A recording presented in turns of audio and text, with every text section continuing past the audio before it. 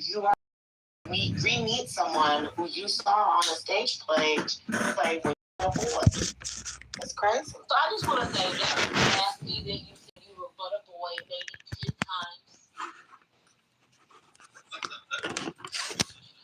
Well, so here's one. Oh, go ahead. No, you got it. Go ahead. The same app that a rising had to go sit down after being on a stage and accused of anti-Semitic statements. He had to go sit down while his movie was in the theater. Yes. Was this before or after the moan room? Oh my God. How do you explain that in the midst of a pandemic, in the midst of Omicron, I had multiple fake children who had temperatures at 104 plus with COVID suffering. And I drove 40 minutes each way. And the way I got through it was by listening to moan rooms. I had to get a Tylenol. I said, oh shit, that's supposed to 40 minutes. Oh, here's a moan room. I go into the moan room, and who's in the audience? This guy called himself Michael, Gerard, all the magats, all the family values. The only one that wasn't there, God bless him, was Mr. Edward. All in the moan room. This app is insane. How do you explain on the app, Joe Budden signed a $20 million deal so far? He got rooms with 8 people in here. Public room. Like, what's going on? Nah, man. It's absolutely wild. Explain King Los, the vegan rapper, telling everybody that the transatlantic slave trade was fake. Who said that? King Los. Oh, God, I forgot he was on here. Yep. Don't forget the guy. You can't read it. It wasn't no shit. Don't forget the guy who ran a room every day in a club called African Journal, who talked about his Pan-Africanism and building with Africans. And 2 years later, he was anti-immigrant, voting for Donald Trump. Oh, my God, yes. Oh, my God. Oh, my. How do you explain an app where a man in the fit of anger labels the charge that the other person that they're arguing with is a pedophile and has documents and files on it? And we asked, well, and they've known this for a while. They can't get to the documents and the files.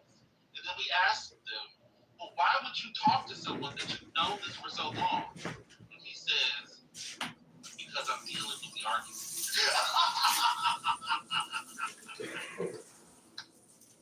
I'm not going to be a child rapist. And why are you still talking? Oh, he said, because I'm dealing with the argument. I remember that. That was amazing. How do you explain that? Remember Amber Rose, man. She went from here to the RNC. Yeah, man. Yes. She blew up. Explain Dr. Julio. That's what I'm saying. How do you explain him and Amber Rose's relationship on Clubhouse? Oh, I think they became friends and they went to the Yes. White House together. Yes. They both turned MAGA on Clubhouse. Damn. Some people definitely made a little bit of money, and I gotta give them credit. I give them. How do you explain a woman with highest doctorate that you can get, a one institution, with a family member who everybody probably knows from his stage plays, screaming and hollering at people on the app about big dicks? What? How do you explain that? Not that they did deviants. How do you explain big balls and Honestly,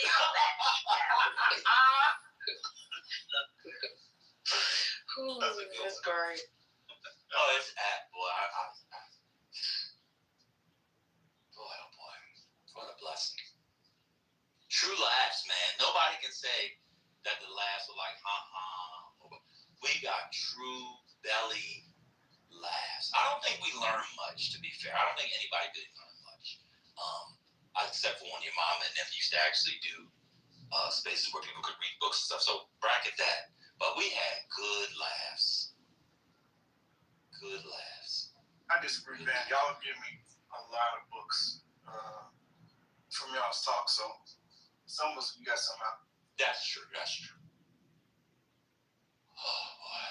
I got some, too. I wasn't the only one, but definitely got some. Hey, your mom, are you there? Yeah, I'm here. Did you see the interview with Robert Carroll on C-SPAN that came out last week? No, I didn't see it. Yeah, it's time to give up the ghost. I know he's living to finish this book. The book, he says he's typed up about 950 pages. I'm going to say something which it's just very controversial, but I'm going to go ahead and say it. I think Robert Carroll is incredibly overrated. I know I'm not allowed to say that, but I'm not speaking. Is this his new book on Johnson? Yeah, it's the last one on Johnson. Oh. He's typed up. crazy. Huh? Ain't he like 90, 100? Yes! Right He now, looked older. Right now, he is 90. He was born in 1935. He'll be 91. He's got one book left. The last one came out in 2012. Like, it's over. Just let it go. Let somebody publish it posthumously and clean it. Yeah. He was like, I typed up. And you know it's going to be a long time because the editor died. But I watched the interview. It's just like, I'm still upset about the Barney Frank interview. He died like, where's the key? We're talking about that. First Lady, are you there? First Lady, are you there? Remember when me and Kitover were upset about that guy interviewing Barney Frank? He was like dying. Remember that interview? Yeah. He was on life support cancer. Yeah, he was in the hospital. He died. Oh, he did? Yeah, he died. Like, Yeah, he died 2 weeks later. I remember you crashed How you soon? were mad. Why did you crash out? I wasn't. Instead of doing, I don't know if the audio. Tampa was on it. Yeah, they put the camera in there. Did you see it? No, I ain't see it. Jake Tapper's ashamed of himself. He looked like he died, went to heaven, came back because he forgot his keys, and then it's going back to heaven. Oh yeah, he died. He died. Yeah, I know he died. He died. Hold on, Barney Frank. So we listened to it. Barney Frank died. Yeah. I was like, why is Jake Tapper his face was sunken in, the spit was coming out, you could tell his brain was in the. Me and Kim like, what are they doing? He died. We shouldn't be laughing at this, so I would prefer you not continue. Yeah, I apologize. I made it noises. I'm sorry. I don't want to laugh. Yeah, that's fair. But yeah, I apologize. That's fair. But yeah, he died first. He was on that morphine. Your mama, he was in pain. And at first, like, he was propped up. And then I guess the medicine started kicking in, and it wasn't good. Perhaps maybe if they wouldn't have turned the camera on, and just, spoke with that, did an audio, it wouldn't have been so horrific. But to see it was painful. If that makes sense.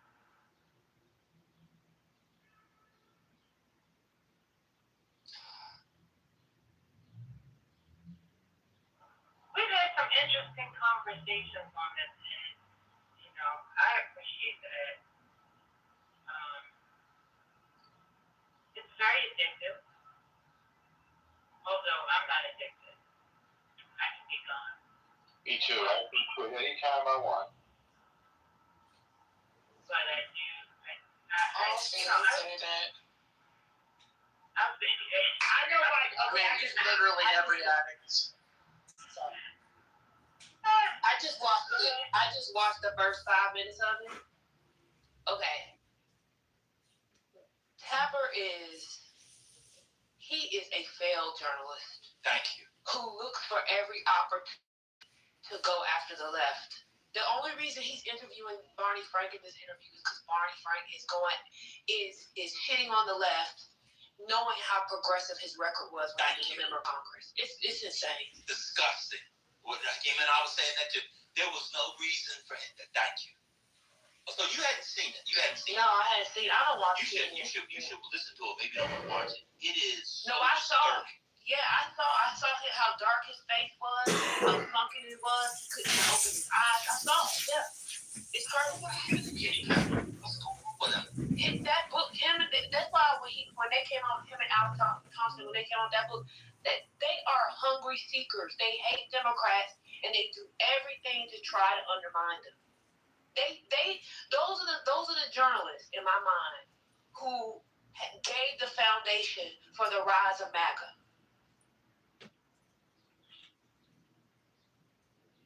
You know how people talk about this is gonna be a deep cut, but I bet you'll remember this. You know how people talk about how Barack Hussein Obama, why did they get that boy a middle name Hussein? I don't even understand. They knew he was going to be raised by a white grandparent. Why would they name him Hussein? Didn't they name him after his daddy and his daddy name? Or no? Even more reason not to name him Hussein. Anyway, so everybody remembers how Barack Obama did that thing about Donald Trump, the joke about he'll never be. I'm going to find it. I'm going to just find it and play it for y'all. Hold on. It's on, you mean at the White House Correspondents' Center? Yeah. Y'all know about that joke, right? Yeah. About at the White House Correspondents' Center, right? Yeah. Okay. What many people don't know. You exercise today? Did you go outside? Did you talk to anyone? This was Obama. Did you limit your This is to your point. Hold on. Did you make any plans? Did you drink enough water? Okay, hold on. What people probably don't know, let's see if I can find it. Have you exercised today? Did you go outside? Did you talk to anyone? Did you eat well? Did you limit your scrolling time? Did you make any plans? Did you drink enough water? Did you get enough sleep? Have you exercised today? Did you go?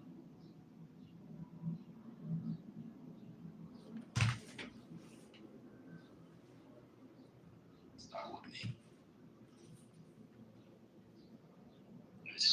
Incredibly fast changing. On television. Let me see if I can find it. One second. I'm gonna find it.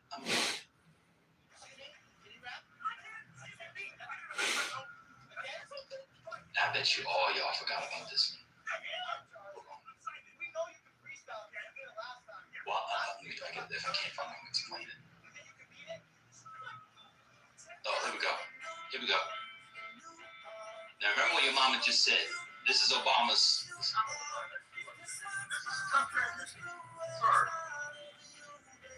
Key staff are now starting to leave the White House. Even reporters have left. Savannah Guthrie left the White House press corps to host the Today Show. Norah O'Donnell left the briefing room to host CBS This Morning. Jake Tapper left journalism to join CNN. Everybody hear that? So y'all forgot about that. Yeah. Y'all heard that? Let's just do it again.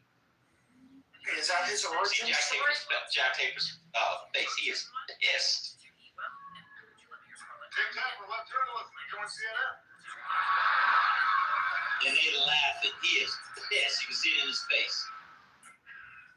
He's doing that fake smile and then he goes and takes a drink.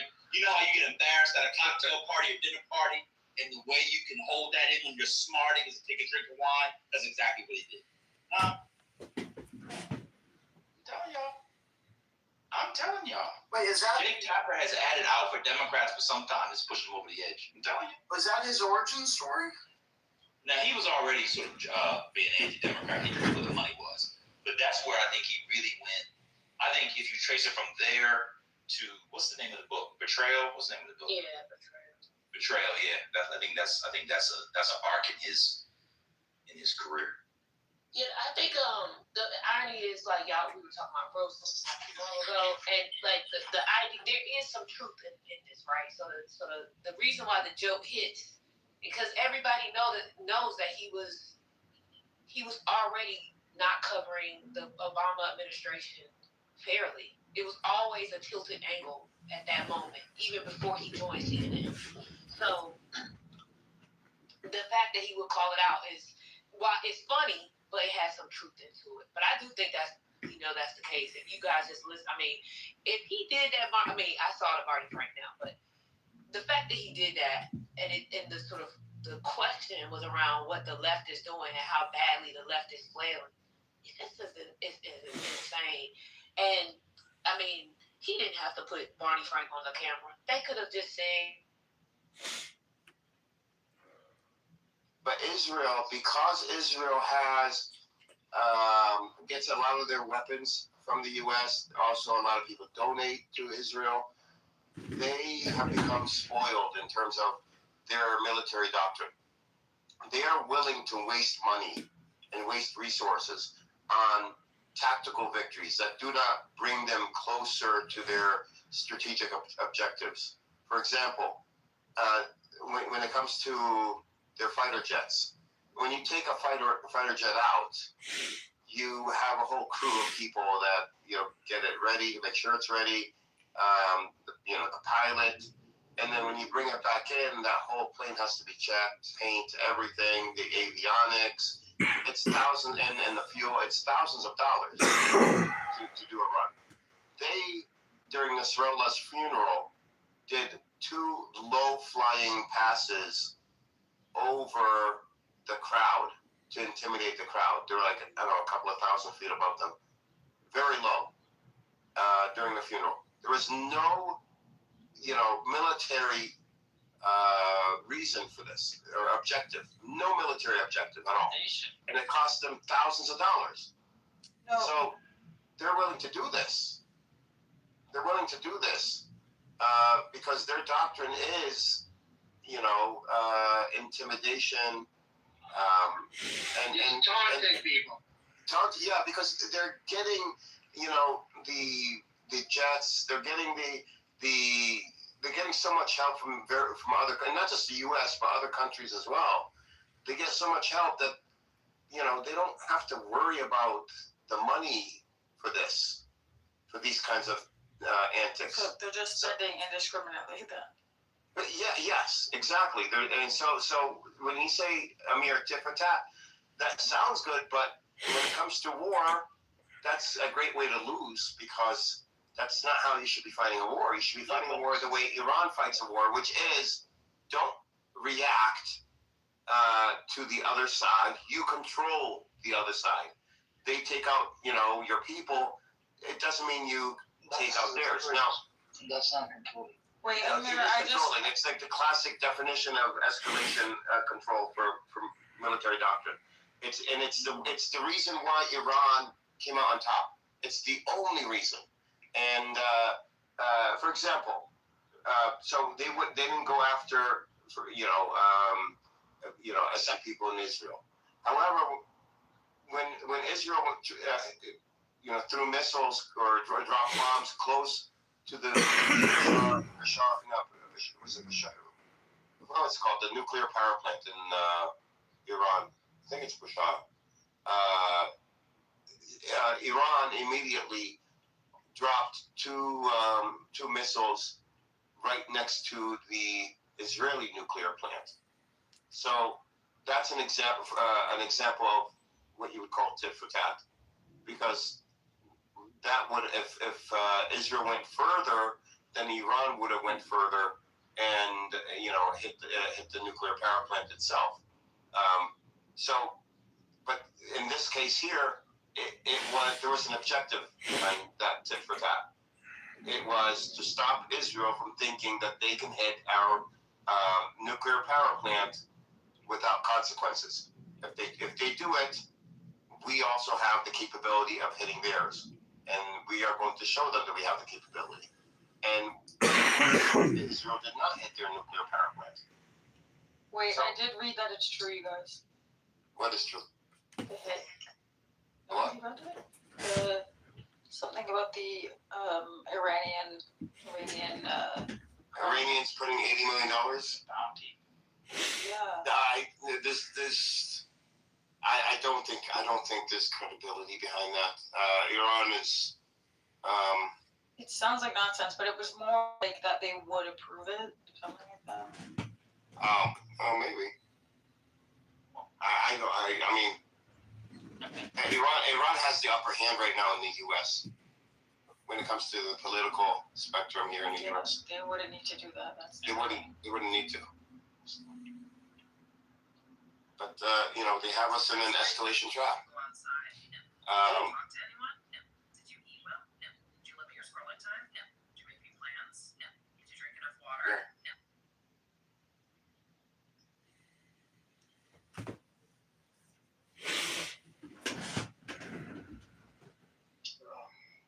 All right.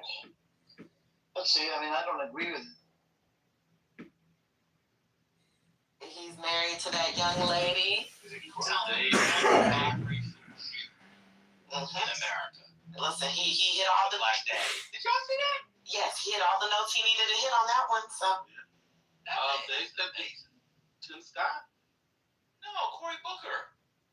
No, He's Jewish. Her mom is Jewish. but Brother Messi was moving on to the other black man who married a white woman very quickly, and Tallarico's girlfriend's kind of cute.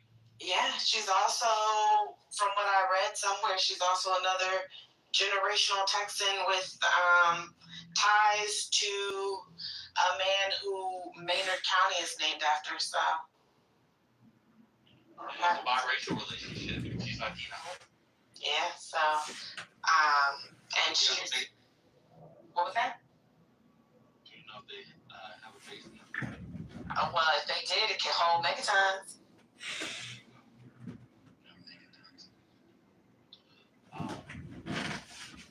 Sounds like a perfectly well-marketed research girlfriend. Yeah, she's cute, slim. They look good together in the picture I saw of them together. I agree. So, See, this is the difference between Tim Scott's though. Tim Scott's looks weird.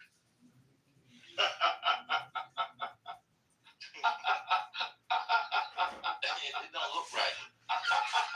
Look at the pause before you said weird that made that submission even funnier. Alright, so somebody tweeted, amid swirling allegations of homosexuality, James Tallarico's campaign has finally revealed the identity of his girlfriend, who was a vegan and dancer at a local gay bar. How many men out there meet their girlfriends at a gay bar? Something's not adding up. Well, whoever tweeted this doesn't know that. That's actually one of the defeaters. If you're a straight guy, is to go to a gay bar because you have to pick up the litter of the women that are there. Wait, I thought he was on his ass. Didn't say he met her there, just as he worked. Oh yeah, that's true. Oh yeah, why would they say that? She might be on staff now. Yeah, they're trying to imply that being met at the gay bar. What's wrong with meeting a lady at the gay bar? Yeah, I know some straight guys that like the attention at the gay bars. Yeah. I mean, Well, Tim Scott wife, she kind of looked trans to me. No offense. I mean, I don't know, but her face kind of it looks like hello. What's going on? I heard that she's like Texas royalty. Like she's like descendant of one of the guys that signed the Declaration of Independence for Texas. What you were talking about Tallarico. Sorry, Tallarico. I was mixing women. Sorry.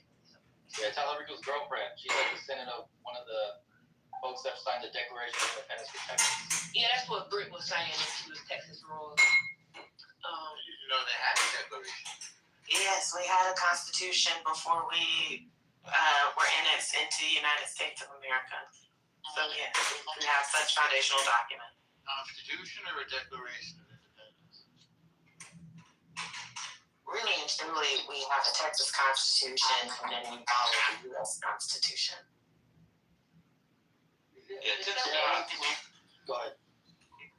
guy's asking me for money like every 30 seconds. You getting this too? He comes up every minute feed asking me for money. Texas has Declaration. I just Googled it because I had never heard of it. Yeah, 1836. Fascinating. So was it Sam? Was it Sam Houston? No, who was the guy? Who are you talking about? Sam Houston? Yeah. Is he one of the original? Yeah. No, grabbed by George. I mean, he was on for Sam Houston, didn't he? Yeah. Yeah. Yeah, I mean, he signed it. Yeah. Yeah. He wasn't the president. What's his name? Yeah, I saw Tim Scott the other day. I think one of his stepkids graduated, and he called it his kids. People were very confused. But he has 3 stepkids now. She had 3 kids, and so he's got 3 stepkids. So it's okay for him to call them stepkids, but not for mama. Correct. Exactly. And Tim Scott's been married how long to this woman? I think 3 years now. But what was the election? 2014. He got married in 2014. Yeah. Wait, we meant to say 2024. 2024, yeah, not 2024. Yeah, it'll be, it's almost 3 years. Wasn't he married before then, though? Wasn't he married during the primary? They were just dating. Engaged. They got engaged on KY Island, which I love. It says here on 2024 in January. And to your point, Kamala was already married 10 years, I believe. Is that right? At least, yeah, I think so. At least 10 years. Now Tim Scott's the longest serving black senator in the history of America. Oh, shit. I heard that he made calls on behalf of Clyburn's district. That's what I heard. I believe it. I think lots of things might have been burned down at that district. South Carolina. But that district bombed down. When that didn't pass, that didn't surprise me. There's lots of buried bodies in there, not all because of Mr. Murdoch. He just got out of jail, although he'll be going back. That's crazy. That was crazy. I haven't watched the documentary. Have you seen any of them? Many of them. Oh, that's right. This is genre. I forgot. That's right. I met the assistant DA like maybe last year. I don't know where I was, but he was there talking about the investigation. I feel bad for him. He was very pumped up about it. And the mistake was not his for sure. That's crazy. But he still will be in jail for a very long time. Like, he'll still be in jail for a very long time. Well, are they going to retrial that one? I don't know. I mean, the state put a lot of money into it. You know, like, it wasn't like the way I understand from the talk, it wasn't a straight, it was a very circumstantial case. So, unless they come up with new evidence, I don't know if they will put that kind of money into it. But maybe the assistant, it wasn't assistant, the deputy AG, that's what it was. He's in the documentary, he's in the HBO one, I think, the Netflix one, he's in the Netflix one. Maybe he will, I don't know. I misspoke. Ellie was correct. He is, in fact, not out. Thank you, Ellie, for the correction. Oh, okay. Yeah, I said he's out. I was wrong. He was not out. Yeah, I think he's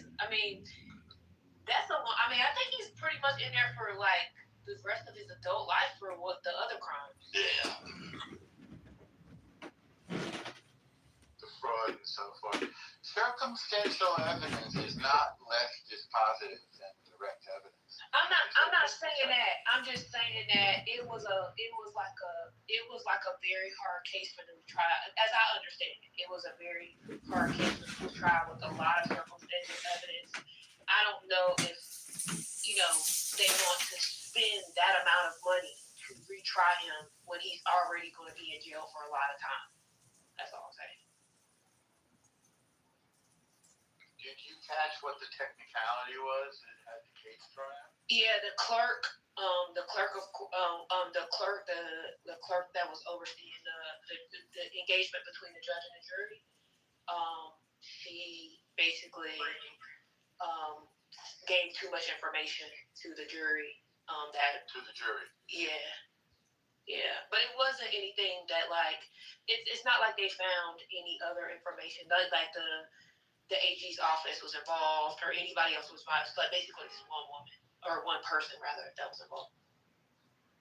Too much information to the jury? Yeah, essentially trying to get them to vote for conviction. Wow, that person is upset. I wonder if they lost their career.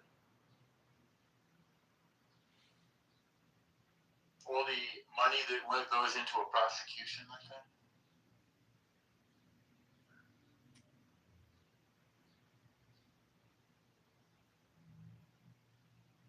Was overthrown at the state level?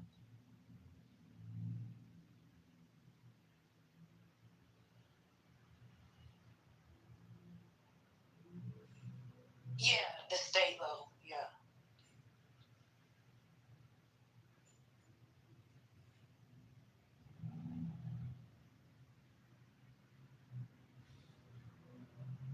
I mean, technically, I feel like she's tampering with the jury, so technically it could not only she probably lost her job, but there's a chance that they could file charges against her, or give her some kind of fine or something. I mean, that's a crime, I think, to tamper with the jury. Alex just sued her. Oh, okay, yeah, that's what I heard. Sherry, thank you. And it looks like someone said she was convicted. Oh, that's crazy.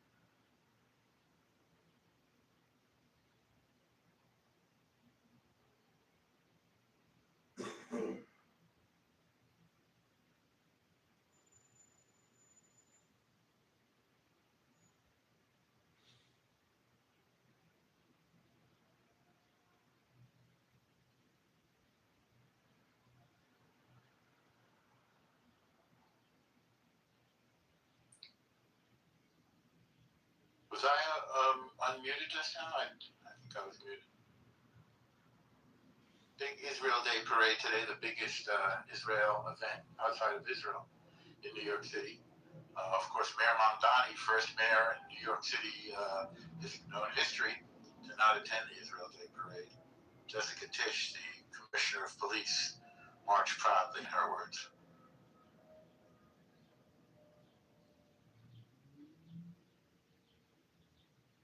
I just want everybody to know how much I've evolved. I will not be responding to that on behalf of a New Yorker. Thank you very much. I guess you didn't go. I'm proud of you. I would never go. I'd go to maybe protest the right-wing assholes who are actually marching in there, but then that would be a response. I admit it was a response, so I'll shut up. It's not partisan. It's not partisan. There's left, right, everybody in between. Nothing partisan.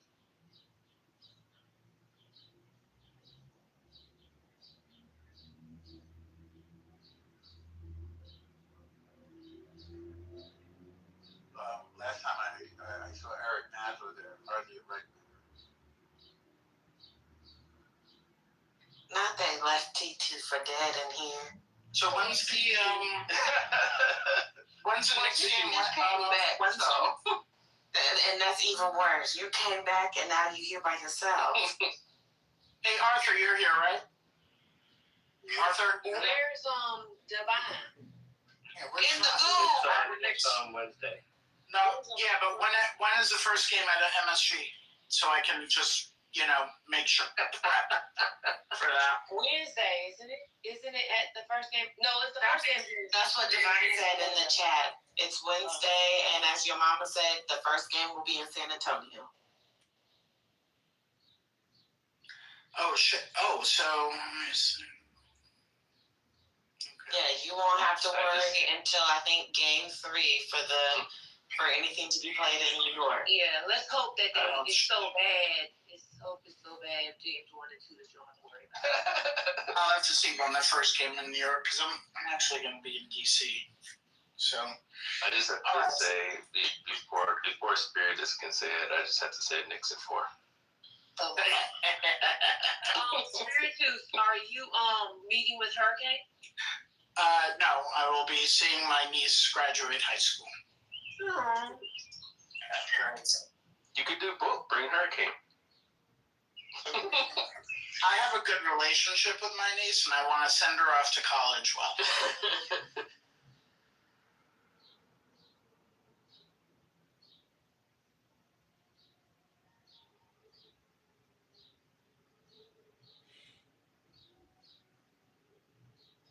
Why are there so many mods in the chat but won't be on stage?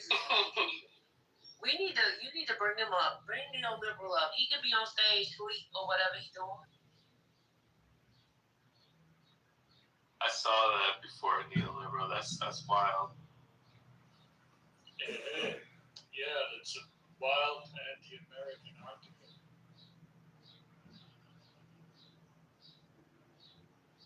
I guess I'll read the excerpt from Reuters.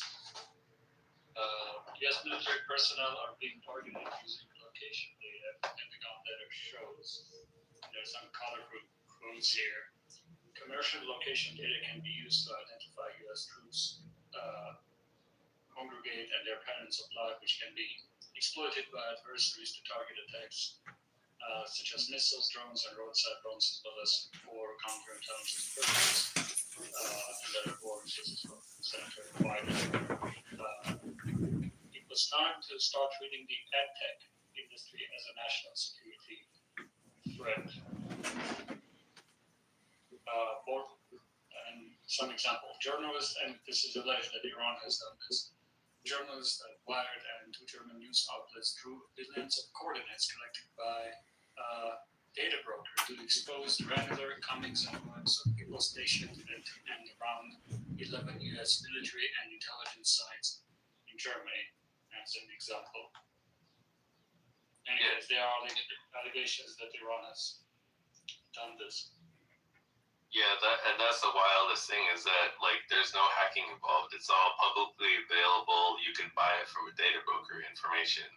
I remember this was a while ago, but I remember there was something that was given away because somebody was going on runs and they were using the Strava app, and so they basically mapped out a base because of the runs that people were running. That was ridiculous. Yes, the Strava app is notoriously bad at this because it has this achievements, it has all of this by default, and even if you want to turn it off, it is 10 different places that you need to turn it off. I use the app. And I looked. There was a picture in the map of one of those labs, right? It suggests when you open the app, some documents suggests labs based on where people run, and there was in the middle of nowhere a soldier running on a base, and there's nothing else there but that red dotted line where that person is exercising a few times a week. It was insane.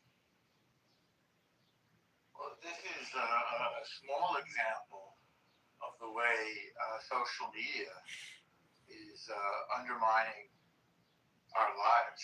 And we should, the attention grabbing aspect of the social media. But I guess, logging into Strava and showing people where you've run into the contacts where you've run is part of that. But it should be the next big issue, I think, to address the dangers of social media in a meaningful way. It's really dangerous. I think you should leave it. I think you should leave right now. It's very dangerous. Oh, I have nothing to hide. I'm not a service person. Damn, it didn't work. Not a good try. Good attempt, though. Very good attempt. I'll give it 9 out of 10 for that one. Even smile. Yeah, the social media problem on the social media is that the article is kind of putting that out. It's not just social media apps. It's Google. Yeah, it's Google. And Amazon. Google, Amazon, but it's also usually other Apple apps also sometimes, but more frequently Android apps that are built with certain software development kits that embed location tracking and it's broker. It's all made for advertising. If the Iranians either buy the video or you try to basically create ads that are targeting American English-speaking people in the Middle East, right? That there you can sort of just ad buying and targeted ad buying. You can collate some pattern of life, and yeah, you can get to it.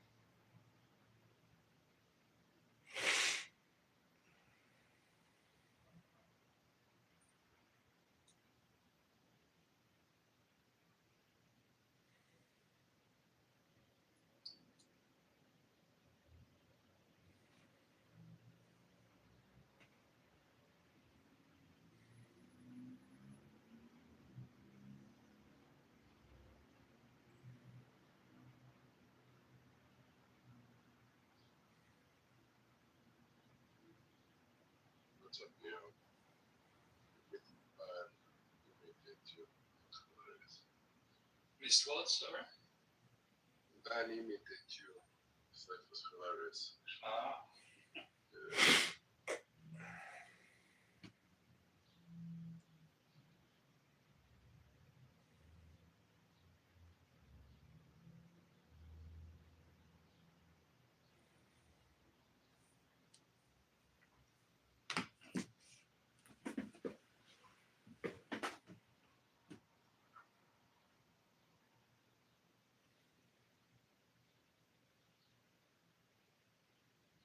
Example, I came across an individual on here, right?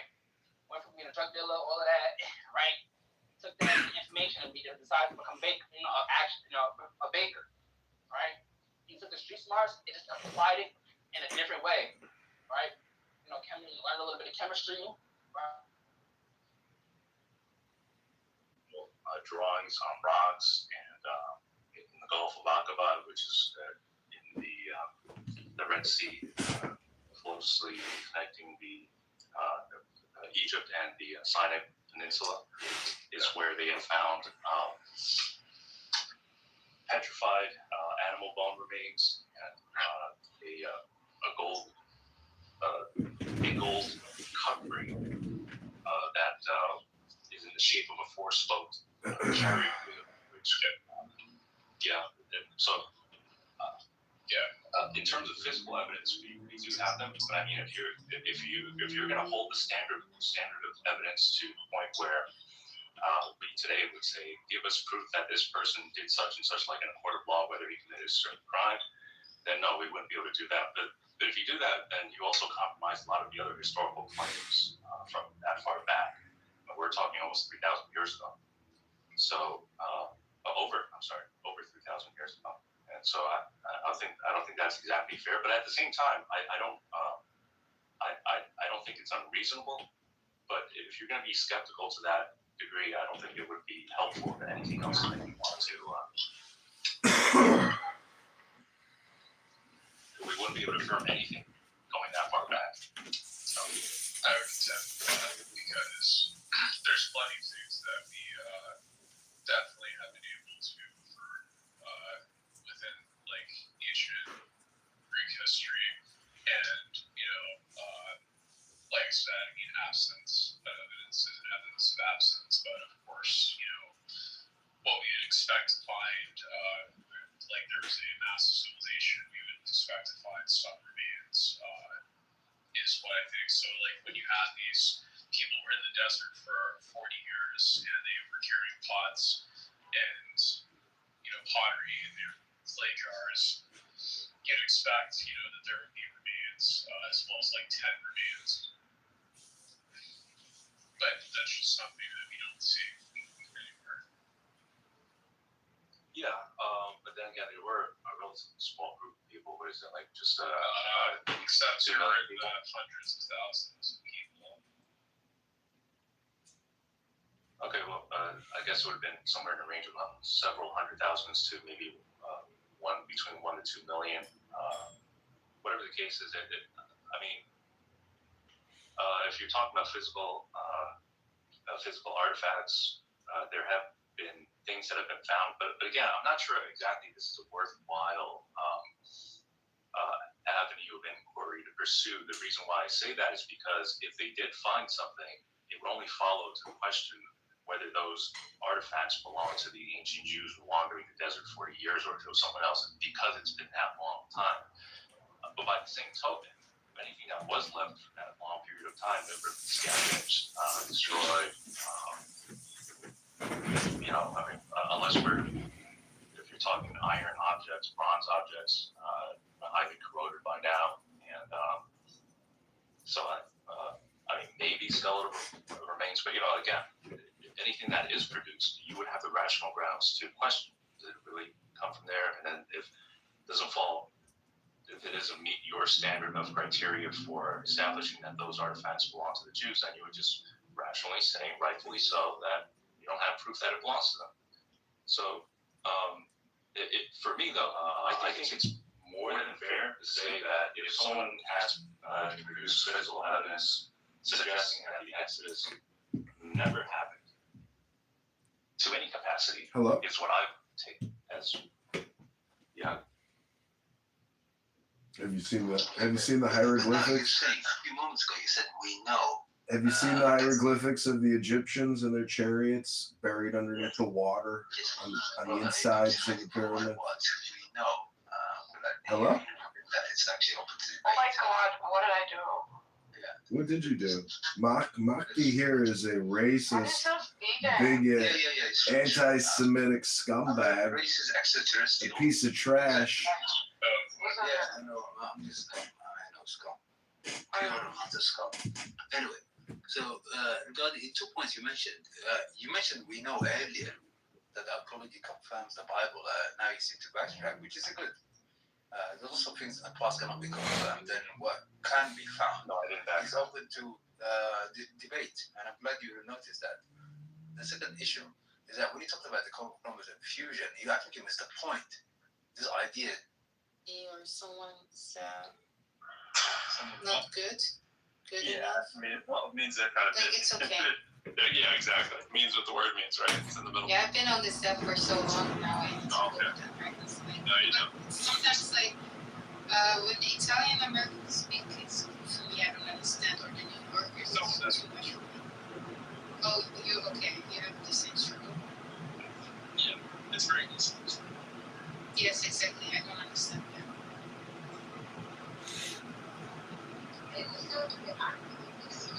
Yes. It's fast-paced like these. Hey, yo, forget about it.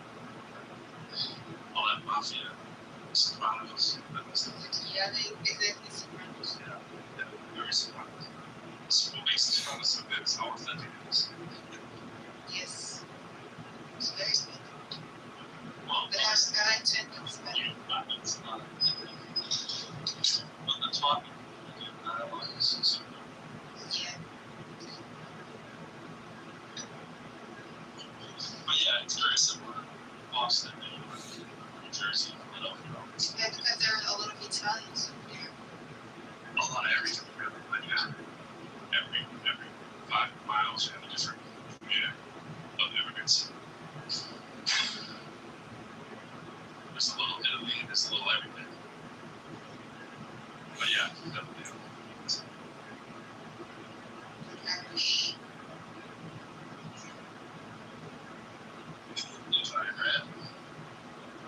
I read this John Kitover. Yes. Very much. I always have this story about Chicago, and I just entered there. So I was there for a conference, so me and the colleagues were going to an apartment.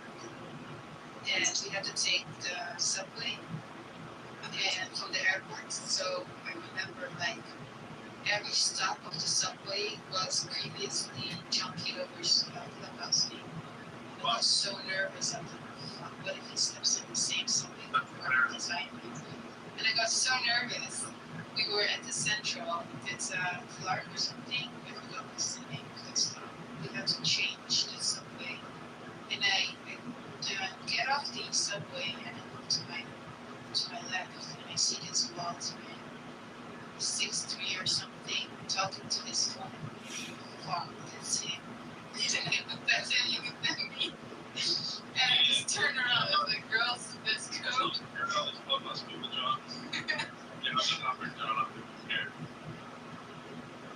He says it. For me, it was like the biggest shock. It's the first thing I saw. We was like, okay, definitely not gonna tell him I'm in Chicago. You're under the team, your average New Yorker. You wouldn't even notice John. Yeah. Great New Yorker. Back in the days, I didn't really know him, so I knew him as a crazy. But then after the trip, we started talking more. You know, he's still crazy, but yeah, I wouldn't be so scared. But I was really scared. Oh shit.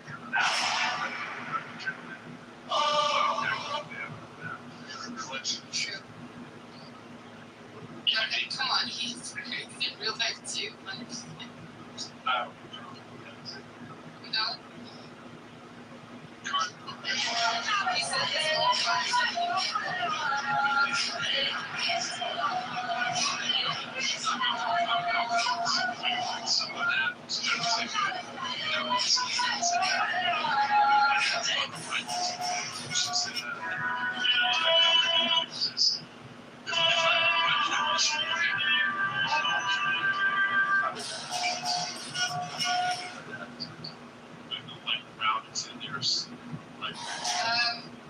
since you did international, I think maybe 10. Oh, okay. Well, would you rather have him around or not?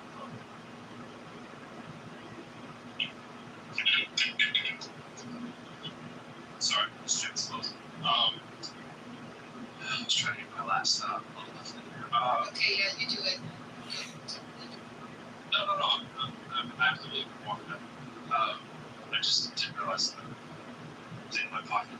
That's my crystal ball. I heard the thing that I'm trying to be quiet. No, I mean, it'd be cool if you'd been one. That's one more than my mother's been to. So there's that. But I've probably done close to 1,000 shows. With that perspective. That was close. No, there's no way I could do close. I mean, I'm wearing a t-shirt right now. It says Battle Rapper with a lot of the shows. Rap Battle at some point, no. It's someplace for your parents to go. But I've performed with all kinds of very cool events. They moved about 15 years ago, so they've missed everything the last 15 years because they lived outside the country. But there's probably been way less than half the shows I've done with them in the last 15 years. The most shows I did in my life was probably from 2000 to 2008, and they moved probably around 2012ish. I think they did 2012. But even then, I moved like 35 minutes from where they were, and I was doing 100 shows a year. But yeah, most of them are there quite a bit. They're right in the shit was ago. I'm not sure. I'll take one of my second layer. Yeah. Sorry. Yeah, I'm saying that too much stuff. Something new.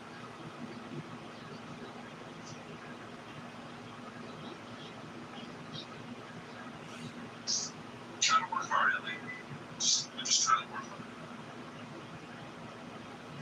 You know what I mean? Well, for me, it's 7 o'clock on Sunday and I'm shutting down the gym. You know what I mean? Just get that little extra work in.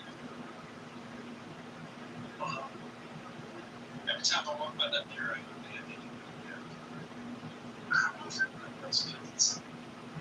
I just walked by this little pool. I was like, oh, that's awesome. That's not appropriate. Put that away. So why are y'all sitting on in the gym? I don't know. Maybe it's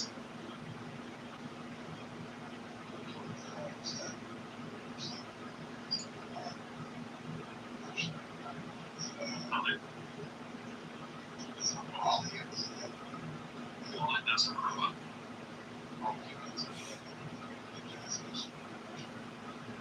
No,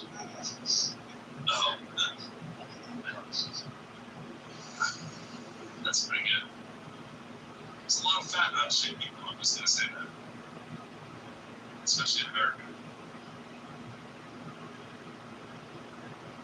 I think generally from the rise in obesity, it is a but I'm told how to solve this. Part of it is personal responsibility, accountability, and personal care. Part of it is also wider environmental experience. That's right. Yep.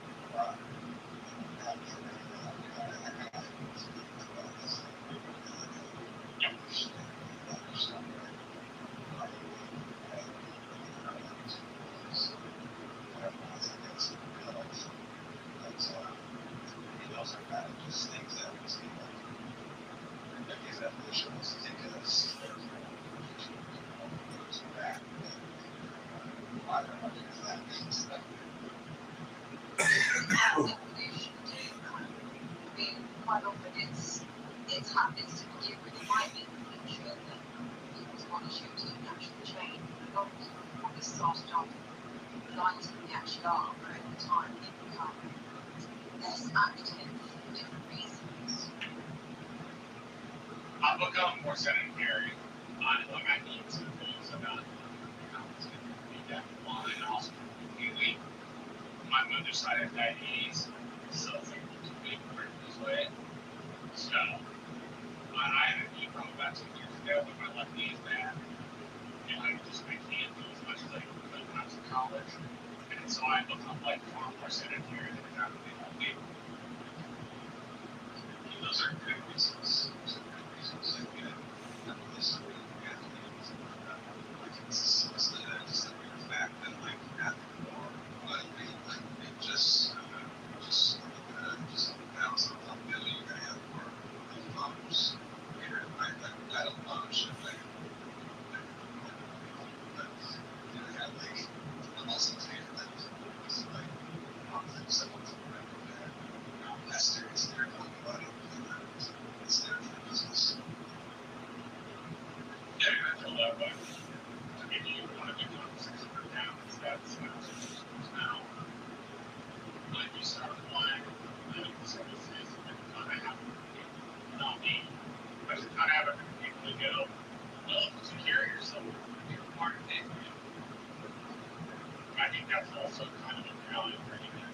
Again, not what I personally make. I think you're going to get fat. And then you have diabetes and you don't have money, but you're just not have money. So there's this comes from that.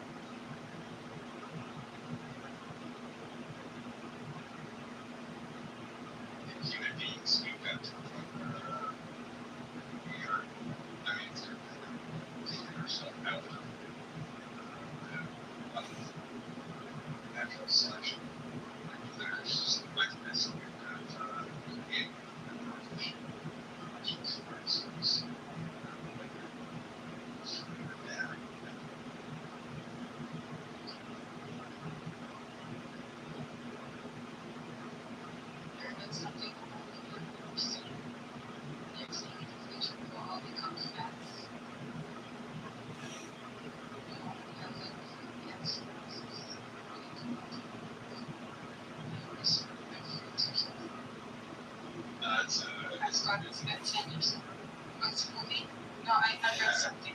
confirming it was based on that. No, I'm not that complicated. It's that like that's I think it is a wrong place for like supposed to bombing and sex stuff. I mean, he's a little robot, and he can sit back down there. That's what he's going to do.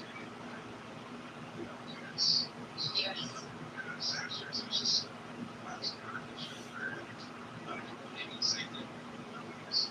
it's involved there.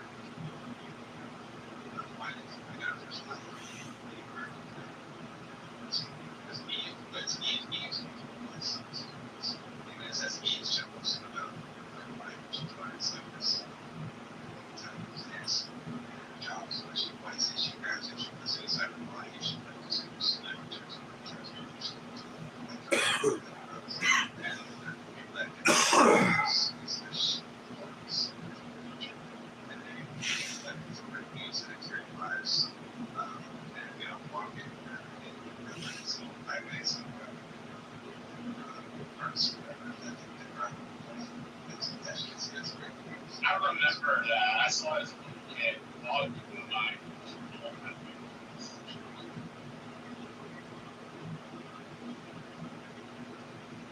I was full of that when I saw it. I was full of that one. Much older. I was like, so long as it's I mean, I was a preteen in that thing, but like, still, like, that was well, to be more accurate, I should have said I was not so much. Not neighborhood. It was like clutter. Well, I gotta be nice to you can tell it, man. At least, I gotta be nice to all you youngins when you say dumb stuff. I gotta.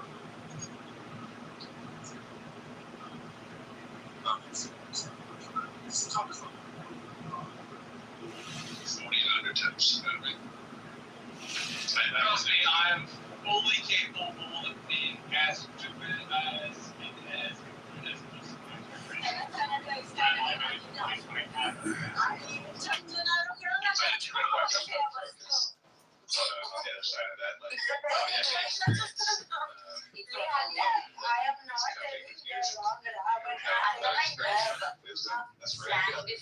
That's also true.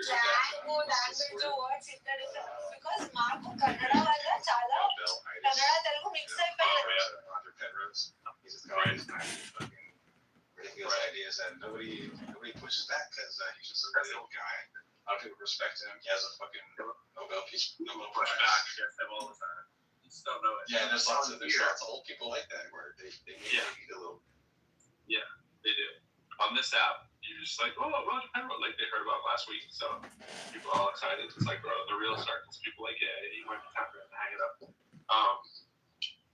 I'm gonna fall off a cliff though. I can tell from me, definitely looking younger for my age, it's gonna catch up really fast. Like as the grays start to come in, it's just gonna be a wrap, Because when you have all your hair, I think it keeps you looking artificially younger. You know what I'm saying? And so, but then it's eventually gonna all be white. You know what I'm saying? And once the hair goes white, there's no turning back.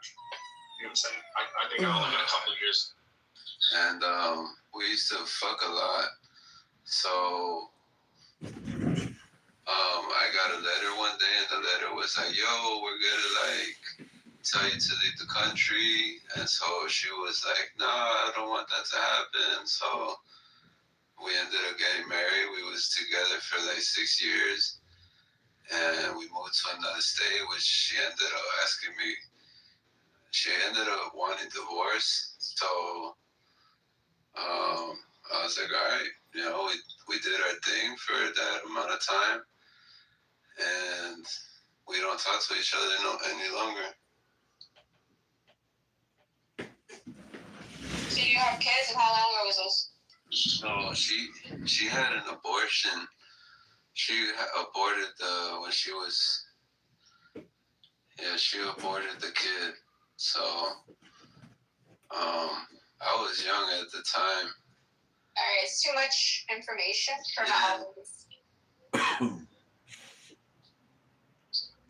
Yeah, we don't talk about this.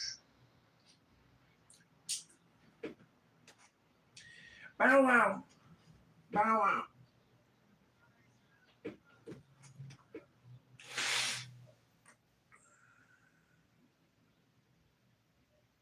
Or TV, call another thing. What? Why these? No, you're not understanding that. Before that, I had a big problem in life, and I said, believe in Jesus.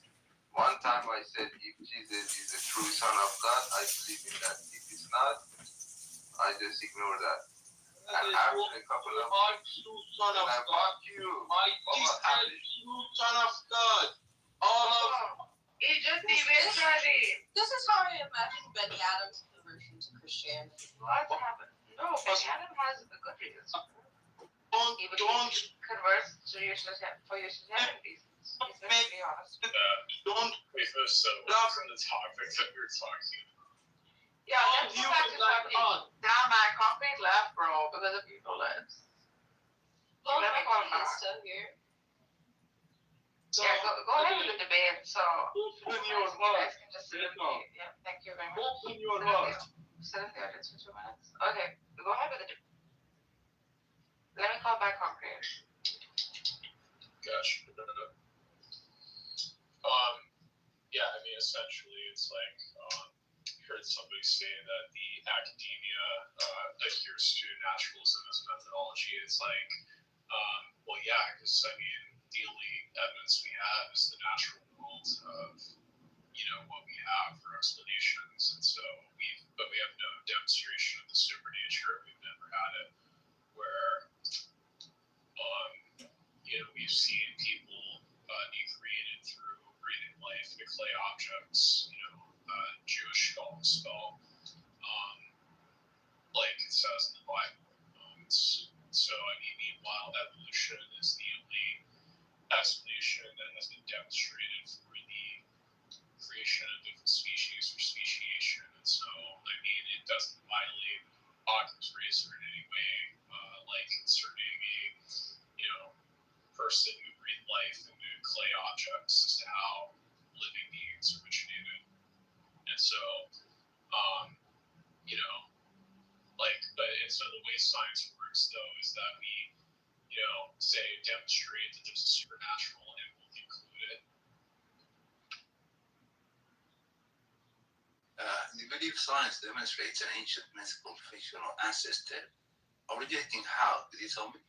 Let me give you the 4 hypotheses and tell me whether these even merit an actual hypothesis in the first place or random, mere speculation. Remembering that hypothesis is something, a part of the phenomenon that has some loose data to point to it. And so you build a hunch. So which of these tell me is scientific about the so-called ancient mythical fictional ancestor originating through blind forces of nature? So panspermia, this so-called life being seeded from outer space. Is there any evidence of this? Or is this blind, wishful, so-called random thinking that I've actually meditated with a hypothesis? Oh my God, I can't believe I actually get this notion of a hypothesis. Or is it so-called the origination of life from a clay wall? Is there any evidence to it? Or actually an icy wall? That's the third one. Or is it actually so-called the primordial soup? All of these are blind speculations. Absolute hocus pocus. Sorry, abracadabra. I apologize. That sounds too blatant. This is not science. It's pure charade. An absolute charade. And some people have faith, and they should go and take their faith into a change of so-called atheism. They shouldn't masquerade it in so-called in the name of science. Science is a brutal, cold, hard, and uncompromising subject that demands demonstration. But sorry, we've been funded by the Epstein Islanders, and they've done an entire sham on the scientific discipline when it comes to these subjects.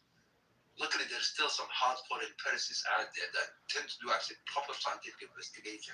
Sorry, Matthew, you don't think this is like hyper skepticism? No. Where it doesn't allow for basically the laying down of anything. Madhijan, it doesn't allow for the grounding of anything like Crimson Eye was saying, right? This, or maybe, I don't know. I believe was the saying school of science, which is to do with empiricism, if you come and say something and you can't demonstrate it, they will make you into a laughing stock. However, in the school of the theorists, everything flies. These guys should be philosophers. I don't know why they masquerade as scientists. They don't produce anything. Blind theories are very cute. some of the presidents find them exceptionally cute and tell them, look, go and publish this stuff in the Department of Philosophy. That's where you have these cute ideas, speculations, abstractions, and so on. Very cute. Some of them may even in future be, somebody may even roll up their sleeves and actually demonstrate maybe someone one or two of them and cross from the hundreds of speculations. That's not science. It's pure and utter dogma. Now, this happens to be one of those dogmatic subjects. But when you're talking about science, there is a method. And the summit of that method is called demonstration through reproducibility. Not so called wishful reading. It's called explanation because explains the data in so many ways. You can even invoke pink spirits in the woods as explanations. You just don't call them So far, evolution has been, hands down, I think, the best explanation for outliers, right? Compared to what? Compared to what? Compared to freaking ex nihilo. Compared to God creating man in clay with his hand. Yes. Let's just slow down. So, Yeah, that's all powerful. Creating man, a walking, talking human being, versus blind environmental processes creating a walking, talking, conscious human being. Really? Sure, could you show me the explanation? Other than wishful reading. And I think as much as I don't appreciate, as much as scripture can be appreciated, right? For its metaphorical significance, right? For the creation of man. I mean, Bro, no way! You found my channel. Ex nihilo is a very hard position to defend. Sorry, my friend. As a theist, for me, ex nihilo is a very, very hard position to Text defend. video. Something cannot come from nothing. That's an atheist. I don't think theists believe something comes from nothing. That's a dark theist. I don't know what kind of theist that is. I don't think the I don't atheist think fraction of theists that operate on faith. So, Operate on faith. if I could ask you, didn't Allah say that something that he was Okay, there is a siren. Let's just slow down and Be, by the way, is an entire opposite of display in the universe. Yeah, All of that's a that was a completely beat. different This explanation. is how To you me, that do it. is like a timelessness. The word of God is power, is not nothing. This is how you do it. The atheist, It's the word becoming flesh. It's very similar to the atheist can't even explain what the counter God hypothesis is. They can't even explain what it is. At least with God, the theist can tell you God is an intelligent, almighty being that has capability and power and This is wealth. how you do it. That's the God Look at hypothesis. permission. Right. Posted You it. tell me what's the counter position. okay, there is a siren. Let's just slow down and pull over right here. Nicely done. Of course, the universe is not this. Bro, The universe is right, so therefore it can't be a scientific theory. Science tries to track causal origins. It's not meaningful to actually explain them. The universe itself, you believe in a Big Bang. If you do believe the science actually points towards a Big Bang. Well, I don't know about how big of a bang. Nobody had this. Yeah. But the science does it. Indicate there's a point. And that's by a law of causality. That's a law that we observe everywhere. It's not a fact. The law of causality is a law. It's pervasive I'm not everywhere. gonna watch it. And the universe itself has a cause. That I'm not cause, by gonna watch definition, it. is super I'm not gonna watch it. matter, physical. So I'm not gonna watch it. the physical world is the universe. And the natural world is the universe. That cause, whether you think is God or not God, is supernatural by definition. Metaphysical by definition. So my thing Oh, is, it doesn't ultimately make a isn't difference. what the claim is between, science and religion, or atheism, or belief in God. The ultimate claim is the beginning of the universe was a conscious effort, or it was a completely random happenstance. Now, scientists, as far as they can go back, as Manly eloquently put it, was the Big Bang, the complete start of all matter. Now, their argument, he doesn't believe in the Big Bang. He does not. He never brought you. I mean, that's fine, but there is. No, I didn't say that. Oh, no way! Bro! But there's the one inarguable thing that both sides have in common. There must have been a beginning to all things and all that.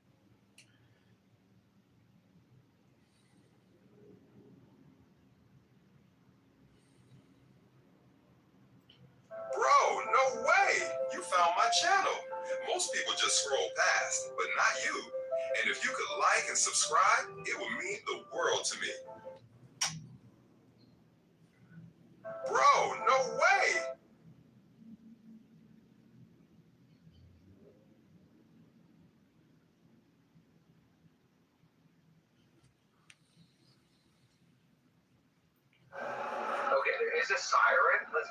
I'm not gonna watch it.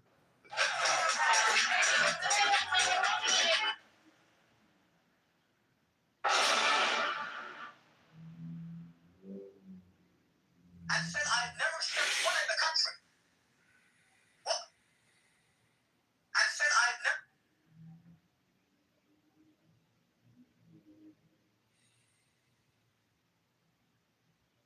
Bro, no way! You found my channel. Most people just scroll past, but not you. And if you could like and subscribe, it would mean the world to me.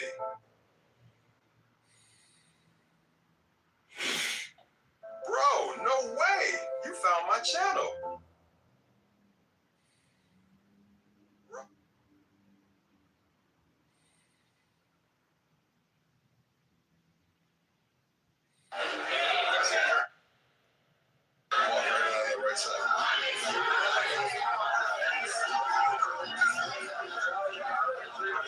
She was now the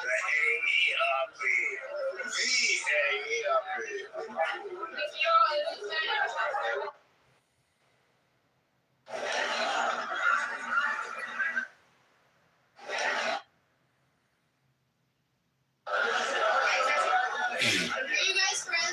Yeah. I do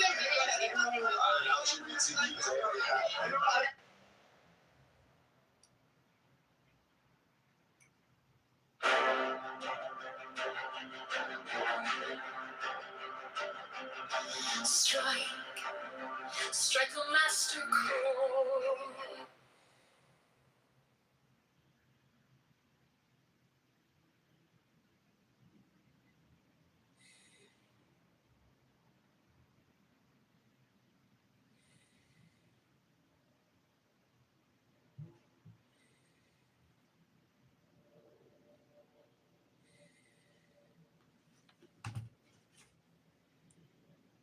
Or anyone otherwise at the creation of this existence, whatever matter, reality, whatever you want to call it, isn't consciously based. The counter argument is it's unconscious, it's random, it's a force without a will. And that's really what we're arguing as theists versus atheists. We're arguing whether or not it's, the universe is exploitative of it, whether God is the best explanation for the beginning of the universe, or whether it's something that's dependent on God. No, but that's what I'm saying. Is that beginning conscious or unconscious? What is that thing before, and then is there any evidence to that thing? So what is that thing? Could you explain to me what that thing is? Because I tell you, a theist can tell you God in a number of ways. Is it I understand they saying that. I understand they can claim that they have an explanation, but that they don't. That's not the same thing as demonstrating it. Do you believe you have demonstrated the counter-God position? Do you believe you could even explain what it is? I'm not the one claiming that we have an explanation for it. Theists are saying that they do. I tell you that you're not a theist, you're an atheist, I take it, yes? Is that correct? Yes, I don't accept theistic explanations. Okay, and you accept the atheist explanation. Could you tell me what the counter-God proposition is? First and foremost, and whatever this points to it. Yeah. Could you explain? Why do I have to demonstrate that? That is the beginning of science. That is the an actual dichotomy. Why do I have to have proof to show? You said it's not God. I said I don't see any evidence that God. Do you see any evidence for the non-God hypothesis? Okay, there is a siren. Okay, and it looks like love. You're saying that there is. You are claiming God. You are claiming God. So, but the proof is on you. Okay, not on him, right? He's negating it. Yeah, I'm 100%. He's saying I'm not actually an integration of the dichotomy. It's not 50-50. This is not 49-50. So it really isn't. Then don't claim to be atheist. Just say you're agnostic. No, but there's the beautiful part. Exactly. Narco, with all due respect. With the absence of proof or verifiable facts, or a way to conduct an experiment to confirm your findings, science falls short. And that's completely okay. That's the basis of science. And it's relevant, right? However, for example, we need to acknowledge that a lot of modern science, as we know it, are based off of leading theories rather than concrete. Bro, no way! Why does my hand not fall through my, we know everything's comprised of matter. We know, according to science, that the vast majority of material things are mostly empty space. Why doesn't my hand go through a wall when I touch it? The leading theory is there is a force binding those atoms together with electrons that prevent my hand from going through that wall. But there is no concept. We know what this is. So there are leading theories. And there is a I hate theists who say that science itself doesn't have any merit, because you must be blind. You must be stupid to say science doesn't have any merit. And in antithesis to that same claim, you have to be blind to say there's no merit in the belief that there is consciousness beyond physical, which is really what all religions argue, that there is something outside of consciousness. I mean, there is something conscious outside of physical reality, right? So the claim is the beginning of the world, like really atheism is a religion in itself. You have to have faith that there's no God, because you can't disprove it. Bro, no way! You found my channel. It's faith. So if you don't have... It looks like love. It feels like love. And I confessed it. You have a faith that there's no God. And I don't need faith to say I don't know. No, but that's fine. You can say I don't know, but you weren't saying that. Does God exist? If I asked you that question, does God exist? Do you believe God exists? No. He may or he may not. Then you're agnostic, and that's fine. Okay, but I mean, I don't know, and I don't believe it, so therefore I'm agnostic, and I'm also an atheist. Atheist means there is no God. There is no way, there is nothing you can present that proves God's existence. It is actually a positive thing. Just as theism, we actually have a burden of proof. When I say I'm a theist, I have a burden of proof. Remember, burden, yeah? We easily explain that. Yes. When somebody says an atheist, they have a burden of proof. If I said 1 + 1 is 2, and you say it's not 2, you actually have to prove it's not 2. You can't just say, no, I just don't believe 1 + 1 is equal to 2. You have to Which would be faith. Which would be faith. Which would be religion. Truth. Yeah, so you're taking something that is axiomatic. Bro, no. Something. It looks like love. Where it's like, yes, that we can't, that we don't know. It looks like love. Like the better analogy is, the better analogy is specifically is that you're saying that you're claiming that your God is guilty of being the person. It feels like love. Exists, and I'm the person saying that I don't see your God guilty of doing that. Or even it's a guilt thing. This is an emotional thing. I don't know. You some emotions. Okay, so the thing is that to me, I'm on the side. I'm saying that I haven't seen you make your burden proof. Oh yeah, I mean, well, once we explore the dichotomy, actually, we're kind of equal in that regard. Wouldn't you say? Well, you could do this dichotomy at any point. God, if He's the creator of the universe, then everything out in the universe should, if we had sufficient data, be able to allow us to draw this dichotomy. So whenever we've got data to force the dichotomy into motion, the data should always point to one side, because one of these two counterpositions is a fallacy, either God or not God. So whatever is responsible for the universe, even if you find 1% of the evidence, it should point towards that thing. By the moment you find 1%, 2%, 3%, and it points one direction, rest assured, the remaining of the evidence they haven't yet found will always point to that direction, because that's the causal background. The other side is a fallacy. Now that's the nature of the dichotomy. You could start anywhere from a protein structure to DNA to the inanimate world.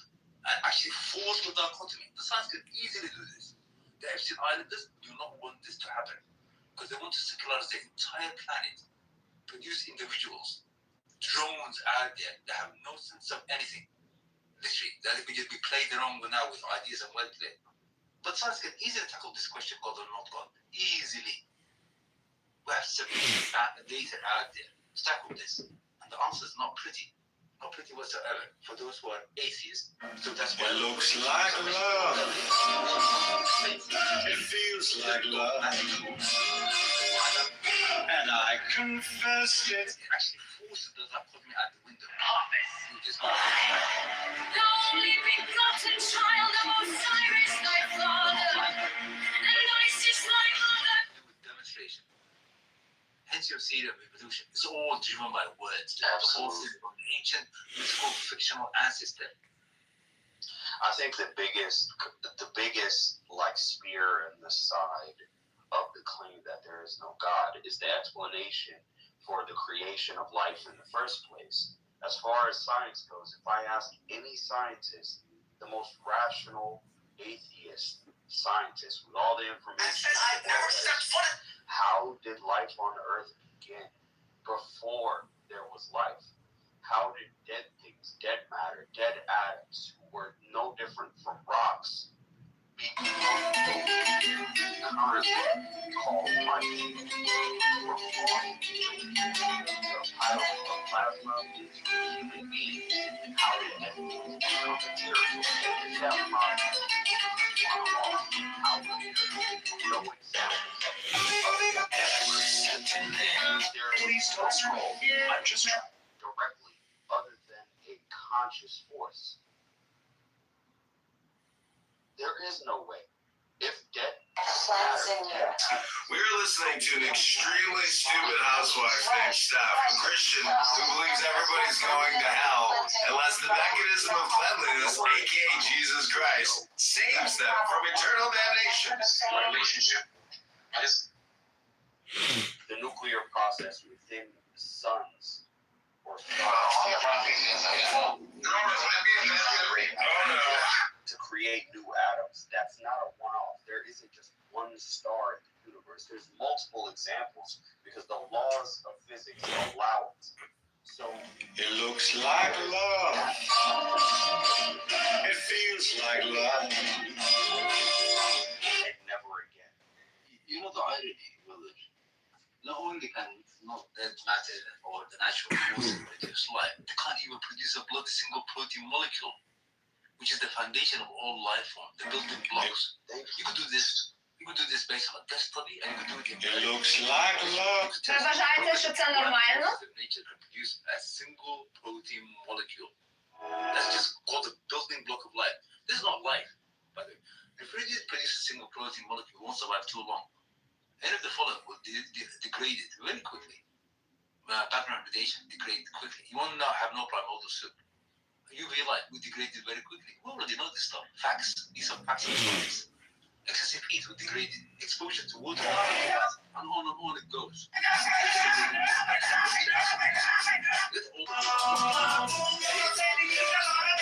It is. Which is compared to a protein molecule, it's like you're comparing a matchstick to a living. You know, the simplest actual living cell that we know out there, you compare it to a building block. I've fixed hundreds of bars in my career, and when it comes to mine, I don't take any chances. I chose SkyTab as my POS. Building block of life.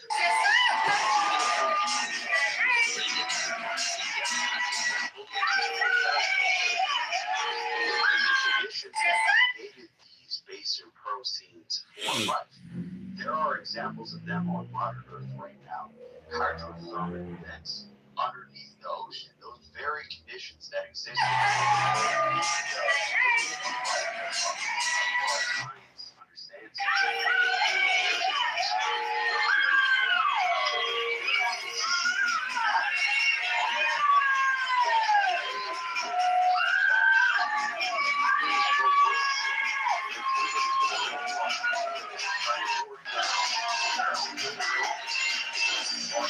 Beneath our oceans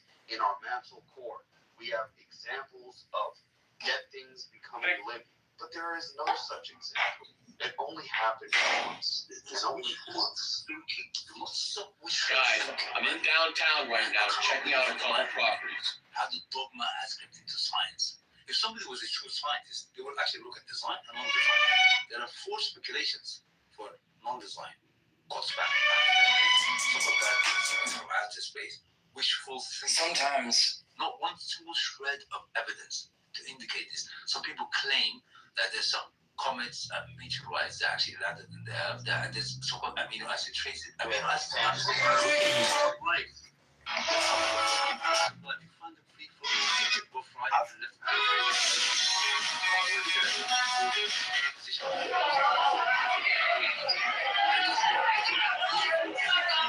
Saying that life came from outer space. No evidence whatsoever.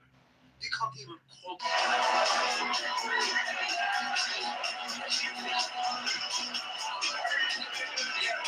No single evidence for this. Pure and utter speculation. Another so-called hypothesis. Actually, it's not a hypothesis. It's another random speculation.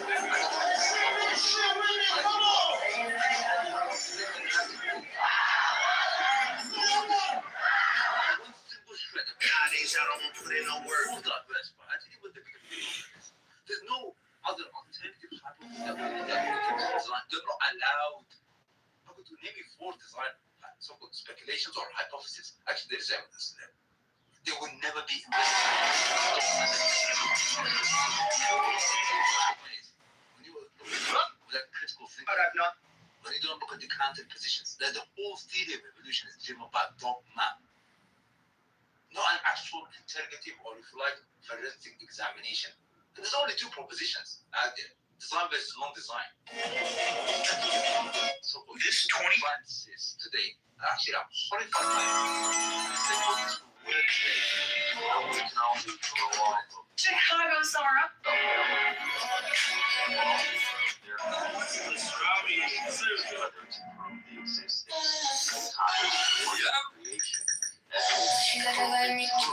Multiple times, it does not be available. It almost seems like exactly the way you Hi, my name is Jay Leno, and this car is in order to disprove what has already been proven, or an evidence, or maybe which is not there. I I'm Venus. So I apologize. No, it's all right, brother. It's just that essence and not allowing real science to progress. That's the stuff. It's pure and utter dogma.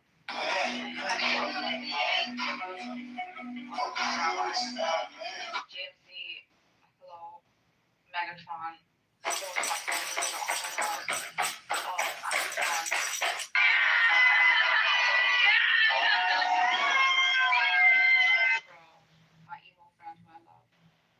Did you? And you forgot to introduce yourself. The famous Queen herself. Yes, please. Okay. You know I'm still in love with you, Argus. I'm in love with you. Are we not friends anymore? Are we not friends?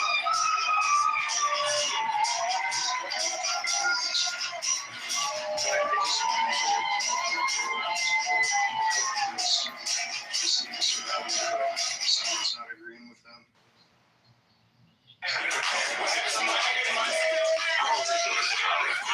This hotel is a party in their life. Be careful who you mess with, cause I hope everybody. We're all in ass broken, and your girlfriend's got one too. I ain't my birthday, baby, but I wanna see you in love. I came to the claim that atheism in itself is a faith. You have to have faith.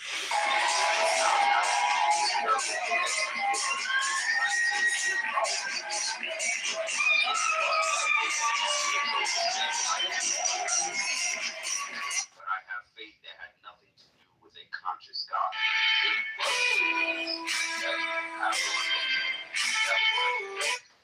It's a religion. Again, faith is important.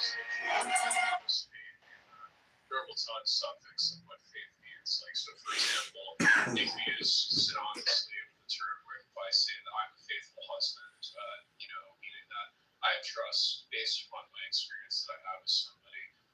But when religious, there is a sort of transcendence that is something that you're expected to believe is there, in spite of the fact that there's no way for you to be able to verify it, in spite even of evidence to the contrary, is what is like used in things like Christianity or in the Quran. There's the definition of faith is what it has, which is what distinguished from the dictionary's definition of what the faith means. No, faith implies lack of proof. Faith implies there is no way for me to prove this to you outright through the scientific process. Yeah, however, that's the thing religious people have. Of my own will. That's like believing in the Quran with proof. If I were to speak to God this moment, and Allah subhanahu wa ta'ala came down, he talked so you gotta directly. It's not faith. I don't have faith, I have prayer. You gotta Necro, I think you understand there's different senses of the term faith, right? So the truth is, like that comparison of being a oh, now he's going to dispense the truth on us.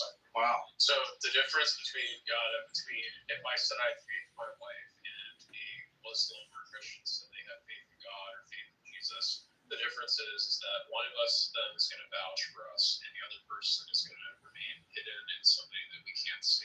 No, but that's an assumption that you can't demonstrate that. We're getting into dialogue easily different meanings of words. Like actually, can I make one comment? Because I think first of all, it is definitely true that in many religious traditions, faith means a kind of trust and confidence in the same way that we mean it when we say, I have faith in my partner, right? I trust, I have a confidence. So it's not true that that's not present in religious conversation. It's very, very present. Number two is, if you want to say that the dictionary has entry 1, entry 2, entry 3 on the word faith or faithful or faithfulness, I'm happy to go along with that. But you can't really reasonably, intelligently say it only means the one thing that you're suggesting that it means. Third, and I'll finish here, the reciprocity you imply is part and parcel of the definition. You are making a conclusion, you are making an argument. But that's nowhere in the definition itself, not the one that you used anyway. Is that a necessary detail? Yeah, the main question is whether all atheists operate on roll hot or a fire is hot.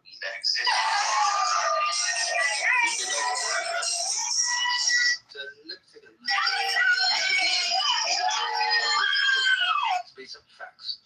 Okay. So my belief in the Quran is also based on faith. So emotional investment is also based on facts. Yeah, now, there are some theists. Now, I'm just saying, you're right to some degree. About a third of theists operate on faith.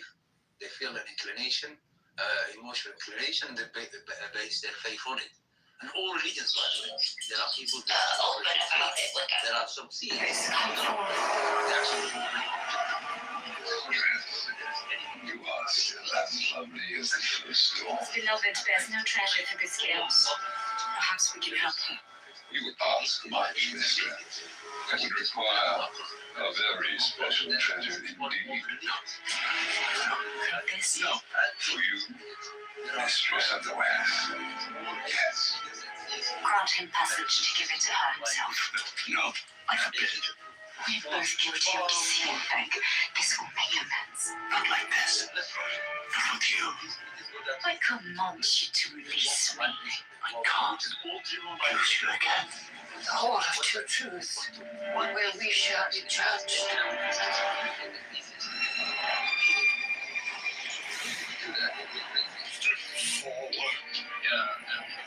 What do you offer? Praise God. Why do you still put... That somehow, religion is based on evidence specifically. That's something that I definitely hear all the time. And it's something that I wish, religious people would, not go to using it anymore, because it is really, it just doesn't work on people like me who understand the distinction. understand the fallacy of it. One quick pushback, sorry for taking the mic again. Necro, I don't know why atheists relate to science or mention science or logic. Atheism is not founded in anything scientific or logic. So if you could actually show us something that's scientific that actually points to atheism, or something that's logical that points to atheism, you'll have maybe a started. But I don't know why you brought in science. Science is not the domain of atheism. It actually kills atheism. That's not true. That doesn't kill atheism. It is true. Could you show us one thing That's not true. that points to So, atheism? Body, there's been no scientific demonstration of the possibility of a God existing. Everybody, please rise in the presence of Honey Badger. Yeah. So there's been no sort of experimental test that possibly indicative exclusively concords with the idea of a God existing, or the falsity of that. Looks like love. It feels like love. And I confess it's got me rocking on my heels like love. Deny a central investigation. The only begotten puppet.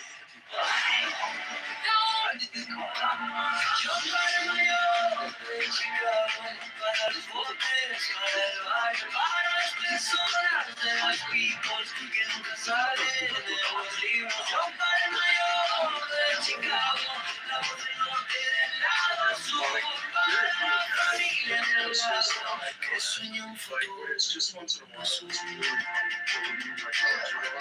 it just En la esquina.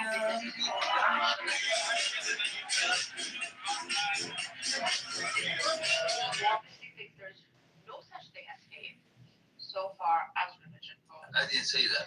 I did say that there is such a thing as faith, and that's called atheism. No, as far as religion. Okay. So what do I have faith in? And that's fine if you want to think that. What is it that I have faith in? I'm just curious. Because I do have faith in things. I just wonder what you think I have faith in. Yeah, have faith, the faith. Yeah, have but faith. Yeah, there's perfect. not one single evidence to point to this. Well, what? No, you just said that atheism is faith. What's the faith I have? That God That God does not exist. That's not faith. I think that's just evidence. Could you give me one evidence, please? Yeah, that unembodied mind as a cause for anything is like a non-starter. Hello? What is that? Hello? Unembodied mind is some sort of force that has conscious thoughts and ideas and preferences, like your God does, like Allah does.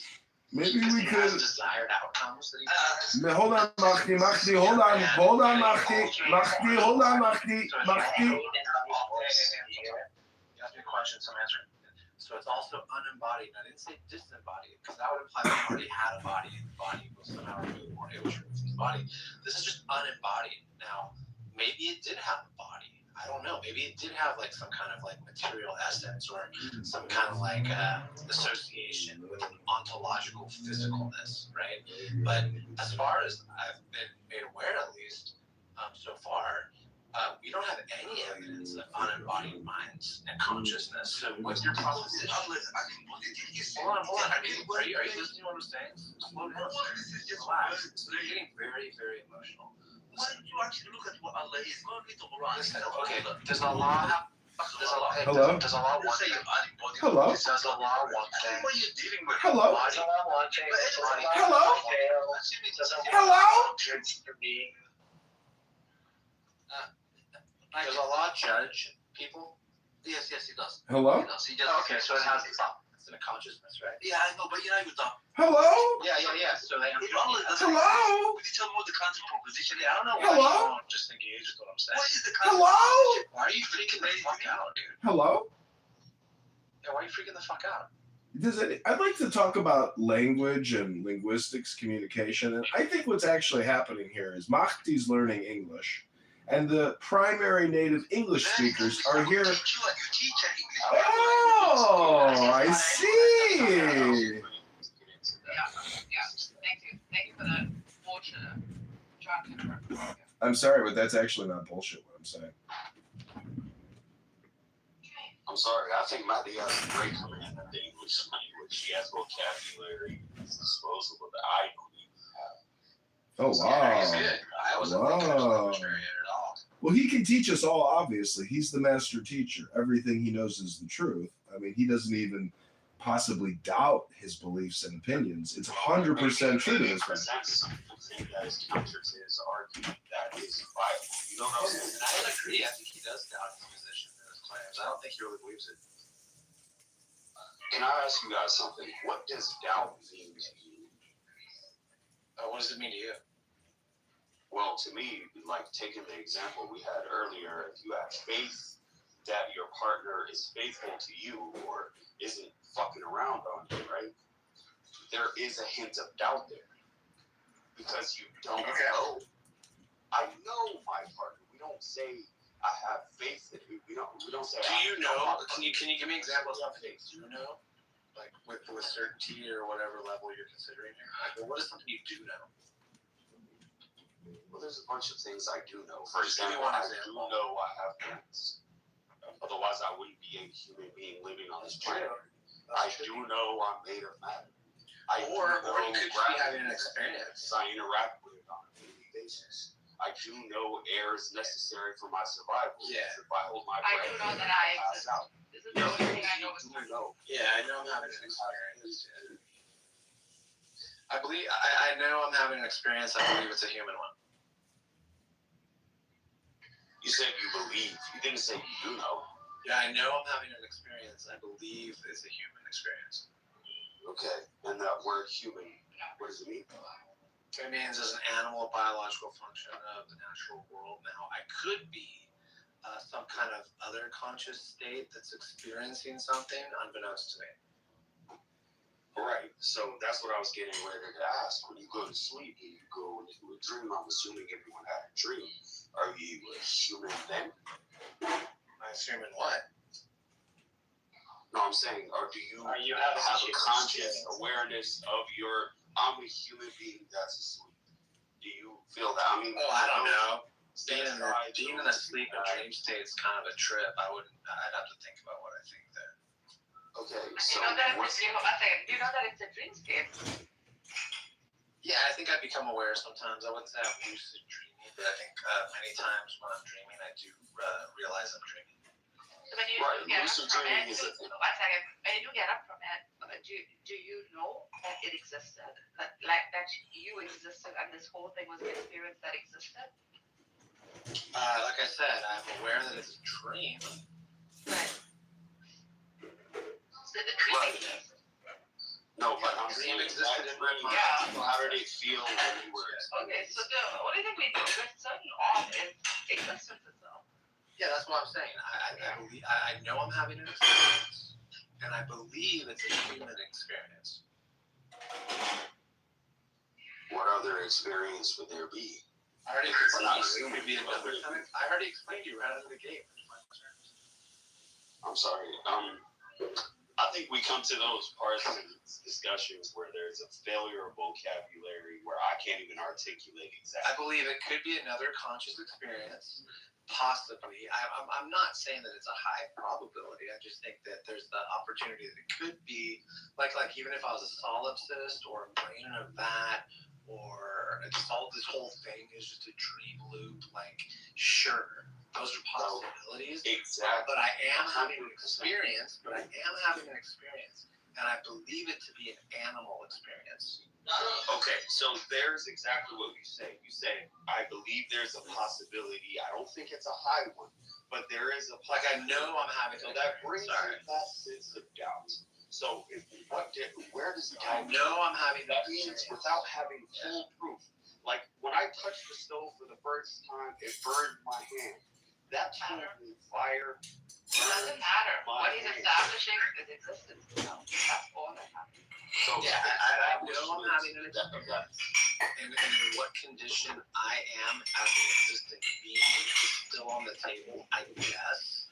But I believe it to be an animal one. I can respect that. You know what? I'll leave it there. I really respect that. An animal one that exists. That we can never, ever, ever get out from the loop of existence. I feel like that's a philosophy of a cockroach. If a cockroach had consciousness, that's exactly what it would say. I believe I am an insect. You believe that a cockroach would say that? Unless Or is a cockroach sentient to you? Well, from my perception, I don't know. I can't use a cockroach. That's what's strange. No, I'm saying I can't Like I did prove a say cockroach is a sentient. I was thinking like a human first, and then I even just open it up a little bit more than you went cockroach. I think that's interesting. How's it interesting? It's because they're Because lower you didn't even think like ape. You didn't think squirrel. You didn't think cat. You didn't think dolphin. Okay, for God's sake, a box jellyfish. You just live the longest, probably. That's that.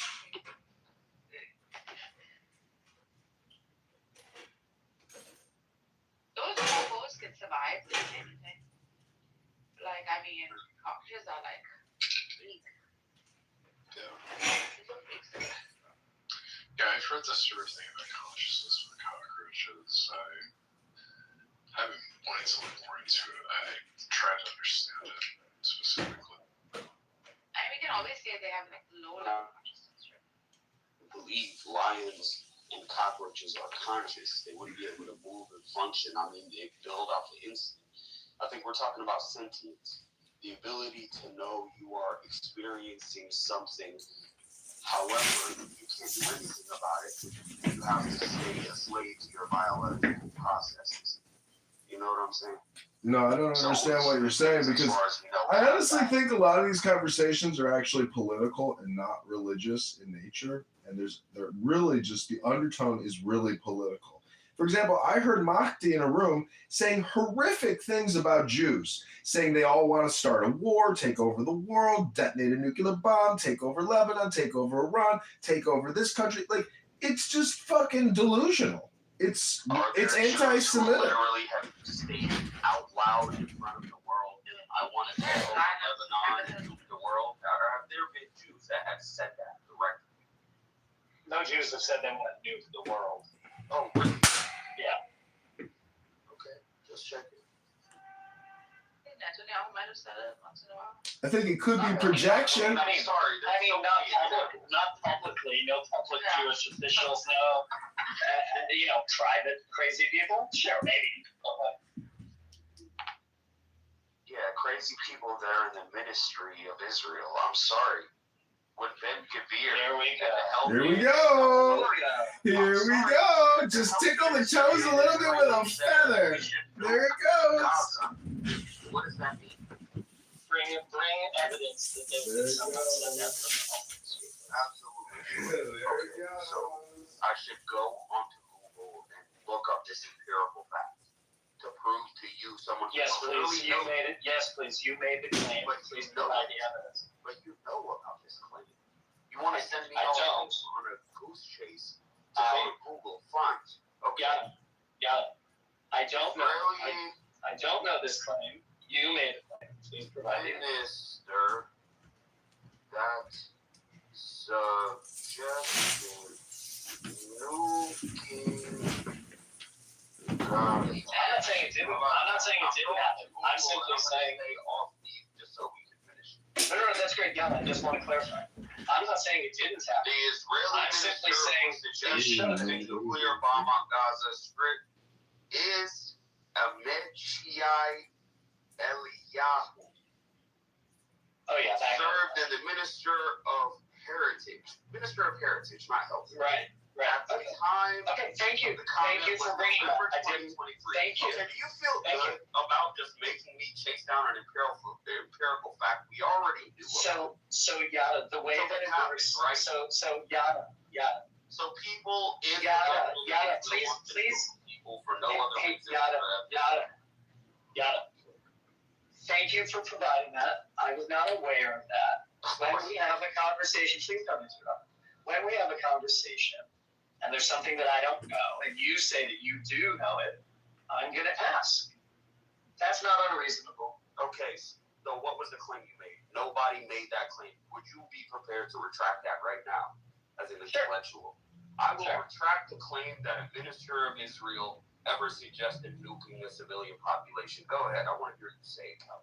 Yes, it appears, if I'd like to see the link, but it appears, given your Google search, that a minister of Israel indeed said that. Okay then. So why were you both making the claim that no one in Israel would ever make that claim of nuking? Because the reason the reason you bring it up is to demonize the entire Jewish people. I'm sorry. It would be hard to demonize the entire Yeah, but Israeli then Caleb, you're population. talking about his mental state, right? Maybe that's No, real quick, I'm sorry. Stop saying Jewish. I was talking about the Israeli government. It's like if I demonize the Saudi government, which I absolutely do, and I think they're barbaric, that doesn't mean all Muslims are being demonized as well. If I demonize the Chinese government, that doesn't mean all Chinese people are being demonized. So yeah, let me give you a reasonable. Okay, fine. I accept that. Okay, but let me just say two things. Okay, one, yes, it was a despicable thing to say, and I'm sure it was racist. Do you know what kind of power the Minister of Heritage has? Zero. But he's the Minister of Heritage. He has what was the first thing I said? Doesn't matter. He still said it. We can. I understand. But listen to what I'm saying, right? I'm on your side on that. He's saying he has no power, so it's like somebody on Clubhouse talking shit. Hello? Yeah, someone on Clubhouse talking shit is equal to the Minister of Heritage, right? Yeah, so now he's bringing it up. He's probably bringing up this point. Equal to the Congressman from Florida. The Congressman from Florida said, kill everyone in Mexico. It's equal if I said it. It's the same exact thing. Okay, let's just move on to the different topic because this is redundant and pointless. There's a nuance between positions of power and Hello? just regular civilians. Let's just see, Yada, if you were the president of the United States of America, what would your top 3 priorities be, sir? Absolutely. Number 1, I would federalize the Federal Reserve. Number 2, I would absolutely force AIPAC to become a subsidiary, or not subsidiary, what the fuck kind of words am I using? To be a signatory to FARA. I would absolutely force all of the banking cartels that have used their power to bankrupt American families into oblivion over the last 50 years to pay reparations to the American people. I would absolutely defeat real estate cartels who buy. That was 3. He said 3. He said 3. Okay, 3. Okay, those are your top 3. I promise you those. Do you think the American people have the AIPAC thing as a top 3 priority in terms of their life? No, absolutely. We have cost of living as the number one grievance. So why wouldn't you put that as the top of your priority? Because I would cut the roots at the source. I'm sorry, cost of living. You think our cost of living is because of Israel? Fam, if I get a nosebleed because I have brain cancer and I say, let me fix the nosebleed by plugging my nose, am I fixing the problem? No. So you have to address the You haven't identified where the problem is. ourselves. You haven't identified where the problem. It seems to be there are those who see the root. Both of us see the root of the problem, the grievances of the United States people. It's only one of us that says those causes to our ailments. This is all word. Hey, Yada, this is all word salad. What do you think is the cause of the high cost of living in America? Absolutely predatory business practices. Okay, awesome. Why wasn't that one of your top priorities? I'm pretty sure I laid it out. What were my top priorities? Do you even remember? Breaking banking cartels. Okay, so banking cartels have predatory business practices against the United States people. Can I answer your question? Can I answer your question? I know all 3. Okay, so please, the first one you just listed. Do banking cartels in the United States have predatory business practices that drive the United States people into debt? Yes or no? Yeah, absolutely. Okay, so by breaking... Just wait a second, man. Why are you fucking so excited? Please go ahead. Fucking relax. Jesus Christ, man. Well, I'm waiting for your rebuttal.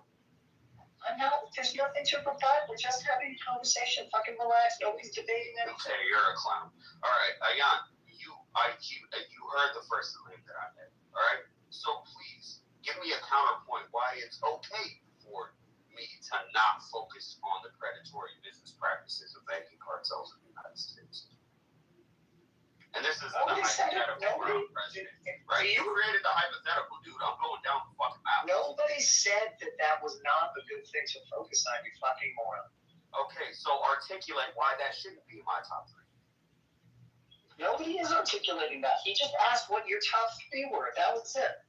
Okay, but that's all that happened. Why shouldn't that be my top 3? You were making the claim, cost of living should be number 1, not banking cartels. Okay, why not? No, actually, my question was, do you think APAC is a priority for the American people? And you said no. And then I said, what do you think? Excuse me, can you shut up and let another person finish a sentence? You interrupt every single sentence, okay? I was summarizing the argument. What happened? Yeah, that's a Zionist tactic I'm taking.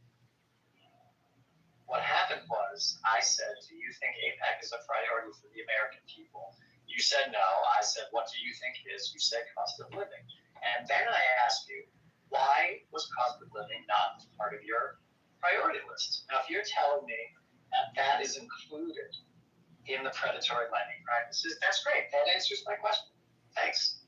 Why do you have to be such a fucking moron and think people are attacking you when no one's attacking you? I'm asking you to clarify your position so I can understand it, so we can have a fucking conversation. Look, don't treat it as if you were asking that question in order to get to a point of understanding. You were asking that question to try to derail my point in hopes that I would stumble on my words and my conviction. Don't bullshit, motherfucker. I'm not that. Okay? So just be reasonable and honest. Would my first 3 policies not fix a great amount of debt that United States people are under currently right now and would improve the number 1 cause, the number 1 grievance that the United States people have, cost of living? If a fucking 21-year-old suddenly doesn't have $300,000 of debt for a goddamn art degree, would that improve their cost of living? For fuck's sake. Yeah, I think it would. I think so. Correct that. So I addressed the main cause by getting to the root. That's fine. That's fine. Thank you for sharing that that's what you meant when you said, that's why I asked you. Fuck's sake. That's why I asked you. That's why I asked you. Do you not know how to have an honest conversation? Are you that insecure? Oh, I'm completely secure. It's you that seems to be... Yada, thanks for answering with those 3 very important opinions and ideas you had. What would you do to the state of Israel? Would you attack them? Would you disavow them? No, absolutely. How would you treat Israel? Is a nation that should be allowed to exist. I think it's disrespectful and diabolical for anyone to claim that they shouldn't be a nation state of their own. I think I would temper Israel a little bit. I think I would forego the policy of backing them regardless of what they want to do. And in place, I would enforce 67 borders. I would say Jerusalem is half and half, Palestinian and Israeli. I think I would put boots on the ground, UN peacekeepers in Gaza to monitor the heinous, murderous Israeli terrorists who burn babies in their home because they don't want them to have that money, right? And I would instantly enforce that policy of coexistence in Israel as the largest one. Wait, I'm sorry. Did you say IDF soldiers are burning babies in homes? I'm sorry, Yada, but did you just say that soldiers are burning babies alive in their homes? I had no idea that was happening. Do you have a link to show that soldiers are burning babies in homes to steal the land? Oh my goodness. Yeah, please, Yada, please, I really gotta see this. Please, I gotta see this. Please give me a link. Sure. You want me to send you the pictures of the parade where the Israeli settlers literally... Just a link. Yeah, you can update your PTR if you want. A link would be really helpful. Thanks, Yada. Burned down by Israeli settlers and said, this is for a good cause on it in old red text. Do you want me to put that up and make you look fucking retarded? I think Ad hominem projection alert. Ad hominem projection alert. Ad hominem projection alert. When you called me a retard, I think we first identified a ad hominem projection. Retard alert. Say you were retarded. Retard alert. You look retarded. There's a difference. Oh. Yeah. Well, thanks for putting the link in the chat about the soldiers burning the babies to steal their land. I'm just gonna do it. I just have to say, I sadly gave this guy $15. Yes, and I thank you for your money. I had a nice little snack as I campaigned. Thank you for your contribution to the campaign to liberate America from retards like this. Yeah, I'm glad you enjoyed it. You took my money from me. Well, I didn't take it. It was given, and you donated it through a portal. So I didn't actually take your money. I just looked it up. October 31st, July 2015. Israeli settlers firebombed a Palestinian family home in the village of Duma, killing 3 people. 18-month-old Ali Dawabashi was burned alive in the fire, while both his parents died in injuries within weeks. January 16th, 21-year-old Israeli settler Amiram Ben Ula. I can't pronounce these names. Forgive me for me butchering this. Right? Was indicated in the murder along with the Israeli miners. Right? So what's going on?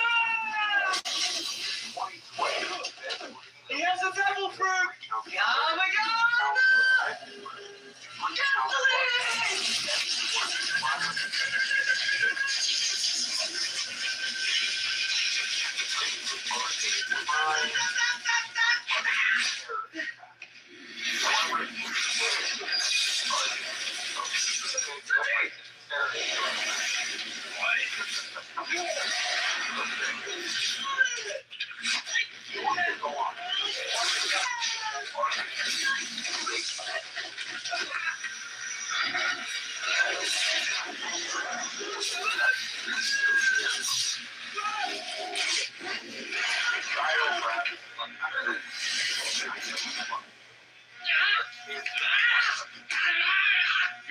I got this. Just a little puppy dog.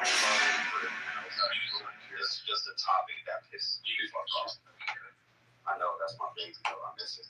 But anyway, like I'm sorry for everyone else in the room. I'm sorry for my emotional state, but this is a topic that I can't abide by. That's fine. I mean, me and Honey share the same sentiment that you do. Oh, you can't abide by the law. Because no one ever brings up the law, do they? Firebombing a house and getting acquitted. You abiding by the law? Well, we can talk about the law of warfare, Hey, or the war of law.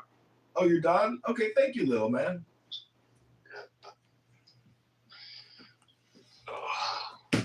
Sorry for getting you so emotional. Usually when people's intellectual capabilities are challenged, they get very, very emotional and upset. That's something that should Hello? not have emotion whatsoever. Hello? Yeah, I should laugh. Hello? Well, let's see. About 2,000 abortions are done every day in the United States of America. Is that murder? Yes. No. Oh! Okay, now let's go on to that. I know Israel has abortion rights, right? Like they have free healthcare and they have access to abortions, and you can send them money. Isn't that interesting? Yeah, who subsidizes that? You're right, Jeremy. Very good point. Who subsidizes that? Why, as me, as an American, as a taxpaying American, I work 70 hours a fuck off week, and I still have to pay copay. No matter if I go to the doctor for anything, I got a $300 copay every time I go to the emergency room for anything. But Israel is completely free. Why is that? Jeremy, do you think I was wrong my first 3 initiatives? Do you think that would not help us as Americans? It's GMC. GMC, I'm so sorry. I read it as Jeremy. If there was a question, I missed it. Can you say it again?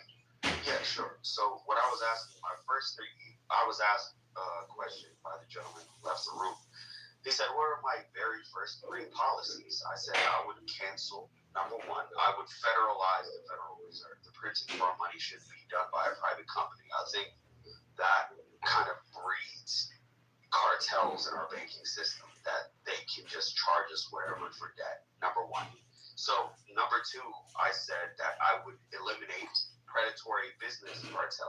within our nation. And number three, I would get rid of the system that allows companies or groups to lobby our politicians on behalf of their corporate interests. Those are the three things I said. I think cost of living would go down substantially if there was federal regulation on those things. Was I wrong? And like, I'm not running office, so I haven't figured out what my top three things would be. Like John Kitover is, but like I certainly agree with the third one, which is now escaping me. The thing about the Federal Reserve, I'm kind of stuck on because like printing money doesn't actually make money. Like most money is made digitally, right? Like it's the interest rates that like banks actually like manufacture money, and the government is just like keeping up with it. Well, no, I agree, but who signs the policy? Who puts their signed name on the dotted line? Jamesy, the way that I run it, these $3 billion that were ordered by the United States federal government I can shall tell come you how into it works. existence physically or not. Who signs that dotted I can line? tell you how it works. Chairman of the Federal Oh Reserve. my gosh! Hello, Quite hello, comical when the banking hello, collapse happened because the like banking CEOs hello. were like called to Congress to testify, and Hello? Congress was like asking them for advice about how they could do Hello? government money better. But Can you hear me? it's the banks that lost all the money. Can you hear me? Yeah, I can hear you. Hello? Shut the fuck up like that. I is could, possible. I could, but I could also tell you how money comes into existence. The Federal Reserve sends a letter to BlackRock. BlackRock goes into their asset management profile, and then they buy $30 billion worth of toxic bonds, which creates $30 billion in cash. That's how it works. And you can mute me, you can kick me, you can tell me to shut up, you can attack me personally. But if you can't talk about the topic and you just want to attack me personally, but not talk about the topic, you can do that too. That's your choice. But that just shows a lack of intelligence. Low IQ people do that. Low IQ people get emotionally upset because they've got low IQ. That's the way it works. Hello? Okay. They have the top executives of BlackRock.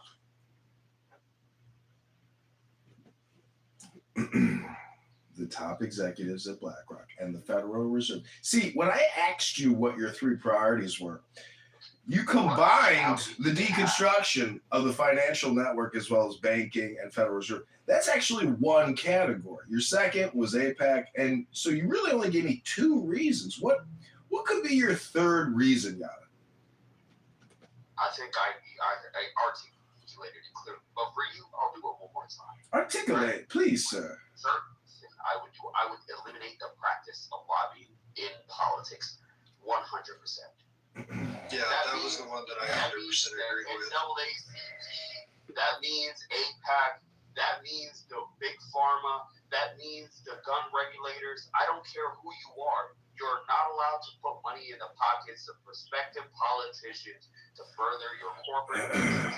There is no more lobbying. There is a ceiling to how much money you get for your campaign. And I think it should be $20 million on the congressional level and $100 million on the presidential level.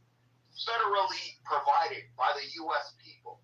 Like, let's be real, you're only going to be loyal to the people who pay you. So as politicians, if your top donor is a pharmaceutical company, if your top donor is a goddamn lobby group for the Israeli government, you're not loyal to the American people, you're loyal to your top donor. So to eliminate that, I would eliminate lobbying in its entirety. That's my third claim. I defy you to tell me what's wrong with that. Yeah, because we operate off of this fake laissez-faire capitalism, and unfortunately, the business of lobbying, aka influencing politicians, to create HR acts. You could keep muting me, or you could possibly grow a scrotum. It could be a thing for you. You could grow your dick out. You could actually read a book. You could have some patience and listen to people. But the fact of the matter is, lobbying isn't going anywhere, and your priority, it's fantastical, and will never happen. Because it's called America. That's the way we do business, baby. Because that's just the way the system exists. Can you explain reality to me? I don't want to live in a system with no explanation. You don't want to live in it? Uh-oh! Ding, ding, ding, ding, ding. We got somebody who thinks they're in the Matrix. Can you imagine if your electrician came to your house and said, I can't fix it until you pay more? Why?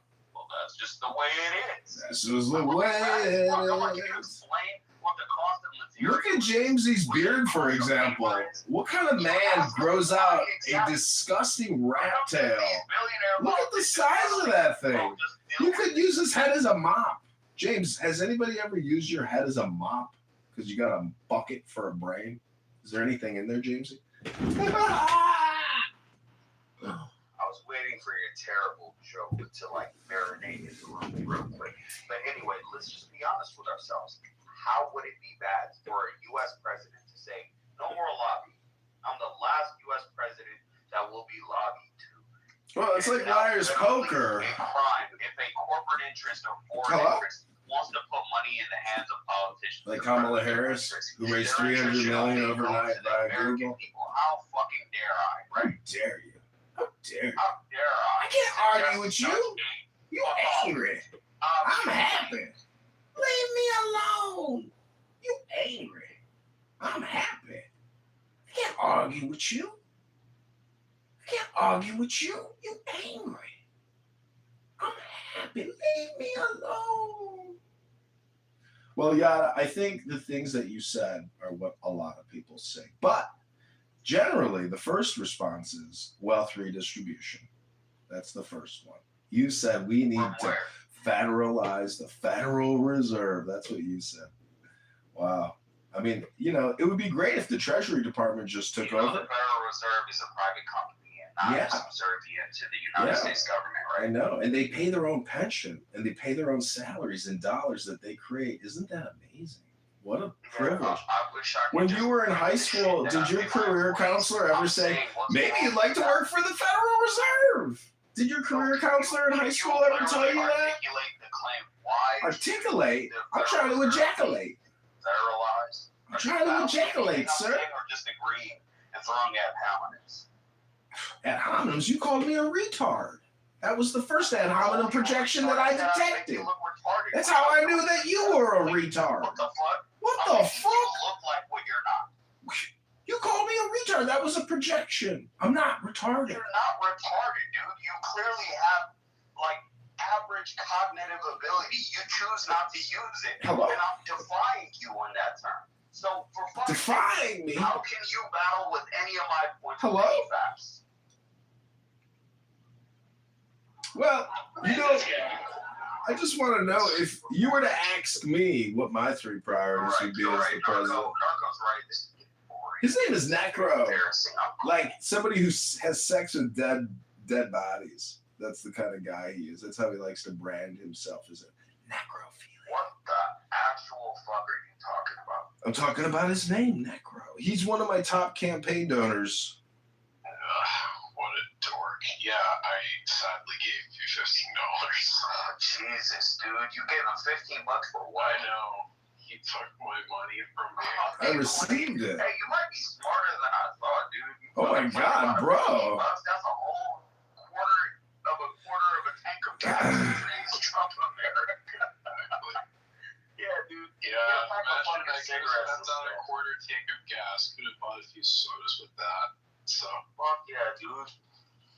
Well, Necro, I'm a very generous person, and I can actually send you back your $15 if you really want it. Would you like it back? Yes, I would. I would have to demand that you do. You played him out of his money. You're going to demand it?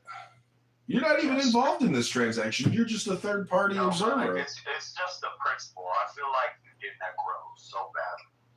Why? He helped launch my campaign. We actually created real change. What? For Congress. And we don't just talk. We do. You're just a talker. I'm a doer. There's a big difference between talking and doing. Yeah, I agree. There is a big difference between talking and doing. So what do? I don't know. You talk. That's what I've detected. Big talker. I mean, that's fair. That's all I've ever shown you. So it's fair. Exactly. You're like a girl on a dating app who says, I'm a huge yapper. Yap, yap, yap, yap, yap, yap, yap. Very little doing. But you're talking to a man that has done and keeps doing. Hey, you know what? Necro, you know what? Your $15 is well placed. This man is entertaining, if nothing else. It's cool. I mean, he gave us a little stimulation. It's cool. It's fun. Yeah. We're back. Always dressed off. Let me introduce you to Mikhail. David. Ah, he left. I was going to ask her about the next tickets. Oh, man. But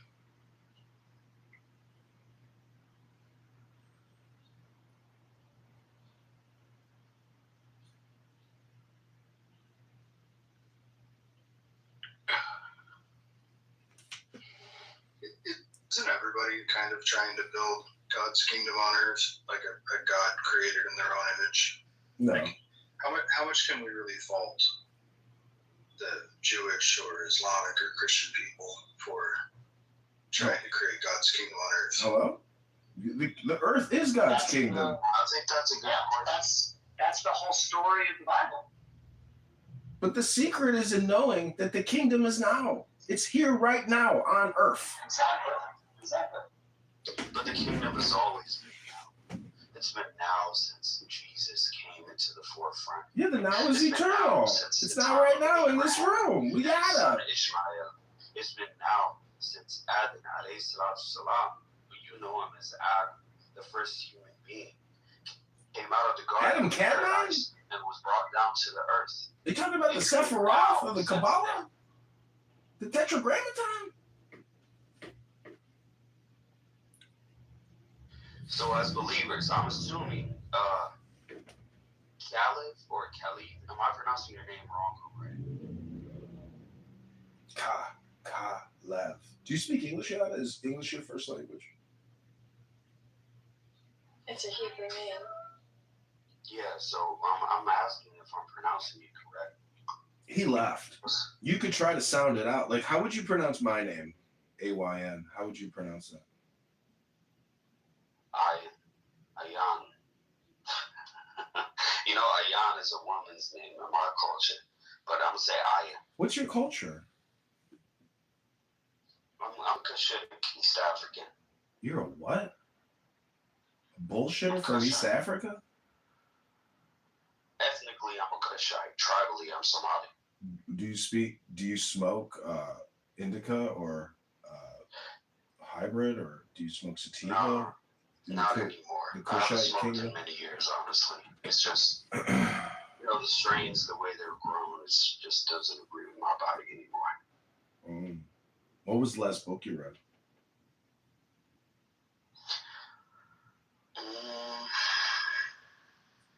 I mean, I reread Think and Grow Rich like 4 years ago, and then I stopped reading after that. It's just not a reading kind of world anymore. Everything's consumed digitally, so that's what I do. I consume all the facts digitally. I read all my articles digitally. There's no point of reading books anymore.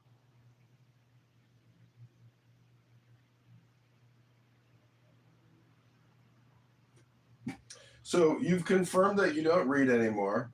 You just talk on Clubhouse. So no new information coming in, just old information coming out. No, I read just fine. It's just I do it digitally, not with paper.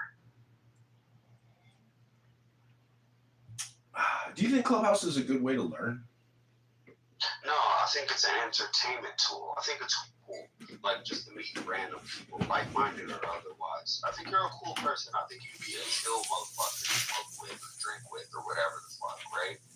I feel like you have some cool ideas. You're an individual. It's like everybody else. That's what I like about Clubhouse. Just bumping heads of random people arguing over stupid shit and killing time on a Sunday before I do my 70-hour shift.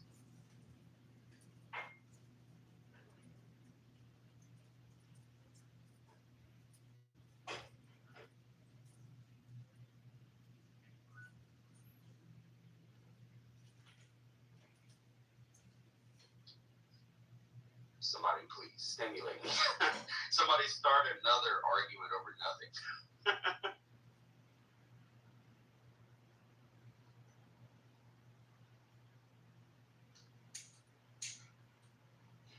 Well, I did find it interesting that even though I said a God of your own making, everybody just went with it. That was pretty funny. Yeah, but define it. What do you mean, God of your own? Gods are like man-made things. They're not like God didn't make us. We made them. It's like this weird psychological thing that like God only exists within your brain, within your mind, but like it also kind of exists between minds, but it never like actually exists. I mean, all things exist within your mind. Well, it For doesn't. example, I'm looking at my lawn right now, and the grass looks pretty green. However, that's only because my eyes have evolved to a point to filter out certain levels of light so I can perceive it as green. Outside of my brain, the color green doesn't exist. That means if you looked at my lawn and it looked purple, we both were taught to call it green, and therefore we communicate effectively, not knowing how different our experience really were. Well, so yeah, everything lives in the mind. So like on the first day of creation, before God created any animals, did those things exist absent any minds to perceive them? Yeah, but it absolutely did. But why would you assume there was absent a mind to perceive them? Hello? Well, I'm obviously excluding God from like my model. Yeah, so you're saying it only exists according to God's mind. Before humanity or animal kind or bugs or anything else. There must be nothing. Everything must be dead before us. That's the claim, really. Yeah, like my claim is there was consciousness before humanity, before insects, before life, before trees. So can you substantiate that without like a sacred text? Can you substantiate that without like an ancient text? Okay, no. I'm not going to go to an ancient text. I'm going to go to a modern scientific experiment. Do you know what the double slit experiment is? Like, first of all, largely misunderstood. But second of all, like even if the properties change when they're observed, it doesn't mean that they don't exist unless they're observed. It's just a different, like the phenomenology is different, right? Like you agree that something is still happening when there's no observer, right? I'm saying there was when there's no observer, something is still there. Was there a difference in the findings of that experiment based on whether there was a conscious monitoring or observation of the result of that experiment? There was. There literally was. That implies observation in itself. Conscious observation must be a factor into the source of matter. There must be. Okay, so that would disprove God, right? How would that disprove God? Because God, there was a starting point for all life. Like God would be all present, right? So like God has to like close his eyes because there's not a human in the room. Here's the thing, bro. You're saying if there's no conscious observation in a room, the double slit experiment proved that the findings of that experiment would be different. That doesn't disprove God. It disproves the possibility that God. But you're saying, listen, you're missing the point. You're saying that God is capable of not observing the room. Yeah. Yes. Why not? Why not? So, if the universe is just like in God's mind, now this room is outside of God's mind? I'm sorry, but there's a memory somewhere from when you were 4 years old. That's not in your mind. It doesn't mean it's not in your mind, right? But that memory is there. It's a conscious projection. And if you get a smell of a perfume, or if you see an object from when you were 2, that memory would pop back up, wouldn't it? That doesn't mean that memory's gone. So the conscious effort or the actual matter doesn't mean God isn't omnipresent. He absolutely is. It's just that he's not thinking about that right now. Can you disprove that? So God doesn't know everything. No, he knows everything. It's just in the recesses of all of existence. He does. He chooses what to focus on. In my culture, he thinks about you when you think about him.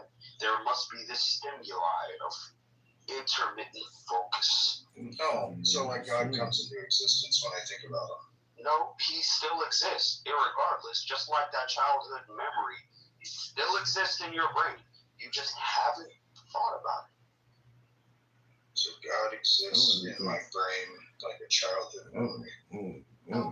I'm saying, in the place, I'm in the analogy, if you were God, that was in the slave experiment, yes. So listen, if you were, which you're not, in that experiment, that childhood memory that you have from when you were 2 years old, it doesn't mean it doesn't exist in your brain. It's just not recalled upon. You just can't recall it at any given choice. There needs to be this stimuli. You need to smell the perfume of an aunt that you haven't seen since you were 5 years old to think about her after 40 fuck off years. So God created us so he could like experience stimulus. Boy, I thought you wanted to hold off on seeing each other again. I'm sorry, you're asking two different questions. I thought we were talking about the existence of God, not whether he can perceive everything at once. Well, but that this is like the thing that I'm bringing up is like if God is omnipresent, then all-knowing, then there's no such thing as him not observing a thing. Of course. Right. So the double slit experiment would disprove that God. How would it disprove it? Because God couldn't He not can give observe the it. choice whether or not for those atoms to behave in the fashion that they do or not. In order to coax us into a sense of if there was or if there wasn't. Whether his machinations are true or just, we can debate that. But that doesn't mean he's not observing. Yeah, I get it. That's pretty good. Like on the scale of provable supernatural experiences, I don't know. It would be hard to find something better than the double slit experiment. But I still think there's like a lot of misunderstanding about like what the observation principle is and like how it actually What's the difference? Because the double slit experiment you could follow when it was being monitored by a magnetic sensor. I forgot what the sensor was called. changed No the flight human of the interference, no conscious interference. It still behaved as if there was a conscious being viewing it. Why? Right. The photons changed their path because they were being interfered with by the observation. Like waves rather than particles. Why? Because they were being interfered with. Because they were being What? observed. I like that. With the thing that you said, like I'm just assuming you're right. So it's an unconscious thing that was viewing it. This is why I'm saying like it's not really about the observation. It's like it's not about a brain. So maybe, just throwing it out there. Maybe if there's any hint of a possibility that a conscious being that can pull up the record of that device that was viewing it in that room by itself, there's any hint of a consciousness in physicality that could view that. Maybe that would throw the entire experiment off its tilt. It doesn't mean there isn't an omnipresent source or omnipresent I also consciousness figured that's viewing you everything, independent of our realm. interested in seeing me again. You're implying that God's consciousness through the double slit experiment must have physical ramifications. I'm implying that it doesn't have to. Well, I mean, if you accept that God knows everything and is everywhere, then he's not capable of not observing something that was like you designed that bit to fall in. Yeah, of course. This isn't like an argument that I've heard before. I just like realized I recognize the contradiction, right? No, but what's the contradiction exactly? If God is viewing that same room with no other conscious physical beings in it, therefore matter must behave differently because there's a conscious being. Is that what the claim is? That sweet girl in my God is already outside of physicality. Is viewing that exact experience has no bearings on its results. Is anybody else picking up what I'm laying down? Because I feel like I've said this a couple times. Yeah, James, like it's okay for us to move on. That's okay to be redundant. It's also okay to criticize redundancy and be redundant about criticizing redundant conversation. Something have the same physical results as me viewing something. Why should God's viewing something have the same physical results as me viewing something? Yes, because there are certain physical mechanisms for me to view something There's no Yeah. such restrictions in God views. Right. He's actually incapable of not observing. Yeah. So. And he's not limited to like visible light or like vibrations in the air that create what we interpret as like he doesn't have those limitations. He has a complete and holistic understanding of all things, which means he's actually not capable of not observing the double split. Of course. So why would it have the same physical results as whether I was viewing the double split experiment? Okay, so it's us special. It's not God that's supernatural. It's us. No, it's God that's supernatural since He created all of the incredible, fucking beautiful. I don't know what word to articulate beyond that. He created the double slit. I hope you had a nice weekend. I don't know that like understanding how sunrises work makes them less beautiful. Like you don't have to like look at a sunrise and be like, oh man, God really did an amazing job on the sunrise this morning.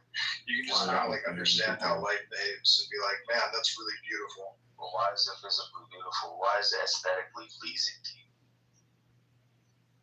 It's all just a random fabrication, a random collapse of synapses, that fire in your brain that makes you think it's beautiful for no other reason. Nah, I think like on some level there's something to do with like novelty. Like there's something different about a sunrise. I'm sorry, it's kind of like an example of a life form outside of humanity that views the sunset and says that's beautiful. Well, I mean, birds turn up for sunrises. Yeah, but through chemical processes, sunset means go back to the nest because it's dangerous for me to be out in the dark. It's not just instinct. We're sentient beings. So what allows us to respond to sunrise and sunset? That's correct. And appreciate its beauty. What allows us to create art? There's no example of any other being in the universe other than human beings who say, there's lots of animals that create beautiful things. I mean, just like, why do you think peacocks get laid when they have bigger feathers? Like, because they can get laid. There's a physiological reason. They can get laid. Yeah. Like a lot the of joy animals, of the law. but it's not just limited to like it's also like fish that make really elaborate breeding nests. Like lots of animals create beautiful patterns and stuff. Yeah, but to fuck. We do it beyond just to fuck. Why? And therefore God? No, it's not therefore God. There's a sentient component. There's consciousness and there's sentience. I'm not going to argue fish aren't conscious. I feel like a fish can see and hear and taste just like I do in a different way. But there's a consciousness that's above that. Like, so there's a consciousness in between beings as far as sentience. There must be a consciousness above us. Otherwise, you're prepared to argue that we are the tippity top of consciousness. No, I think there's probably lots of animals that are like more self-aware. In what regard? Well, like dolphins, for example, like communicate with like three-dimensional images. That's fucking crazy. Yeah, that's like we would call that like psychic projection. You know what I'm saying? Through taste of the air. You know what I'm like saying? Communication is like a whole nother level, right? Like we're already trying to figure out if animals have like languages. Give me 1 second. My phone's about to die because I love this conversation. 1 second. Sure.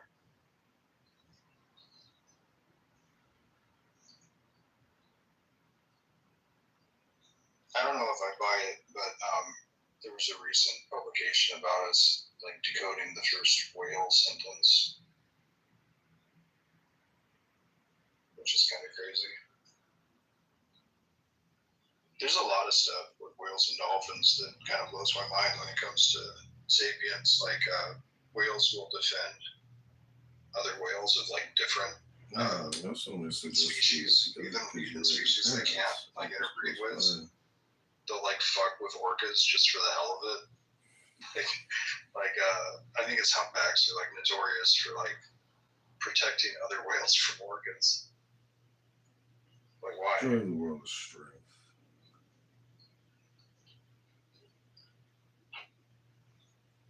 And then you get into like hive minds, like these super colonies of ants and stuff. Like, does consciousness even have to be like within the entity, or can the collective have consciousness? Because I think humans do a good bit of that. I think that's what like the religious experience is. It's like a hive mind. Hello? You know what's amazing about the hive mind is that if you read a book, well, technically you should be upgrading not only your mind, but the hive mind. And this app is a little bit like a hive mind. So if you improve yourself, you improve the world. And by improving yourself, you improve others if you share the good news with them. Hello? Yeah, learning how to read is kind of like learning Yeah, how to so I read want to somebody share the else's good news mind. with you. I have no idea what the good news is. That's because you don't read anymore. You just talk all the time. You mod a room as a living for a career.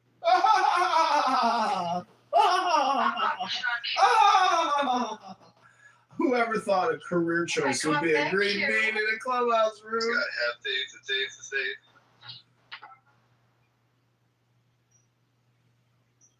Have faith, the faith, the faith.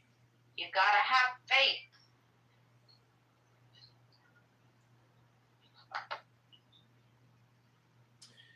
I normally get annoyed when you do that shit, but it's kind of fun to do over, trying to get over. Hello. It's me. Is it me you're looking for? Wonder where you are, and I wonder what you do. You're somewhere feeling lonely. Is someone This girl that I was text messaging, I wrote, how was your weekend? She wrote, I don't appreciate disappearing ex. John, 1 week later is very bold. I said, oh boy, I thought you wanted to hold off on seeing each other again or a formal plan. 9 days to be specific. Counting the days, I like that. I also figured you weren't interested in seeing me again. Who is the man and who is the woman here? But 9 days is too much. What makes you say that? Intuition. That sweet girl, Amila. I haven't spoken to her. Well, I hope you have a good day. Well, I hope you had a good day. I think that was your insecurity in your head. I wrote, I don't know. I think our personal politics would be what turns me off. I said, everyone has politics. Everyone has the law. The joy of the law is strength. She wrote, and I don't like the last minute come through texts with no effort. That just says you want to just have sex. Very low effort. I wrote, the joy of the world is strength. She wrote, it's insulting. I wrote, I think that was your insecurity in your head. I wanted to see you again. I was excited. I also only suggested we get together because you were at your parents' and was close by. Then she wrote, so why'd you wait a whole week to say something? I gotta tell you, the Muhammad on the donkey comments I found not nice at all. But wasn't Muhammad on the donkey? Wasn't that right about that or something? Anyways. Yeah, I just don't think dating a hardcore Muslima is going to work out because she's probably right. We will have some conflict when I tell her that I'm revoking the charter of Medina. And unfortunately, Muhammad was an MLM marketer with a homicidal tint. Hello? Join us or die. Give us your money or die. Shit, I'm back now. My bad. Sorry about that, folks. I'm sorry to cut you off, Yada the evolution is here. It's fine, no, it's fine. Please. This is Johnny. Cut him over. Can anyone call color here for this direct? Oh my God, is that you? Yay. What a cute picture. It is called the INFJ stare. Oh my God, do you know who Yafur is? I am an ENFJ. ENFJ means that it means you are not like okay. ENFJ. What is IN? Introvert? Yeah. I'm an extrovert. NFJ. Yeah, so you are about feelings, I'm about emotions and inspired.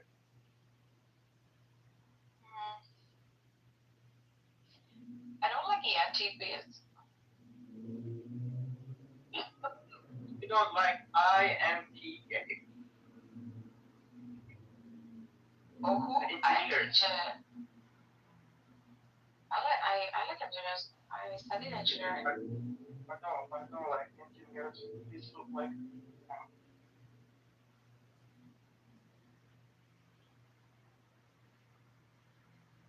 I like tarot reader. Who? The tarot readers. Yeah, I like tarot readers too. Angel or tarot reader?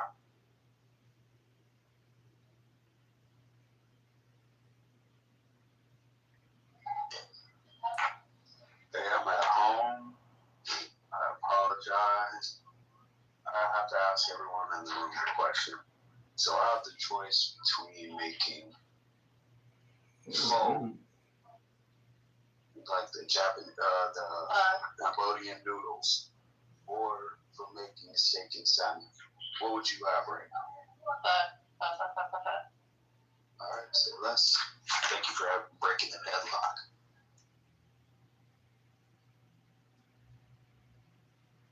Oh, it's Camaro. Hello, Camaro. Have you met Camaro, Marcus? Just kidding. I don't know. I'm speaking for everybody. I've met him. I think I'm friends with him. Hey, I hope this room is open after I'm done, but I'm gonna start cooking. You guys take care. Thank you for indulging. Okay? I appreciate it, guys. Take care. Enjoy your trip. Nargis, I'm still in love with you. You're gonna be my wife one day. Oh my gosh! How dare you, sir? This European wax beauty is all mine. She's coming to Chicago this summer. We're renting a yacht, and we're gonna make love in the sun. How dare you, yacht? How dare he? How dare he? Well, that can't stop a little summer soiree, can it? A little love never hurt somebody addicted to Clubhouse. Just because it's in Missouri, it doesn't mean right now. Missouri? It doesn't mean that I'm single. All right, well then, ex-nay on the boat lovemaking with your European beautiful wax. Bodied to the top, to the bottom, Rabbona Shalom. I'm just saying that if you are a Persian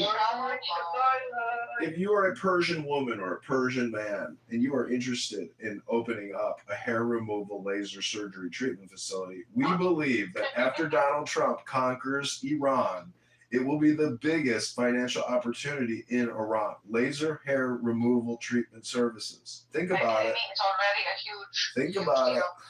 Plastic surgery, rhinoplasty, and I would want it in Iran. So. I know, and we're going to subsidize that through Medicare, Medicaid, and it's going to become the biggest business. In fact, all the diaspora, the entire Iranian diaspora, is going to be provided free rhinoplasty. I don't know why you think it's not. What is this guy giving me Epstein vibes? He is Epstein himself. It's because you're projecting, Phoenix. Oh You're just a gay Muslim bookseller. Stop projecting onto me your pedophilic, homosexual attitude, Phoenix. Tamario, welcome to the stage. Two minds enter. So let's talk about duality versus non-duality, egoism versus altruism. Is it subjective or objective? Is it an objective subjective? What's really going on here? Is this a synthesis? Is this the Trinity? Hello? First of all, altruism does not exist. Look at Phoenix puking. Spraying. Can't take the terminology. It's too complex. It's very difficult to actually describe non-duality versus duality. Can anybody here do it? I have found it challenging. Hello? Phoenix is a non-dualist. Can someone help him? Because I don't think that he will stay around. Ding, ding, ding, projection alert, ding, ding, ding, ding, ding, projection alert, ad hominem projection alert system, ad hominem projection alert system. This is your ad hominem projection alert system. Remain calm. And for the next 10 seconds, a siren will go off confirming the ad hominem projection you've just heard. White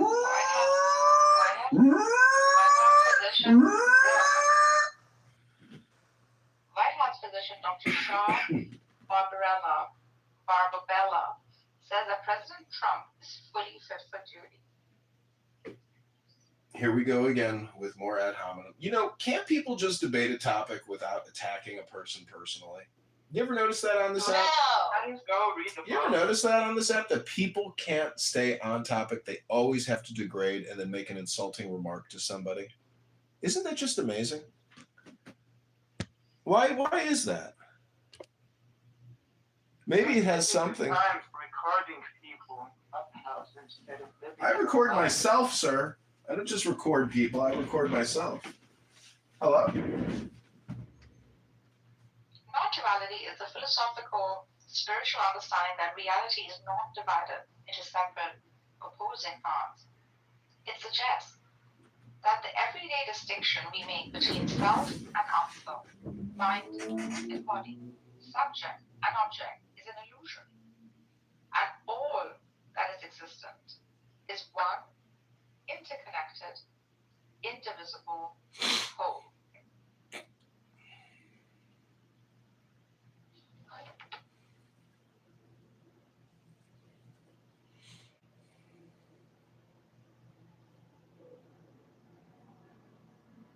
We are the world. We are the children. We are the ones that make a brighter day. So let's start giving.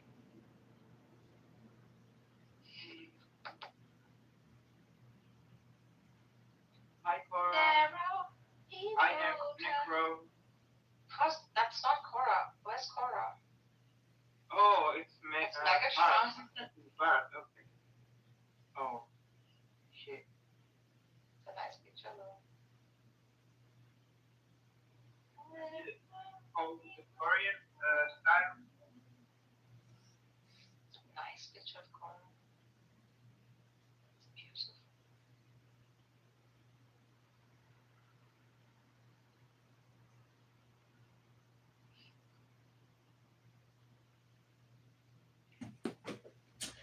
So Megatron made for me.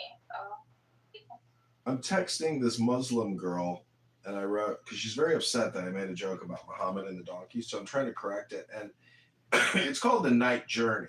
Isra and Miraj. That's the name for Mirage. Muhammad did not ride a donkey to the moon. And by the way, everybody, tonight is a full moon. Instead, he rode a winged, white, mule-like creature named Burak. Burak flew him from Mecca to Jerusalem.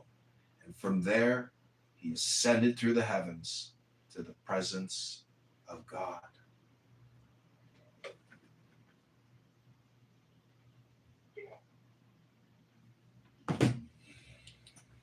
It's kind of nice. It's like, Like an astral projection. you got like Elon Musk who's like actually trying to fly to the moon. And then you got like a guy high on like peyote in the desert. And he's like, what'd you guys do this weekend? And they're like, what'd you do, Muhammad? And he's like, oh, I flew to the moon on Burak. They're like, what'd you do? He's like, yeah, I got on my winged donkey. I flew to God, and I went to the moon with Burak. And they're like, damn, Muhammad's flying to the moon with a fucking winged mule. Jesus, this guy's got some magic powers. I said Jacob that wrestled with God. Good Lord. That must have been quite the wrestle, right? Israel. Israel. After he won the jiu-jitsu match, God was like, your name is no longer Yakub. It is now Israel. One who fought me. Wow. Phoenix actually accurately described me one day. I was laughing because he's like, this guy's like Loki. He's a trickster. John Kitover is a trickster. And I was like, it's kind of true because the magician, the hermit, etc., the fool, the fool is the first card in the tarot. And I think it means Beth, which is house. So actually, club house is actually a club of fools. You see how that works? Clubhouse is not a group of gifted people bringing valuable information, playing audiobooks to each other. No. This is a club of fools. It's the Fools Club. Hello? It's just the Fools Club.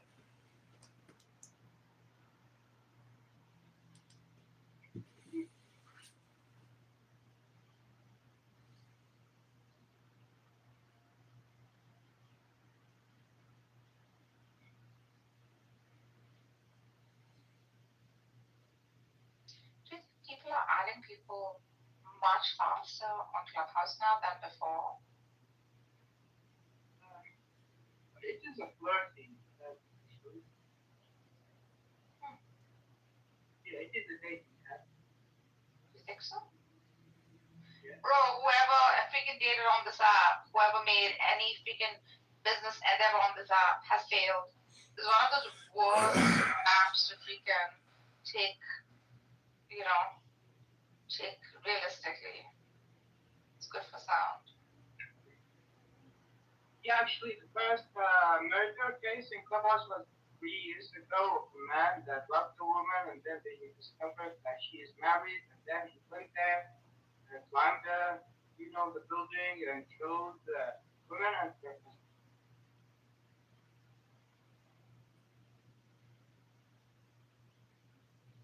So some people take the relationship seriously. It's not just a passing by. Because Clubhouse allows for conversations that doesn't happen in real life.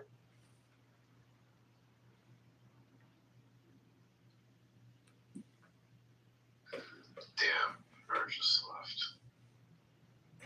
See, Necro, what are you doing for your love life?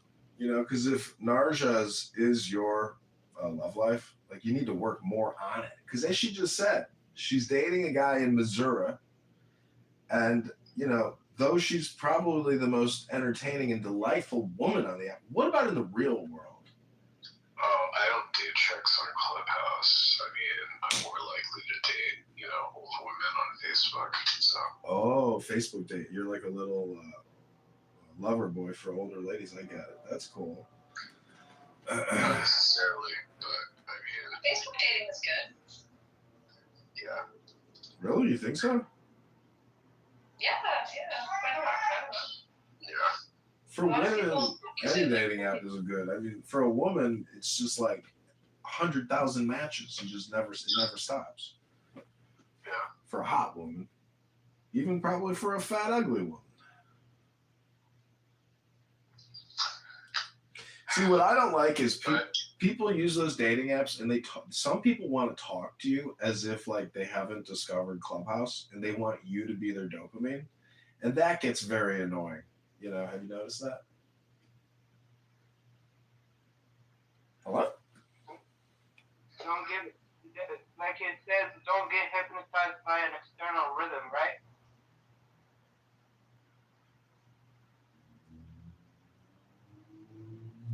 She accepts my apology.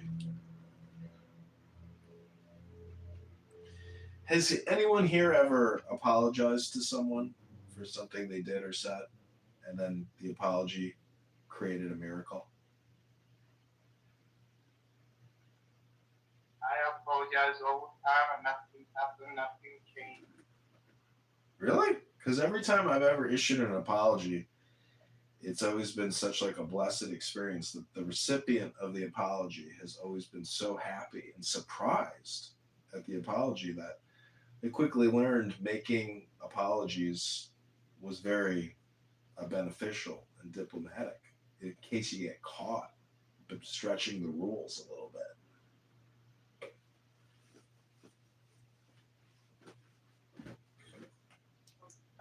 I was in Ben German room, and then I was talking, and it was not working.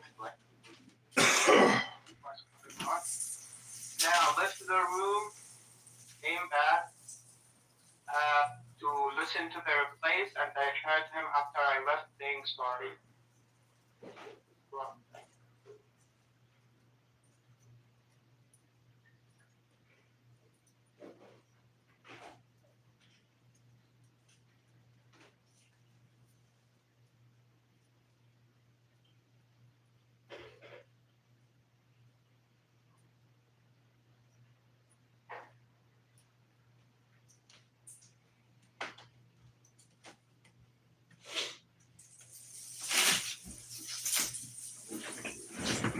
What's interesting about Islam is I really don't like it from a legal perspective, but from a mystical interpretation, it's got, strong underpinning that Jesus and Muhammad and Hermes, they all share the same title, which is the messenger. And communication technology is really at the center of messaging. And Muhammad's revolution, which is still in place today, is actually a revolution of communication technology. He is the messenger. Any being who desired worship, who was worthy of worship, would not demand to be worshipped.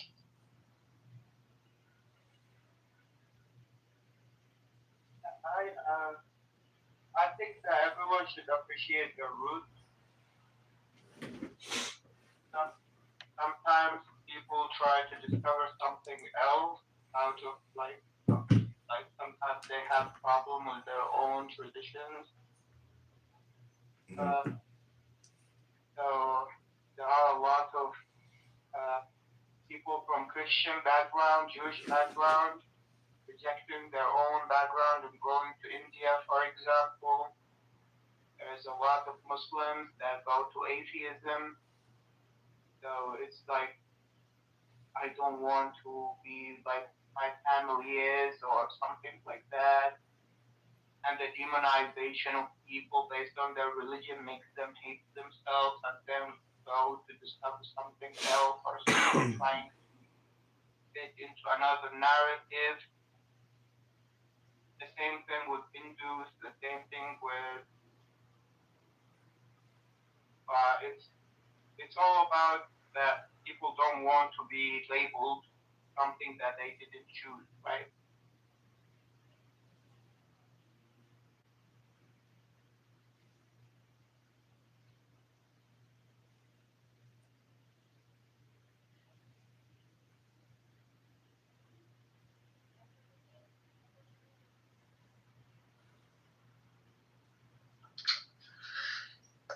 Yeah, Tucker thinks that Islam is simply about submission to God. Poor bastard.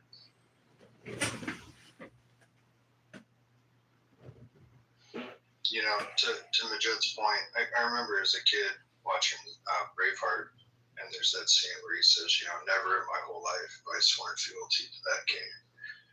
And it had me thinking about how, I was reciting the pledge before I even knew the definitions of the words. And it did kind of, cheapen my my sense of nationalism or patriotism or whatever, knowing that, I only feel this way because I've been programmed to, Yeah, so an internal decision is far more superior than an external pressure, right? Your name, for example, my name is given by my father. My body is given by my mother and father. Nationality, religion, these all things were given to us. But if you discover that you have free will, that's a different story. You know that tyrants historically were killing people just for one simple thing, which is when someone discovers that they have free will, they cannot be enslaved.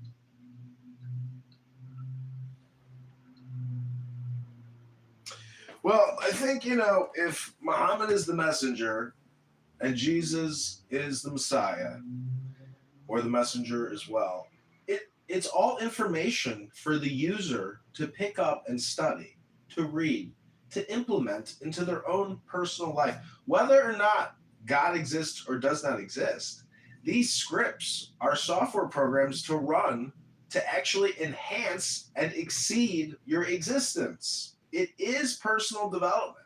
It is self-development. And the people on this app that refuse to discuss it and actually read it, as opposed to just their never-ending entertainment shows, well, I hate to say it, but they're not going to change shit in their lives. And they're going to keep doing the same boring show on this app over and over and over and over. It will never end. They will go to their grave doing the same lame, boring pattern that they do. There's nothing new or exciting about their show. It is the same stale, boring show week after week after week. And it's really just like becoming a geriatric show of like senior citizens saying, "Ah, these kids today, get off of my lawn!" That's basically the show. No deep analysis of symbols, secret interpretations, correlations and correspondence. No real knowledge. No real information transferred on this app. It's just entertainment. Hello? Hello. I mean, I've learned things on this app. Well, the thing is, you may have learned some things, but in terms of like, if I were to give you a PDF with a lot of information or a book, what you learned doesn't even compare to that information transfer, because a conversation is very slow information transfer. And thus, when you read a book or a pamphlet or some type of an instruction manual, there's just a lot more knowledge that you gain from that direct engagement versus passively listening or even engaging in these online stupid political debates. Because if you're really interested in theology, well, you would go on eBay or Amazon and buy books about theology or philosophy. And you would study those books. Usually I do look up the stuff that people tell me, and yeah, I mean, people should read books. Yeah, they should, right? I've read, and people suggest books on here too. I've read Rob Dobbs, Be Here Now by Rob Dobbs. So Be Here Now by Rob Dobbs, but the thing I feel like it is a little bit foundation. Yes. Reading books is pretty much my diet. I am Grant. Yes. Terence McKenna is my favorite, but there is no book for Terence McKenna. So I listen to him on YouTube. What are you talking about? You know Terence McKenna? No, he said there's no books. Yeah, he has books. Yeah. You have books? Wait, you have books? Yeah. I have one of his books on my shelf. Osra.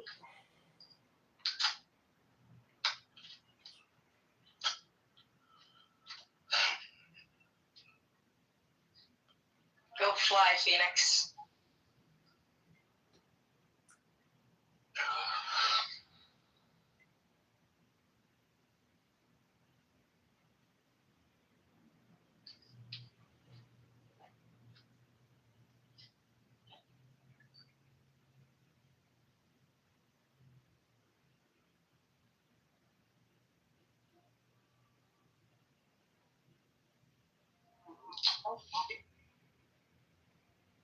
It's called Alien Dream Time.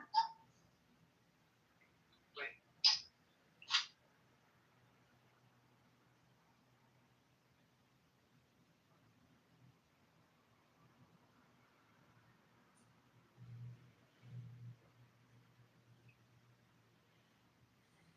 So, Angel, I never asked you, are you an atheist or?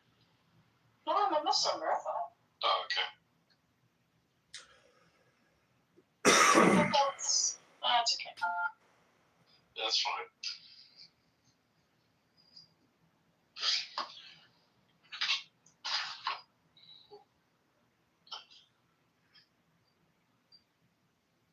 But the Muslims on this app don't accept me, so that is what it is.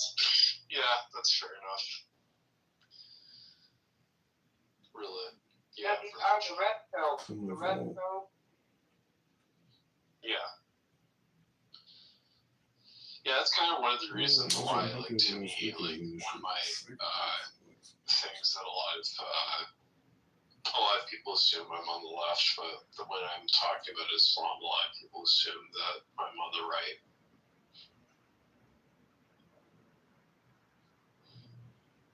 Why is that? Just because I do take a lot of issues with the religion of Islam, but I have nothing against anybody who is Muslim. I mean, I have applied the same issues with Islam as I do with Christianity as well. So.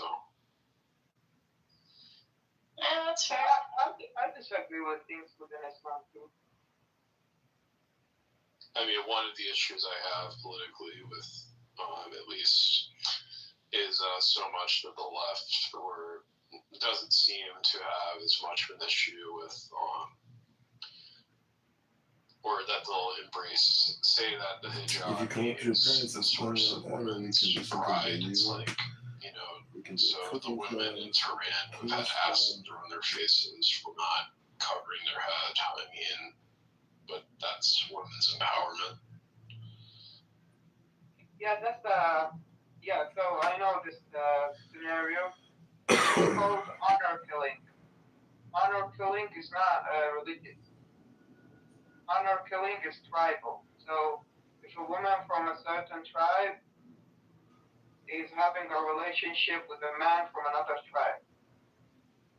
So the same scenario with like Aladdin, he came from the window, he has come from the door, and there is a family and stuff.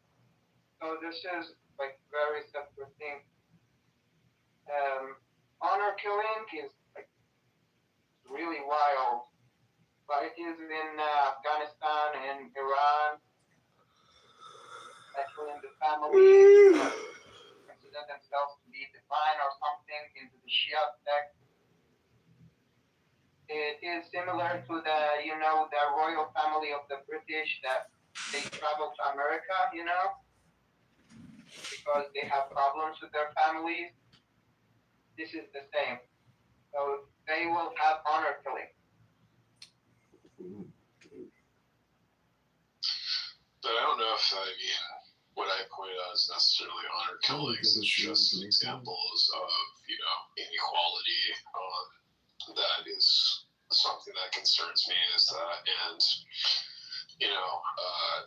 like I said, I don't have any issues with Muslims, but it does concern me when you have places like the UK where it's like, for like 80% of British Muslims who believe that the Danish cartoonist should have been prosecuted. That does concern me. Yeah, that's fair. And I really don't want, to me, I don't want to have that sort of thing implemented into my country is what concerns me. Yeah. When it comes to what is happening in the UK, you will find these people actually getting offended because they believe that this is it is racist because it is portraying an Arab man doing something bad, like Prophet Muhammad, for example. So, for example, before when there was World War II, I think, in the American context, the Japanese were portrayed in cartoons in a really bad way, right? Or like the black people, they were portrayed like they take people and cook them in taking people in cartoons. Like when you go to Africa, for example, that they are going to take you and kill you and cook you in. Oh my God! Shut up. Is that Galaxy? No, that's Mikhail. No, it's Galaxy. I know. Yeah, I haven't heard Galaxy in a while. But it was Mikhail who talked. Yeah, so Nick, bro, it is when people see these cartoons, they feel like there is propaganda against anyone that looks Arab or something. Benny, shut the fuck up, man. Yeah, I think that to me that's one of the things that I think is a fair distinction is that you think that, there's an unfair marginalization against anyone who is Muslim,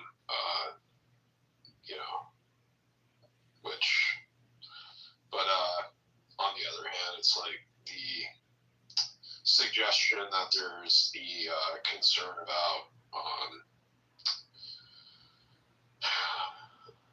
like essentially that any sort of, I think really to me what I have is I pointed out is one of my issues I have is with the term Islamophobia is like, to me is like, is there a special word for bigotry against, Buddhists or against, against Jains and Hinduphobia. They've been persecuted, way more than any other group and are among the most peaceful of religious groups, but we just call that religious persecution, or we call it xenophobia.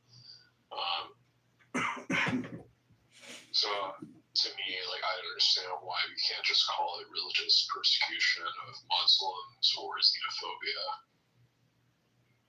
But how do you explain the political element? Because Islam is specific. I mean, I guess Hinduism and Buddhism, all these are really religious state systems.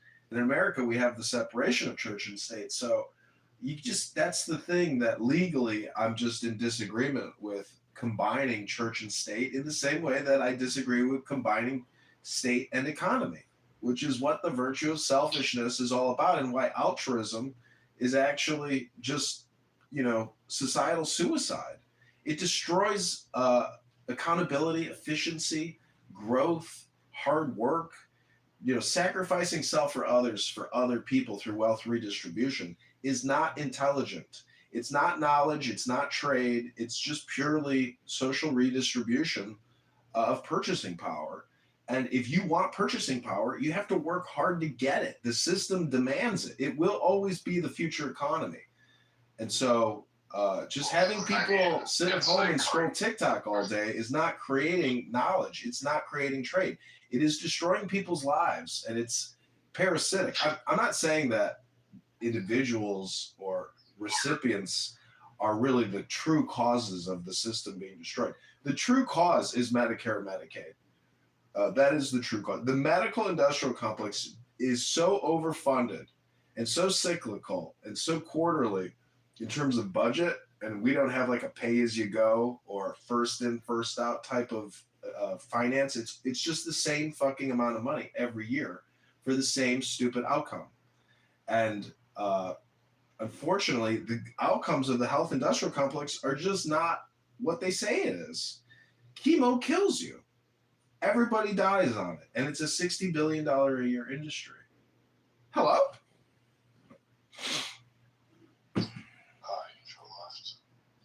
I was going to ask her,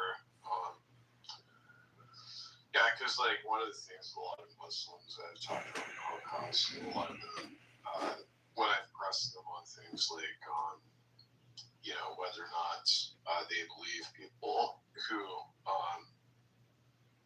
draw pictures of Muhammad, whether they should be punished, and they have said implicitly that they sometimes just outright say that they do, but it's that they do think that is the case. So, which is something that does concern me as well. Yeah, do you know that Muslims fear the West also? Well, I understand that there's been like intervention by my government, and I think it's justified for them to be angry at us for intervention. But I think really it's like no, it's not. It's not anger. It's actually fear. Okay. Well, yeah. I mean, whatever it is, aggression, fear. I think that there's definitely justification on that side of thing. I mean, so. I'm not going to go off about whether or not, these people, I mean, I definitely understand plenty of countries hate us. So, no, not hate. Fear. Well, either way, they have negative views of our country, and I I'd say probably rightly so because of our intervention. So, in occupation.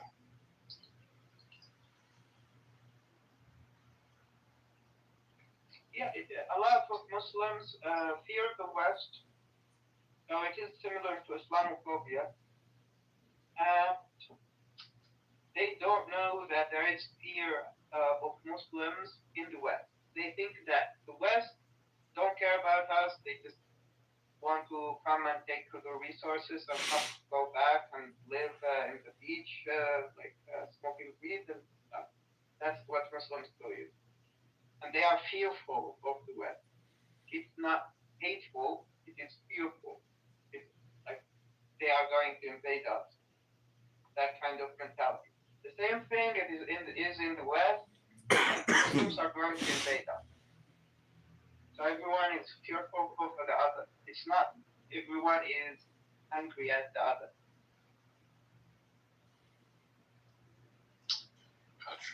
They're so scared of the West that they all want to come in the West. That's funny. Yeah. I don't think that in rich countries they really want to go to the West other than being tourists. So, for example, the Gulf States. If the country is actually struggling for economic problems. Also, just want to say welcome to the stage. Hi. And the Gulf State wants to become the next West. So they're building museums that are called the Louvre. They're mimicking the West past glory. Yeah, they want to become the West. But the rest of the countries are Muslims and poor. Most of the people want to immigrate to the West. They're not fearful at all. Sorry. That's a lie. No, they are fearful. Yeah, I think that Muslims, the majority of Muslims are fearful and trying to impress the West all the time. Look at me, I'm good. This kind of behavior. And when they go to the West, for example, they will tell them, hey, Islam is good, this and that, we are not bad, we are not terrorists, please love us, this kind of behavior. So, because of that, the Muslims believe that there is demonization of them in the media that portray them as terrorists, and they think that people in the West are fooled by that, and they think that that's not what they are.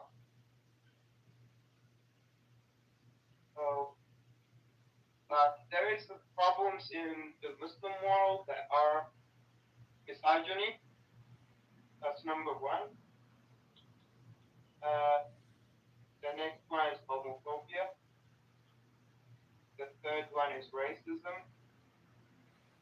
A lot of people don't know in the world, but it should be talked about more. But no. So it is very similar to the West, but the West, Muslims know the West more than the West know Muslims. Or I will not say Muslims, but I would say there is something in the West that they don't know about the outside world.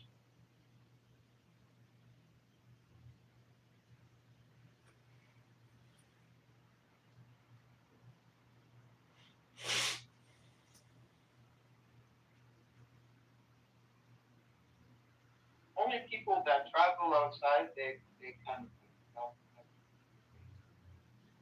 the world is big and people are different than what we thought. I imagine it's like Christians and Muslims are fighting over who's right about the abortion. It's like, Allah and Yahweh are fighting about, whether man was made from dirt or from water, specifically. And then all of a sudden it's like Zeus comes in and he's like, stop, you always fighting. Water alone is nasty, dirt alone is nasty. But if we put this together, we can have ourselves a little mud wrestling match.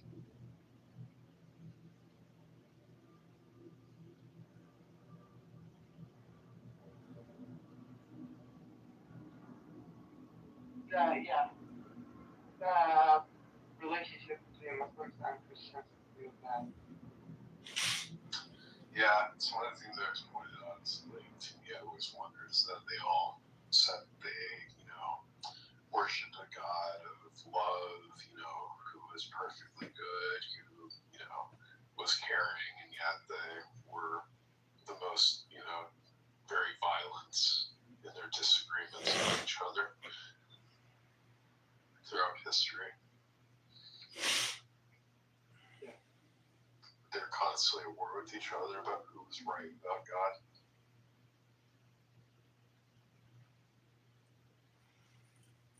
Well, I just think it's like wars between two books.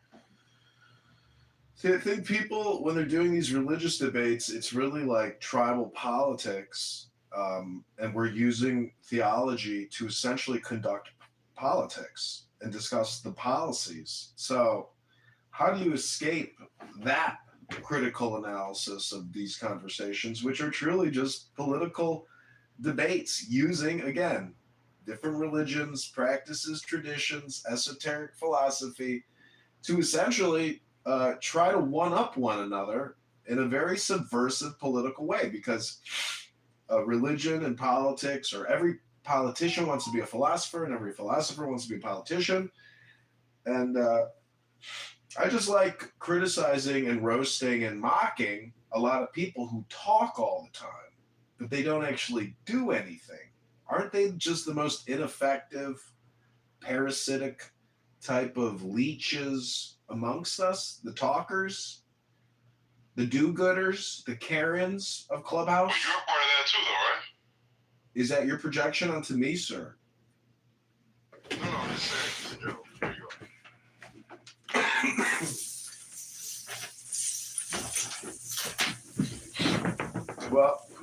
Well, don't attack the person. Don't ad hominem project onto people. Just debate the topic. No need to insult people personally. That shows you've lost the argument. Hello?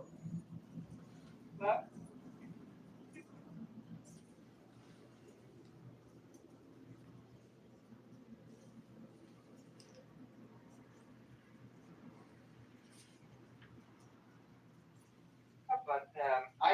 it is very difficult to have a conversation with you.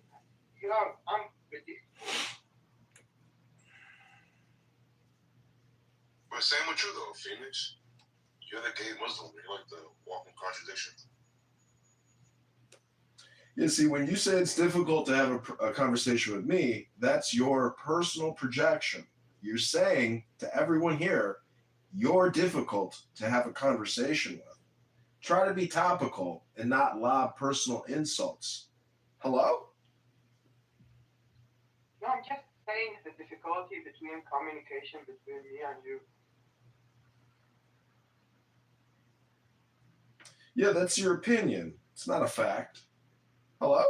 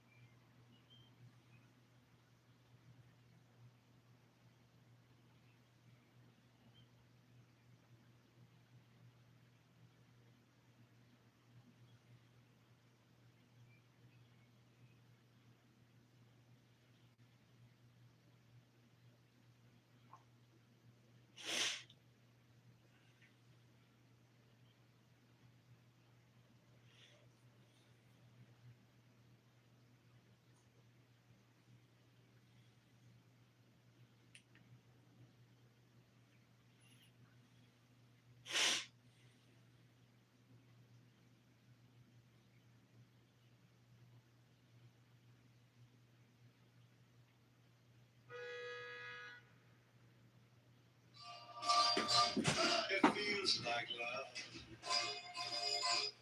And I confess it's got me rocking on the heels. Hello? This is a special Megatron bonus episode. Welcome back to Two Minds Enter. Welcome to the Thunderdome with Tina Turner. The Thunderdome.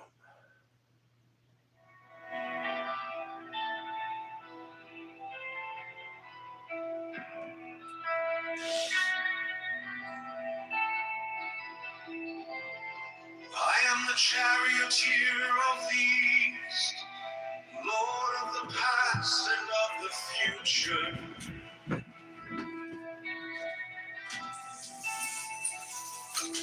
I see by mine own inward light, Lord of resurrection, who cometh forth from the dust, and my birth is from the house of death.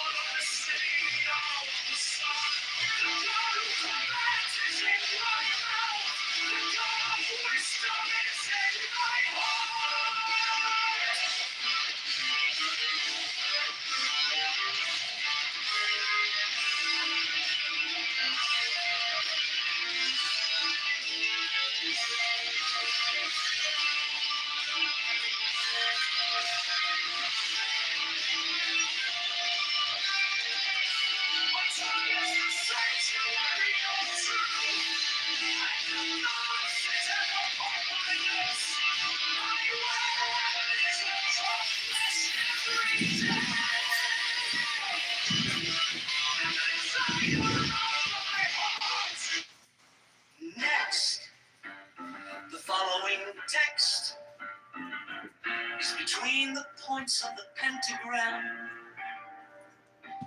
starting at upper right. The words below are arced in a circle.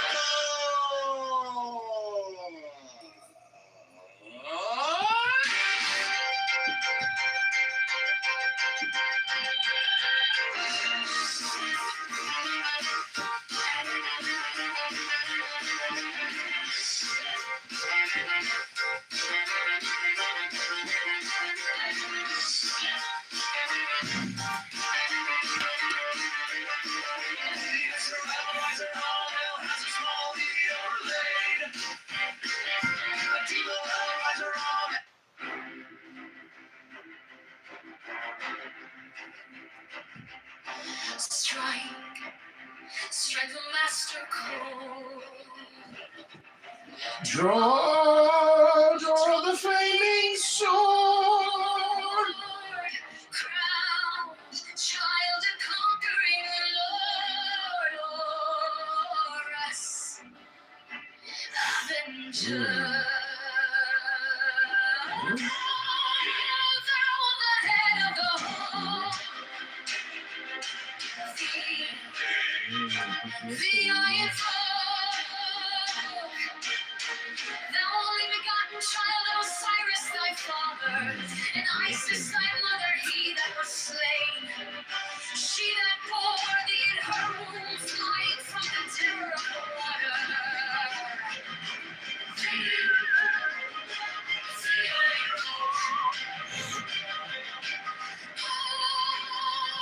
Whose apron is a flashing white, whiter than the forehead of the morning.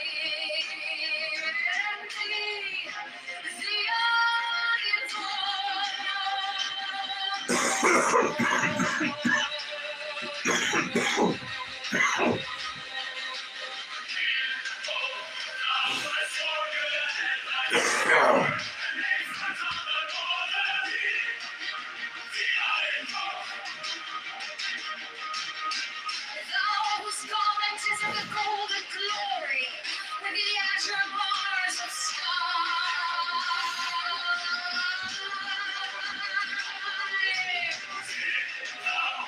this is the horror of death. Thou hast slayer of time fire. Thou who lift thy arms. And the dragons of death were as dust. Thou wouldst raise thy head. Crocodile of Nile was abased before thee.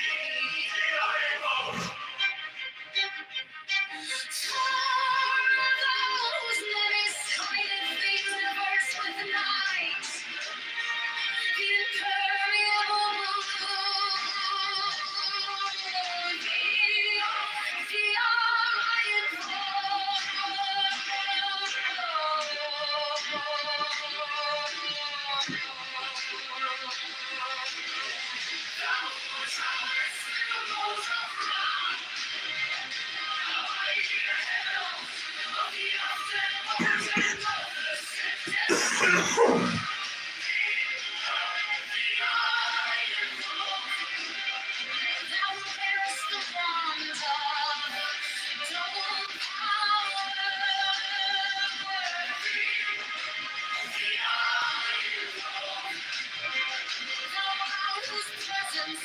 is shed the darkness of moonlight. The unfathomable glory of the outmost ether, the untraveled, the unthinkable immensity of space. Thou who concentrest all the 30 ethers in one darkling sphere of fire.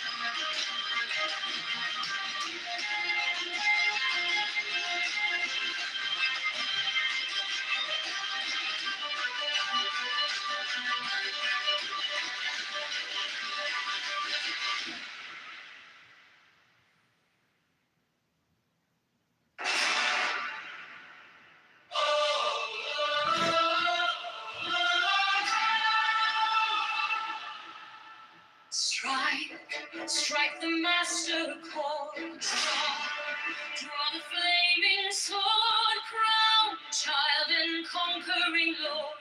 Chorus, Ave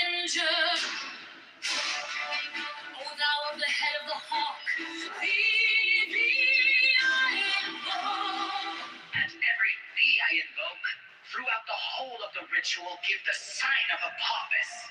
The only begotten child of Osiris, thy father, and Isis, thy mother, he that was slain.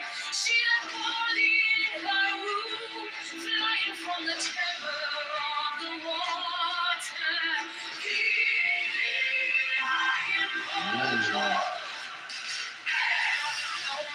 Is the flashing white, whiter than this forehead of the morning.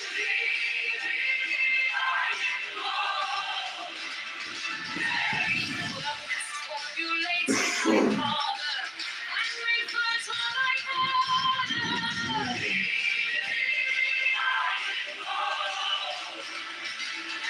Those garments of the golden glory, with the azure bars of sky.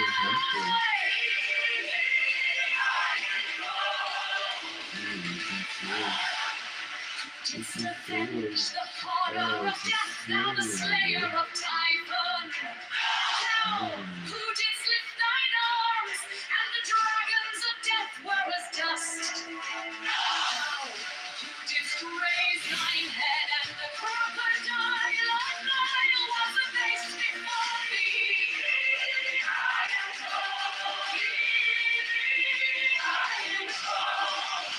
Thou then is hideth the universe with night, the impermeable blue.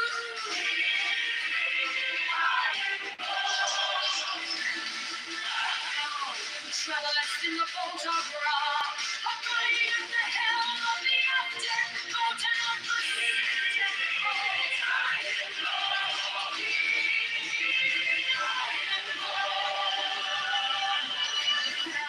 who bearest the wand of double power.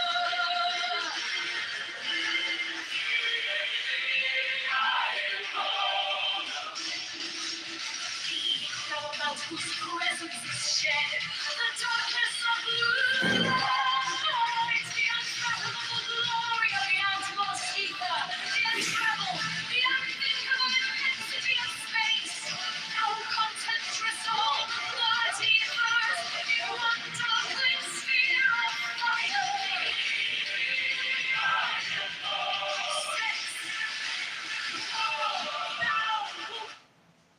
Bro, no way! You found my channel. Most people just scroll past, but not you. And if you could like and subscribe, it would mean the world to me. Bro, no way!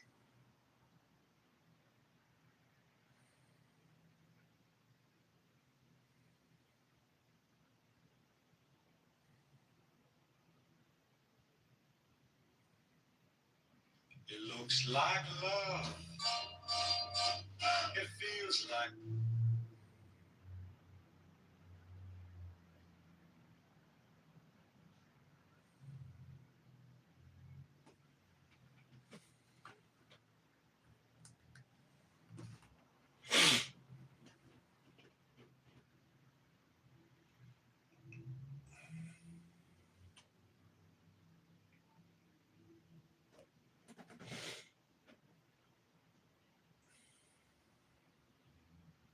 are continuing or do they stop, right? Like that would be some level of will. They're hungry, but they decide to stop or this, that they can't defeat the thing, right? Rather than, but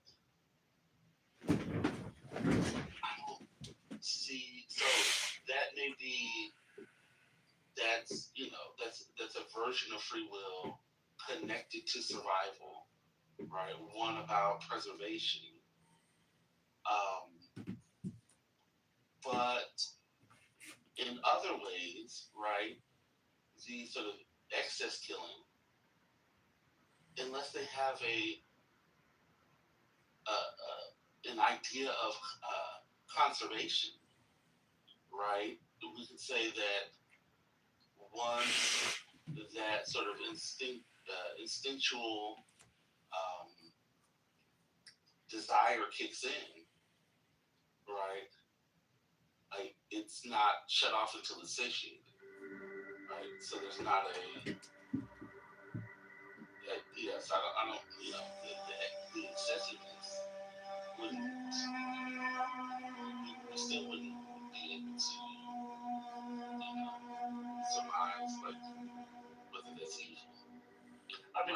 an awareness of that.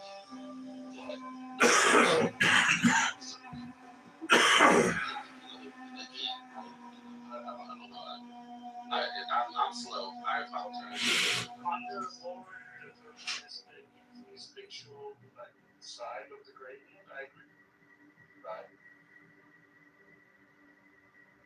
But it doesn't discount that some small gradient though exists. So the question would be, like we have established that some capacity for choice exists, right?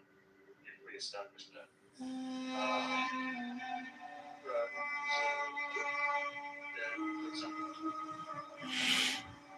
And it will spare the approach.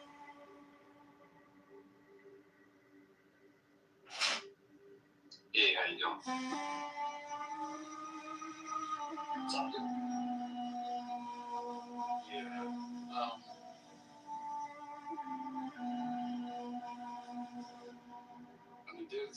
I think for me, choice exists in the sense that so we know choice exists because, right, speaking of documentaries, right, there's enough, right, we can see them hunt, right, in the process of hunting and sort of selecting their prey, right, there's a decision or a choice as to who they choose, right, so most of them are hunting for prey, right, don't just sort of be wild, right, just sort of running out and just, going for grazing. Well, I'm not saying but, oftentimes we see sort of, the lengths that they go to selecting, pouncing, slowly, sort of moving along, right, to sort of track their prey.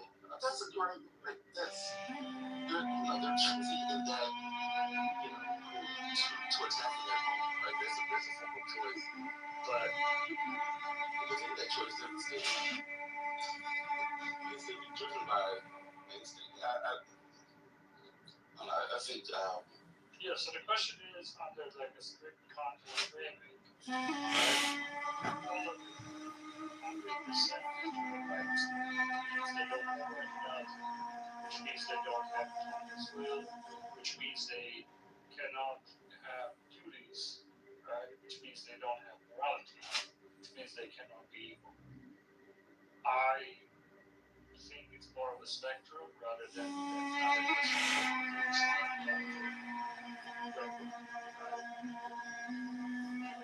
So I think, again, I think that would, right, so there's some groups that create communities. They have, I think, what is it, orcas and dolphins, right? There's some capacity. I'm not a zoologist, I'm not a scientist. But they have, like norms within their community, right? I don't know. It's interesting, but yeah, for me, right, the sort of the moral part is a construction, right? So unless the morality was conversation the morality comes from a constructed set of norms and values. And so unless we are talking about sort of morality at the side of the individual, sort of being at the individual, each individual animal. I don't know.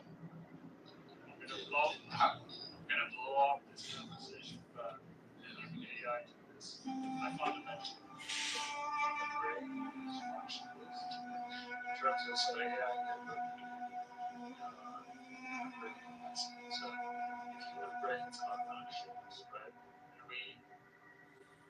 describe things in a functionalist manner as applied to animals, then a lot of things that humans have much further breadth of development, right? But non-cooperative behavior, empathetic behavior, rudimentary sense of retributive like behavior, like dogs and others, elements of cooperation mechanisms that exist in the functionalist right? Which I think you kind of alluded to. And I think a lot of the Kantian framework, because of it, is just anthropocentric and it just privileges humans on that level. And for good reason, right? Because all of those can very, very, it's not 100% primary.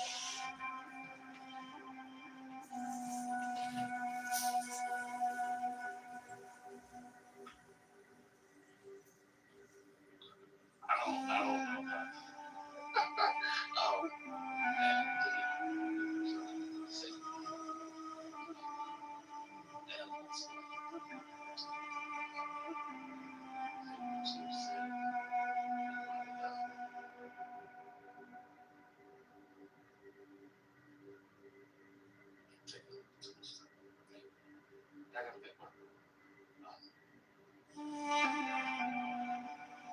You see dogs that perceive their.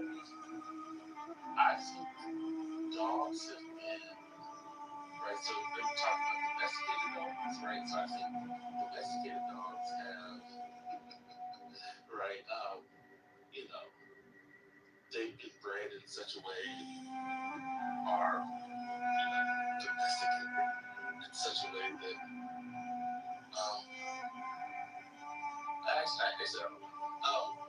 I think they mimic, right? So how much of what they are doing is instinctual? How much of this is, I mean, they're sort of bred in, they're not bred in the state of nature, right? So this is what I like about I don't. Such a key distinction. Nature, nurture. I think we don't ask the same questions about humans, right? How much of the human things is instinctual, and then how much are we domesticated by us in this society, and how much of the domestication should come for being a moral optimization? Well, we've made moral assessments about what we are doing with that, right? So, that's my thing. Like we have decided that certain behaviors and actions are not accepted given a very given sort of standards, right? Certain standards, right? So murder in the sense of or killing, what defines things, right? If we judge the mental capacity of someone to be outside of what we associate to be acceptable, right? And so I mean, yeah, I'm not one for making a strict delineation among humans, but dogs, right? They're not created. They don't exist within a society where they are sort of among themselves and having conversations and structuring, right, a society that sort of exists around what is acceptable for their behavior, right? They don't have the right in the way that humans do, right? And so, for me, if that makes sense, so for me, right, what most, right, there's a moment where, dogs, are taken from, they're sold, they're given away, right? They're taken away from their mothers, and then, but there's a small window of time where they still stay within that particular community. Outside of that, most of their life is structured around what humans believe to be acceptable. And then when they get around other dogs, even those, interactions are mediated by, training, by, other, leashes and all the right, treats and all these other things that may, right? So, there's,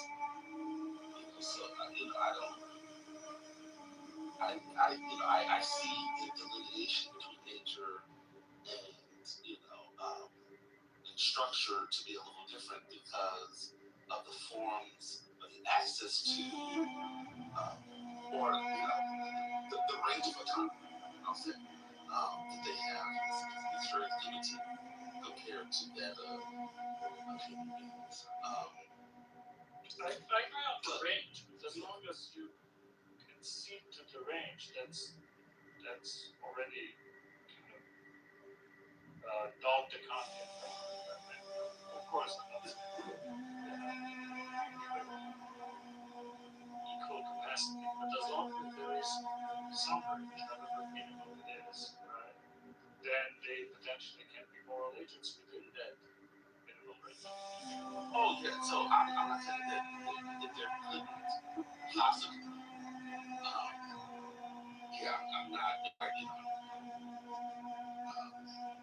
I don't think I'm saying that there could be no capacity for that. I think at the point to which I believe there is capacity, it is negligible or there would be a set of conditions that I think would need to exist for that to kick in, right? So having the capacity, we're not saying this, but having the capacity to do something is not saying that it exists, right? And so for me, they may have the capacity, but I don't necessarily believe that. I think I've seen it.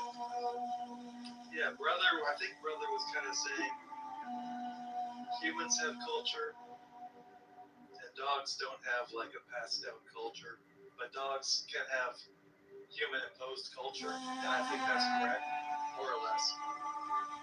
And I've seen it happen where the dog has been trained, the dog knows better, the dog knows what's expected, but the dog does it anyway, and then afterwards you can see the dog just incredible shame. The dog is, but the dog really wanted to kill that bird, even though he knew he wasn't supposed to.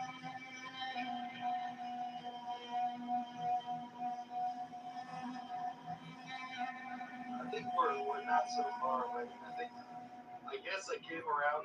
At first, I thought you were hardcore liberal, but humans and animals, they're just a different spectrum. There's not really any hard difference. No, it's okay to be I'm going to be a mammal supremacist for a minute and say humans are different. A fucking alligator.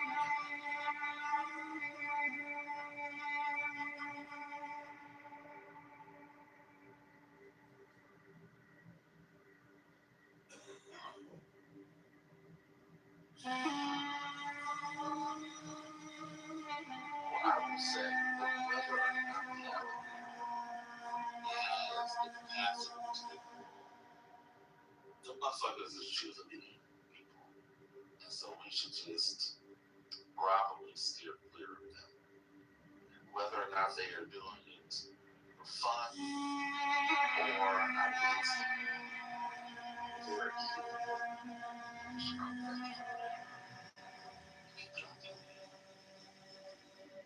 We would say, what if was the equivalent of like romanticizing the quote unquote savages being what myth or not noble savage, not the savage. Yeah.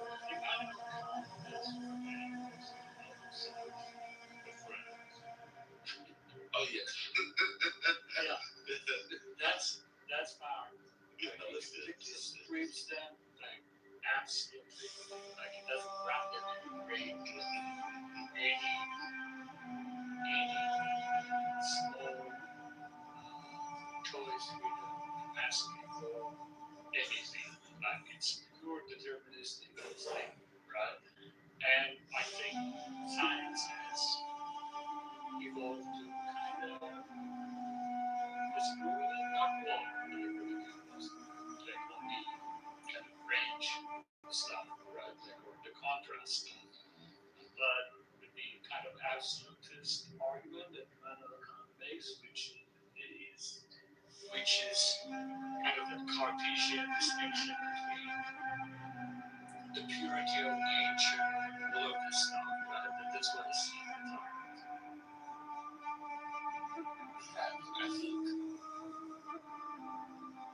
I think self-preservation is also one of those things, that factors into the calculus and is, there is a desire within the individual to, to hunt, but also make a calculus as to, am I going to get killed on this?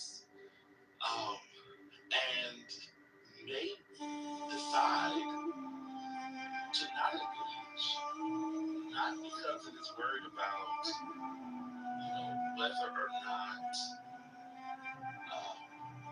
it is right to kill the animal, right? Because, we also see animals also pick on the weak, right? Choose to, the path of least resistance, right? So, they're not necessarily worried about power and dominance.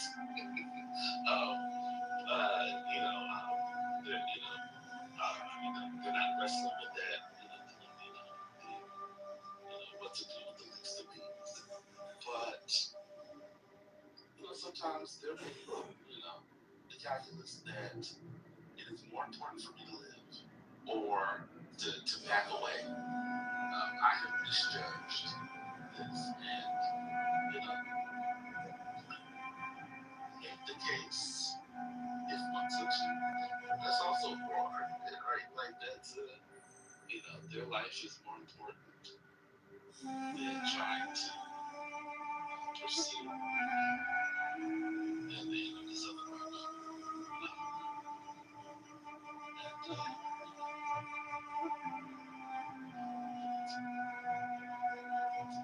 But the conversation that was had, at least from what I heard, this is not saying anything about me, but the conversation, at least from the opposing side, not seem to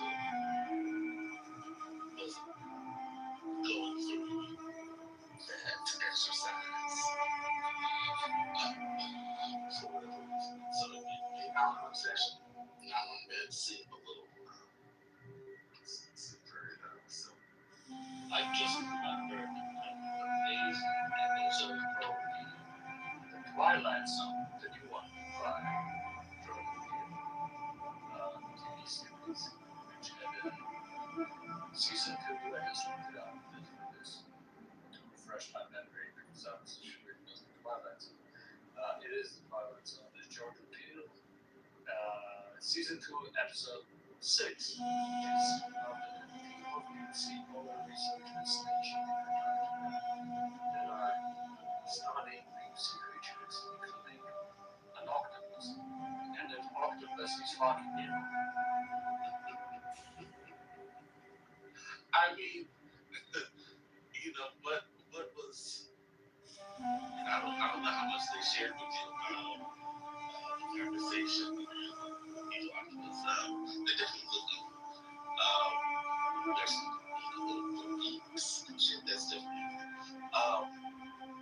But I think it's funny because the argument, at least earlier, about the evil alligator was one that I could see someone who is religious make the case for evil, make the case for evil alligator.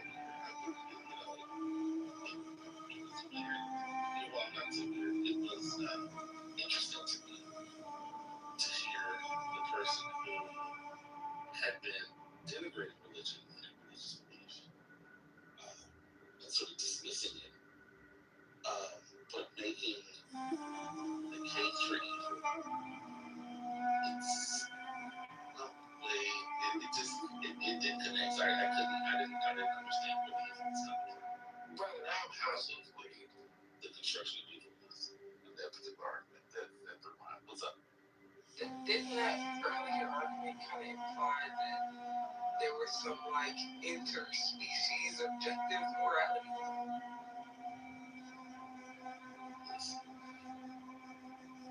Yes. Yes, that was this is why it's frustrating for me to hear this. Yeah, I can't. I mean, I don't. What? Can y'all hear me now? Well, Yes. Yeah. I've been talking this whole time. Y'all didn't hear me. It was the demon. See, before y'all keep going, it was the demon. See, when we was talking, I knew where brother was going. I was gonna say earlier, it was the devil that was in the alligator. That's why the alligator is evil. See, y'all don't want to deal with the spirit and the spiritual realm. Y'all don't want to talk about demons and demonology, the devil and Lucifer. Y'all don't want to talk about that. And that's one of the reasons. That's one of the reasons why I decided not to engage in the conversation, because I didn't understand. I mean, for one, I was listening because I couldn't understand sort of the through line of an argument from that person, and like it could be me, so I wanted to listen and hear it. But then I realized, I was like, well, this seems like, almost you could make a better argument using religion. I was considering this case, but you're not. And because you're not, and it's not, the argument isn't internally consistent, and, there's no sort of, like, there's no, in the course of the conversation, there didn't seem to be sort of a desire to sort of, do the workmanlike, engagement through the logic. I was having a difficult time, but I was like, okay, I could make the case, a religious case for the evil alligator, but I've gotten in trouble for those types of things. That's why. It's one of the reasons why I asked. I wanted to ask neoliberal, because, and I phrase it, y'all can hear me, but I wanted to ask you, sort of in that way, sort of divorced from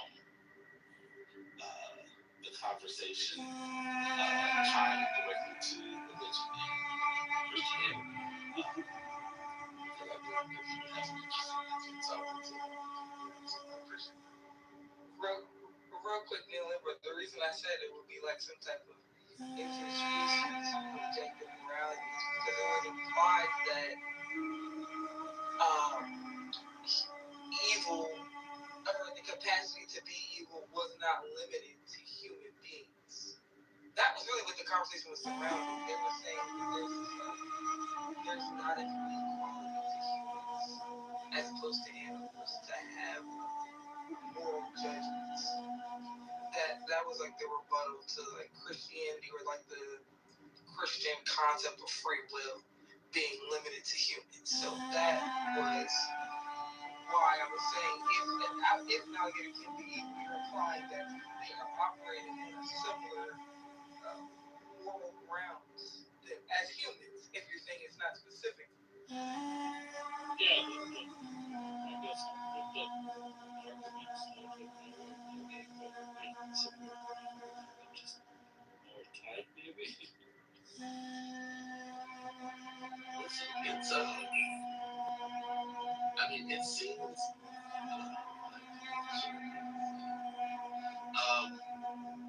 it seems like just a ridiculous conversation, and in some ways it is, right? For 10 hours it in was. a lot of ways. Well, yeah. But I think one of the things that's interesting for me is that conversations like this change people a lot. Can make people aware of the assumptions they have about life, about how people and why people do certain things. Because we have inconsistent beliefs around quote-unquote violence. And what does that look like in the real world? That looks like children charged for murder,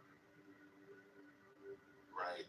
But not universally, but indiscriminately, right? They charge it as adults for a particular behavior, right? Because we believe that there are certainly some things so heinous that they preclude the innocence of a child, right? We have this language about the innocence of a child. At the same time, we have the language about,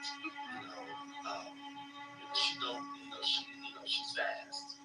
She's X, Y, Z. Oh, they're dangerous, right? They're evil. It's the predators, right? These youth, right, who are, running the streets of Chicago, mobs, right? Like all of a sudden we have this inconsistent sort of ways of talking about youth, and we don't actually unpack to the inconsistencies of our beliefs. We just sort of trot along on each sort of situation, like changing our beliefs and not even realizing it, right? And so while this conversation about the alligator is completely divorced from the other things, for me, conversations like this are interesting because it's my hope that people begin to investigate, and including myself, right? Investigate what we think is possible among people. And, because policies, right? They're laws, right? These are things that are close to, we don't individually change them, but we have, right? We get to help shape policy through activism, through representation, through voting, right? Who deserves to die, right? Death penalty, right? Like all of these things to me are sort of connected in some way to these basic discussions about life, but we often don't. And that's another reason why I enjoy Clubhouse, because we often don't. Where else are you having, conversations around these things with people for hours? And even if you're not participating directly in the conversation, being able to hear people sort of talk about this, oftentimes it doesn't happen. And it may not be great, and it's not perfect. But it is a version of the public square, and I enjoy it. But I actually had to give you a heads. why? Because you said you enjoy Clubhouse. This place is a cesspool of disease. Disease brings, and we all had it. Evil? Maybe, yeah. It's a possession. People are possessed. They get on here screaming and hollering. Y'all should have heard it today. Yes. I have never heard people scream and holler that much about being anti-Christian God. Now, just leave it alone. Just in general. After the other day, where they were screaming about Martin Luther King not being. Oh God. Oh. Again, I'm not saying. But you enjoy it. No, I didn't say that. I didn't say I enjoy every conversation. I wasn't here for that. I didn't say I enjoy every conversation. I don't enjoy every voice. I don't. But I'm very clear about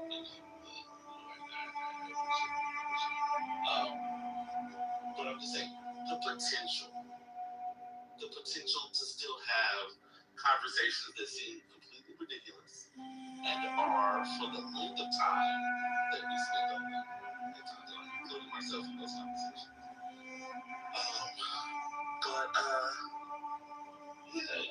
I think people, this should be a space where people can get so frustrated. I mean, on some level, I also see it as, this is a space where people should get so frustrated when they are having to deal with emotions, frustrations, and they have to leave it, or they should leave it to the audio, to their voice, and they gotta work this shit out. And they have to force themselves to rhetorically engage, and they can't do all the other shit that we do and moments of frustration. And, as loud as they may scream, you can also turn down the mic and then still try to navigate, dialogue. At the best, that's how I see it. And sometimes we get there. And I think, I know people don't like to go back on these conversations, but I do think they're valuable to go back to the conversation hours later and, work through some of the ideas, come back. Sometimes, better arguments are made, clearer arguments. People are clearly sort of wrestling with these conversations and want to still continue them. And I think that can be fruitful, even if it's at an individual level. It's not a collective. Not everybody's going to benefit from the continuation of the conversation. I'll be very brief.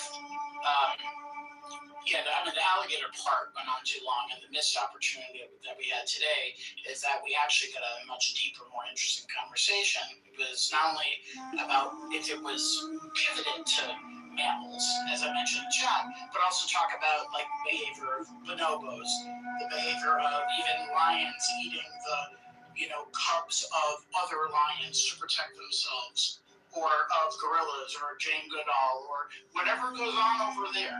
That would have been more interesting.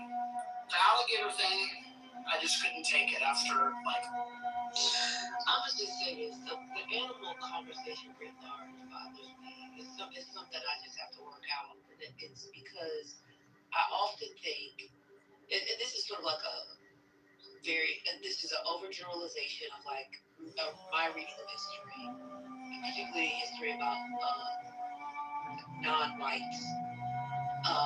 There's always been a preferencing of animals over certain humans, and or assigning animal-like qualities to certain humans that are non-white, and or denigrating people's religious belief because they honor nature, men or animals. And so the sort of evolution of the conversation now, where we are, not in this current conversation, but sort of the conversation in terms of thinking about animals in different ways, and the movement to sort of center, the rights of animals. It really bothers me because it's another way to. I'm not saying we shouldn't center the rights of animals, but what I am saying is I don't necessarily want us to pivot the privileging again to focus on the animal, and the people who are at the margins stay at the margins. Oh, I agree. That's why you shouldn't be you shouldn't be on that side then, because when you start hearing them talk about cows are the new slaves, then you're gonna lose it. So I think you should just not. Well, that I used to lose it when they used to talk about the veganism. Yeah. No, I agree. I think when conversations about animals begin to progress and conversations about the humanity of humans evolves into the work like man, that's an incongruence that is definitely troubling. I don't know how they over there talking about black people have low IQ, but cows are sentient beings. That's where they start losing. I'm like, all right, go back and they go. That's what I'm saying. It is if you read the literature, it's like the people writing these texts about the rights of animals, you'd be like, we just forget the poor, we forget the Negroes. I said the hard ER a lot of times. They y'all everybody that's non-white, not privileged, they just go by the wayside because we so busy fighting for the animal rights. And I'm not saying we shouldn't fight for the animal rights, but I'm just saying that we can't be, the privileging thing has to stop. And when I say privileging, I mean creating another hierarchy where the animal is over certain types of humans. I don't think we should be creating new hierarchies around this. I mean, my position is that we taste very correct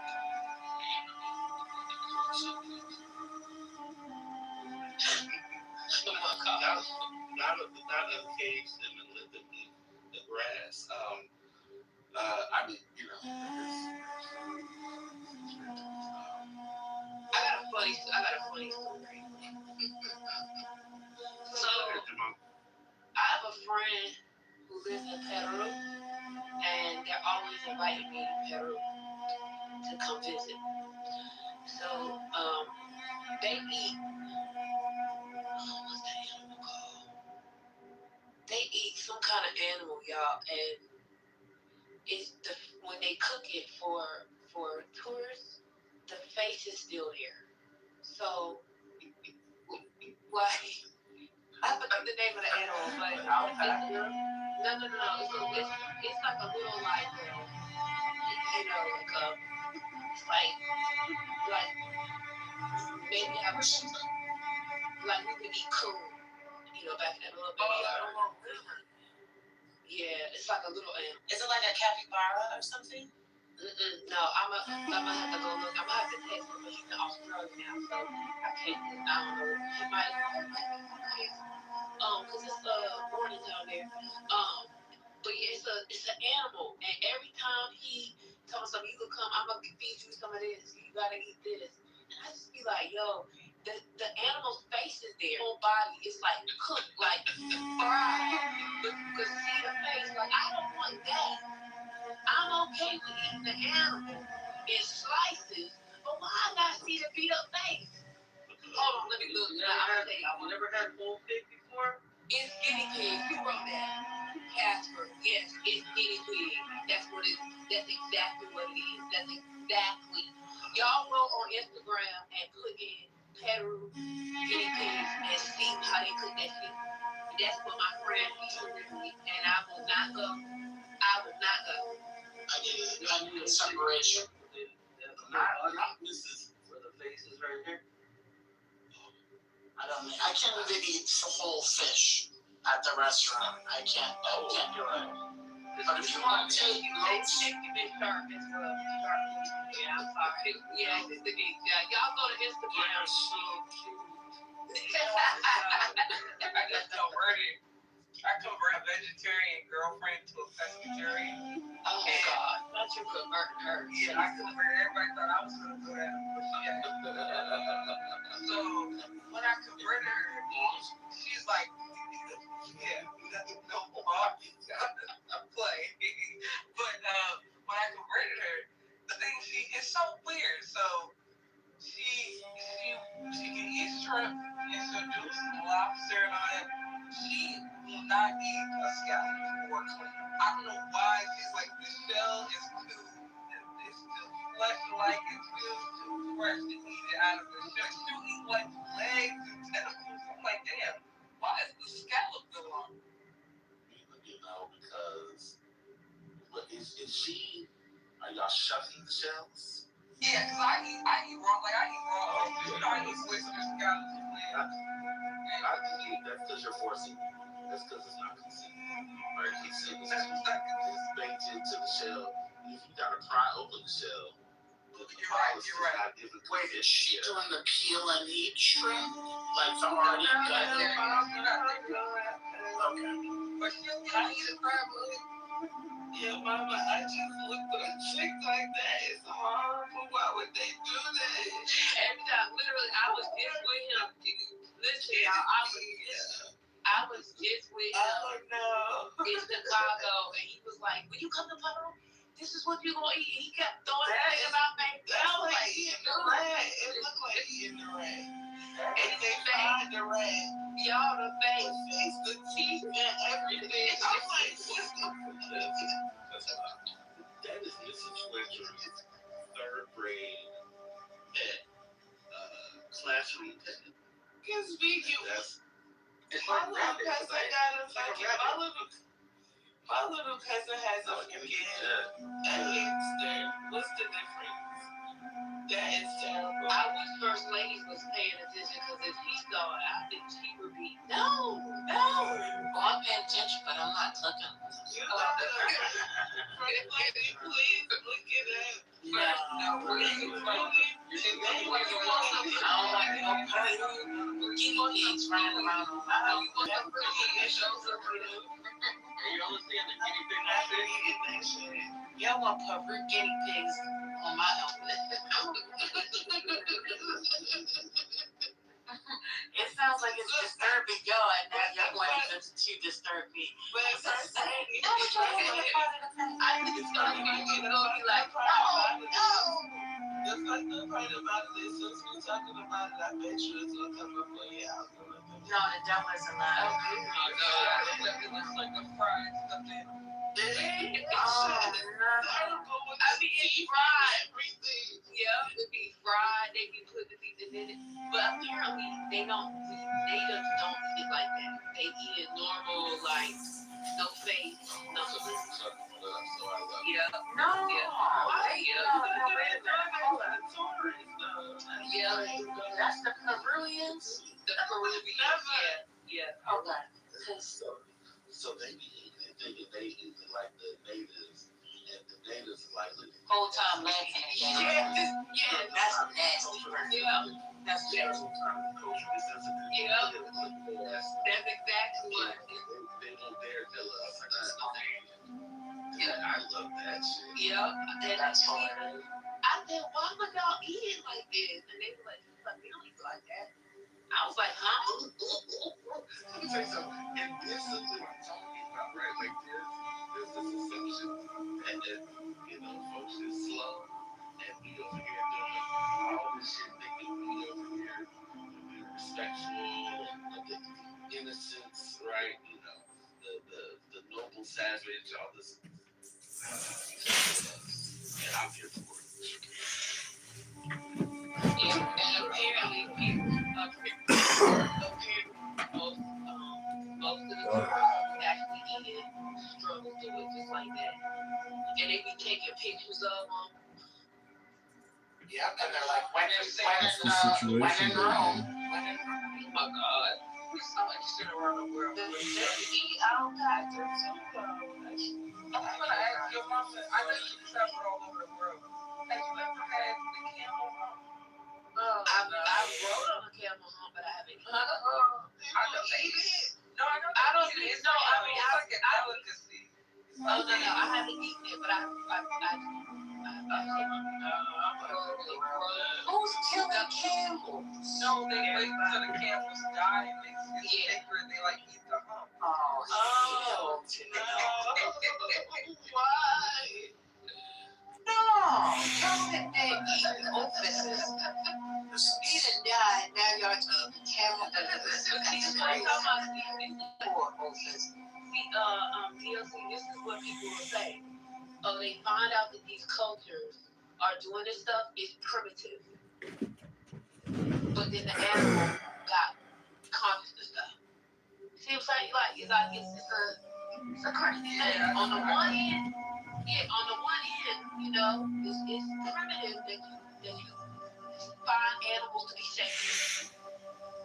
But on the other hand, Christian beliefs is out of line. It's just it's a two things that can't be. They can't be like this. Yeah, they can't be.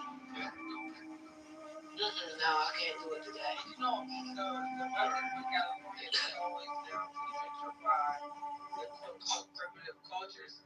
It's this bar I want to go to real bad in LA, and they do a lot of Mexican stuff. It's like Oaxacan themed, and they serve grasshoppers like they do in Oaxaca and the street markets, which are mezcal. You get a little grasshopper on the side and toasted grasshoppers. Because when you're in Oaxaca, everywhere you go is a toasted motherfucking grasshopper. It's just like candy. Why?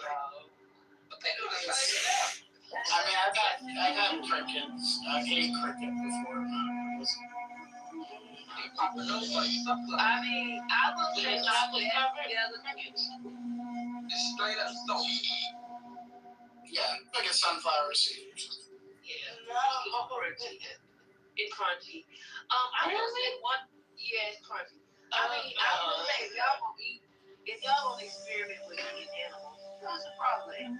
No. My mom used to say that all the time. My mom said it tastes like chicken. Everybody knows my mom. Everything tastes like that. The first time I had a frog leg, they made unlimited pepper. See, no! It was good. It was so like chicken. Yeah, exactly. Let me tell you something. Put some hot sauce on that motherfuckers and you'll be fine. So y'all be eating. So when y'all go to New Orleans, y'all eat Gator and all that shit too. I can't. I'm not doing that either. And I fucking hate gators. I would not do it. We used to eat cold. We used to y'all, but that's why y'all be throwing me off. We used to actually eat cool, like Papa John. Yeah, we stopped that. We stopped that shit. My family stopped that shit in the early 1900s. It's not the 1900s. No, they didn't. No, they didn't. They never eat it up. They was eating it until at least the 1970s. I never had cool in my hot bench on. It was pork. And that was the That's what they tell me. Yeah, that's what those people do. No, seriously, that's what most people do. But they still eat cool. They change it and say it's not cool. Ain't nobody in my family eating no motherfucking raccoon. Okay, bro. Okay. You never knew. I did know. I know pork. Wait a minute. Cool is pork? I'm saying that I know pork, and that's how I know it wasn't It's American rare. So they was eating pork. Ain't calling it pork. No, they was eating pork. Exactly, first lady. That's what I said. They had Papa John and they put pork in it, but it was really cool. It was always pork. It was never cool. You never heard of it. And they was like, Brooklyn, it's some good pork, isn't it? Yup. It's good. It's good pork. Well, also, The whole time you was eating cool.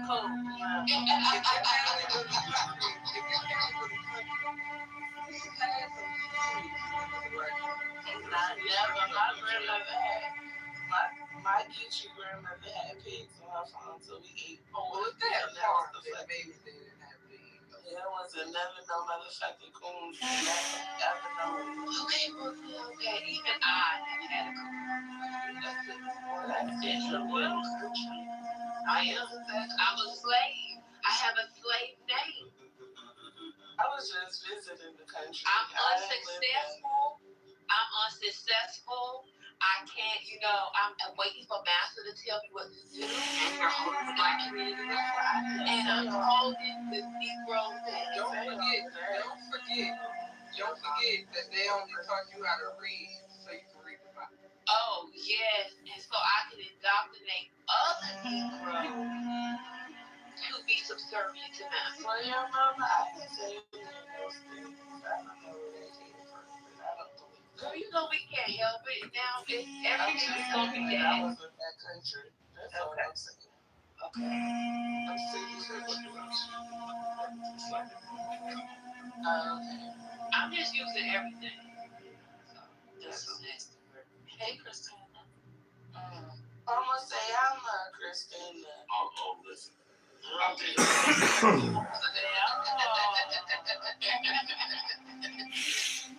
I stay on. Brother Messi, are you there?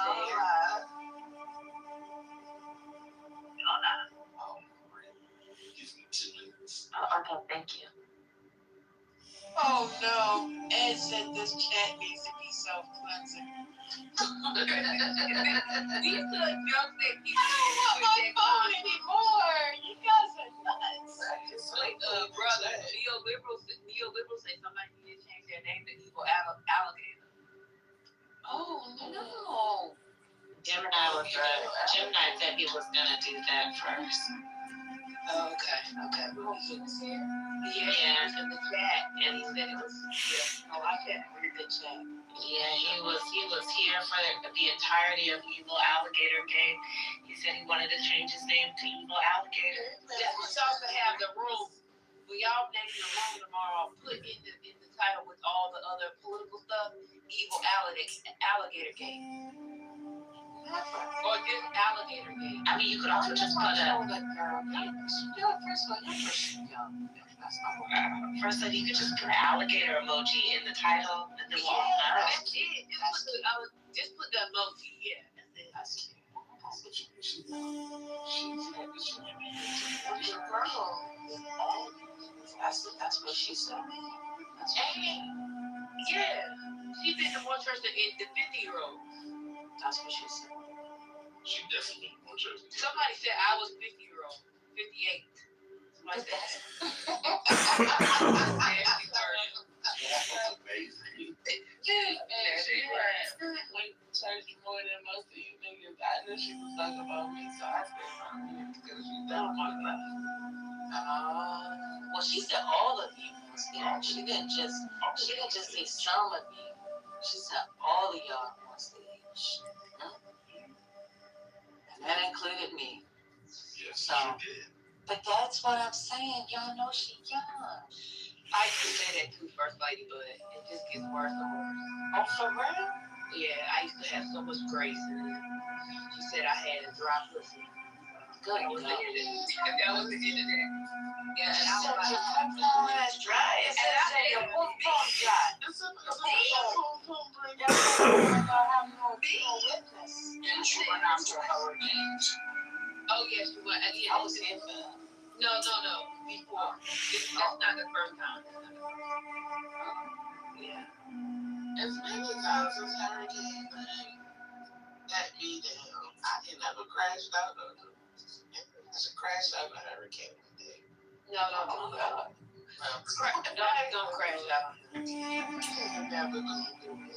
He was trying to get the content. He was trying to get How was he trying to end it? He was trying to stare it. No, he was trying to end it when Brooklyn was quiet and Brooklyn came back in and asked him. That's the one. Yeah. He was trying, and then he kind of just went off the list. Never want me to talk about nothing. I can't do shit. It was, you know what went off the list? Concrete inserted his voice and said, no, one mic on our head. Oh, yeah. That's when it started all over again. She was like, yeah, let me keep going. Yeah, I really want to hear what Tara had to say. Now, 20 minutes. No, it's okay. I don't need to watch too much times. At least it was on par for the day. I was That's a Chinese came there with the read. Chinese came there with the read. That's a whole nother thing. I have weekly services. What you was going to say, Spirit? Oh, I was going to say, you can be a part of any conversation. And what you should do is ask brother about UBI, because I'd like you to hear his response. What's UBI? No, don't do that. What's UBI? No, just do a quick Google. But I will say, Johnny's needs to do regular readings of that book until we finish it. That's a fact. We should have discussions because it's actually an interesting, like clubhouse conversation to have. That's a fact. Computer love in the digital age. How was it that we said Johnny's name 3 times and she appears? It's computer love, your guide to internet dating. That right there was part of the reason why I said I'm not going to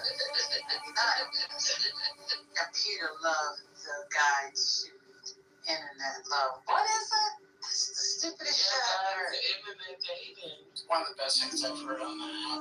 It's actually very good. I mean, it's very good. I mean, she had to stop these lies. We should do a book club.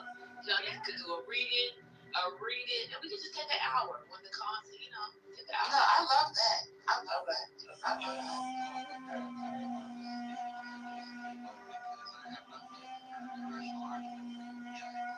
Brother has one. Oh, I'm thinking. We're not doing that. That's why Spirit is needs to be jumped. I suggest beating Spirit is up. I second that motion, First Lady. They've been talking about it over there. What is UBI? Yeah, but don't worry. I apologize.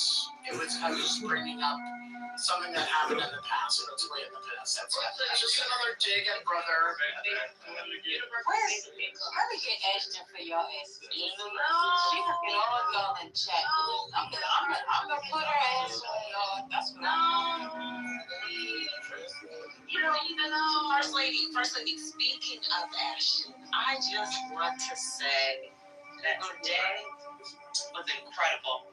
Incredible because, on Friday, yesterday and today, we had two young ladies on this here stage of Politically Correct tell one individual on the stage that, hey, just because I'm a girl and I'm a lady doesn't mean that you know more than me. And charge that particular person up with that allegation right there. It was crazy. It was a crazy thing to witness. I'm not going to say any names. Just,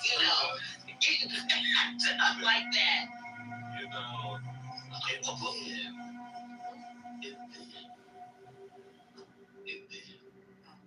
Right, having to take that. And then We need at least All righty. Damn. one person now you want to rush. I want you to flash forward the tape. I'm the slow ass. Oh, you take it too damn long. What? Ballsy ass motherfucker. I'm going to talk.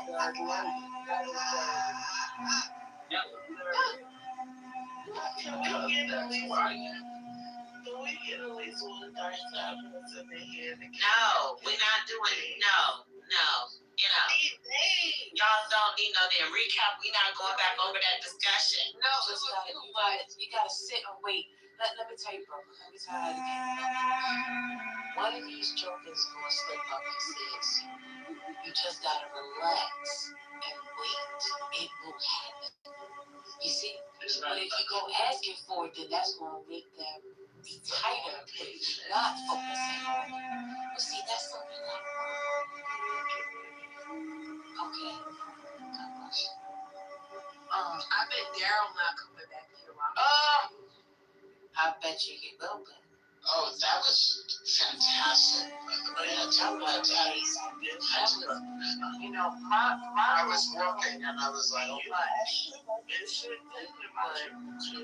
do? I did not. I was driving and I said, my.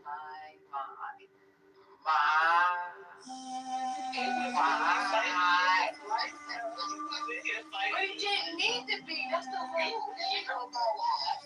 You know my ex-wife. He was doing the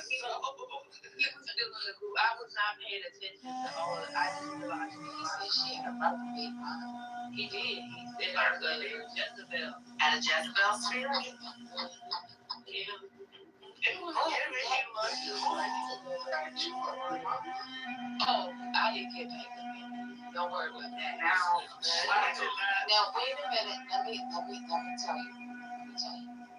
Somebody set the return label for her to get picked up, but she took that return label and sent another message and reverse that card ASAP.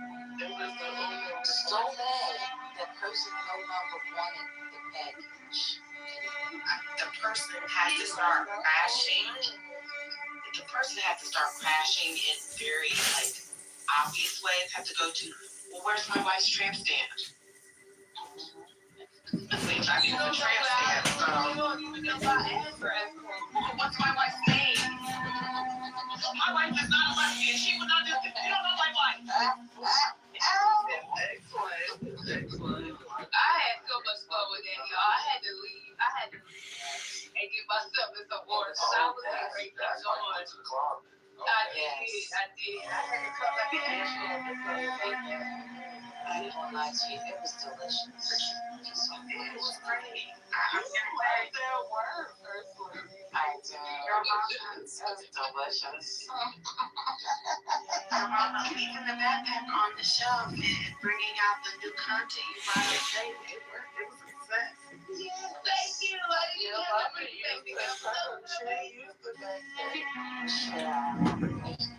The washing of the feet. She did a washing of some other areas. My God. I'm telling you, that was chef's kiss. And spun out of control. She took the balls off. The balls, she was rolling on the balls.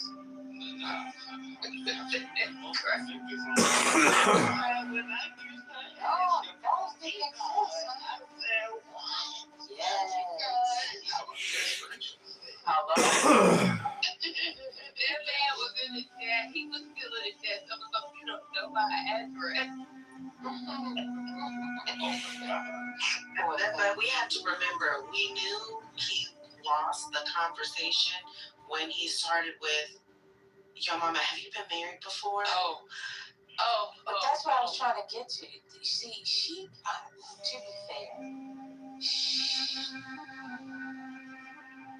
he kind of started with her.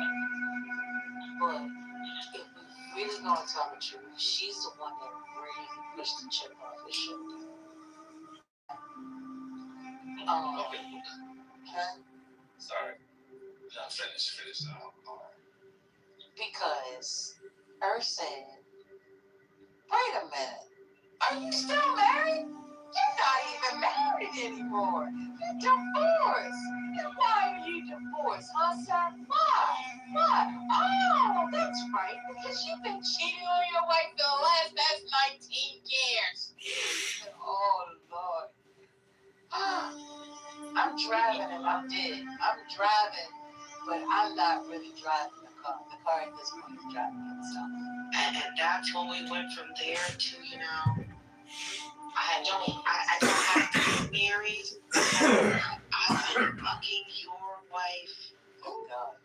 God bless. When I be fucking your wife. Now this right here is a paraphrase. But I be fucking your wife so good, she calls me God. My God. Okay, I had to ask your mama, well, does the lady get on her knees, on bended knee before God and say, Father God, God? I stretch my legs to thee. Listen, when I tell you, I was in that car, and it was just soaring. I don't know how I got home, because I was asleep at the wheel. First lady. First lady. No. First lady. No. I was laughing. I had such a good time getting that man because he thought he was going to come and tell me how a horrible woman I was because I'm not married. And I had a Jezebel spirit. And see, the thing is, I remember a lot of things, and I remember him doing this before. So as soon as I remember who he was, my mind went off. Yeah. And I had a good time. I really did. Because I heard you when you said, oh, wait a minute. I know you. I remember you. I said, uh-oh. Where's she going? I should have never asked that question. Where's she going?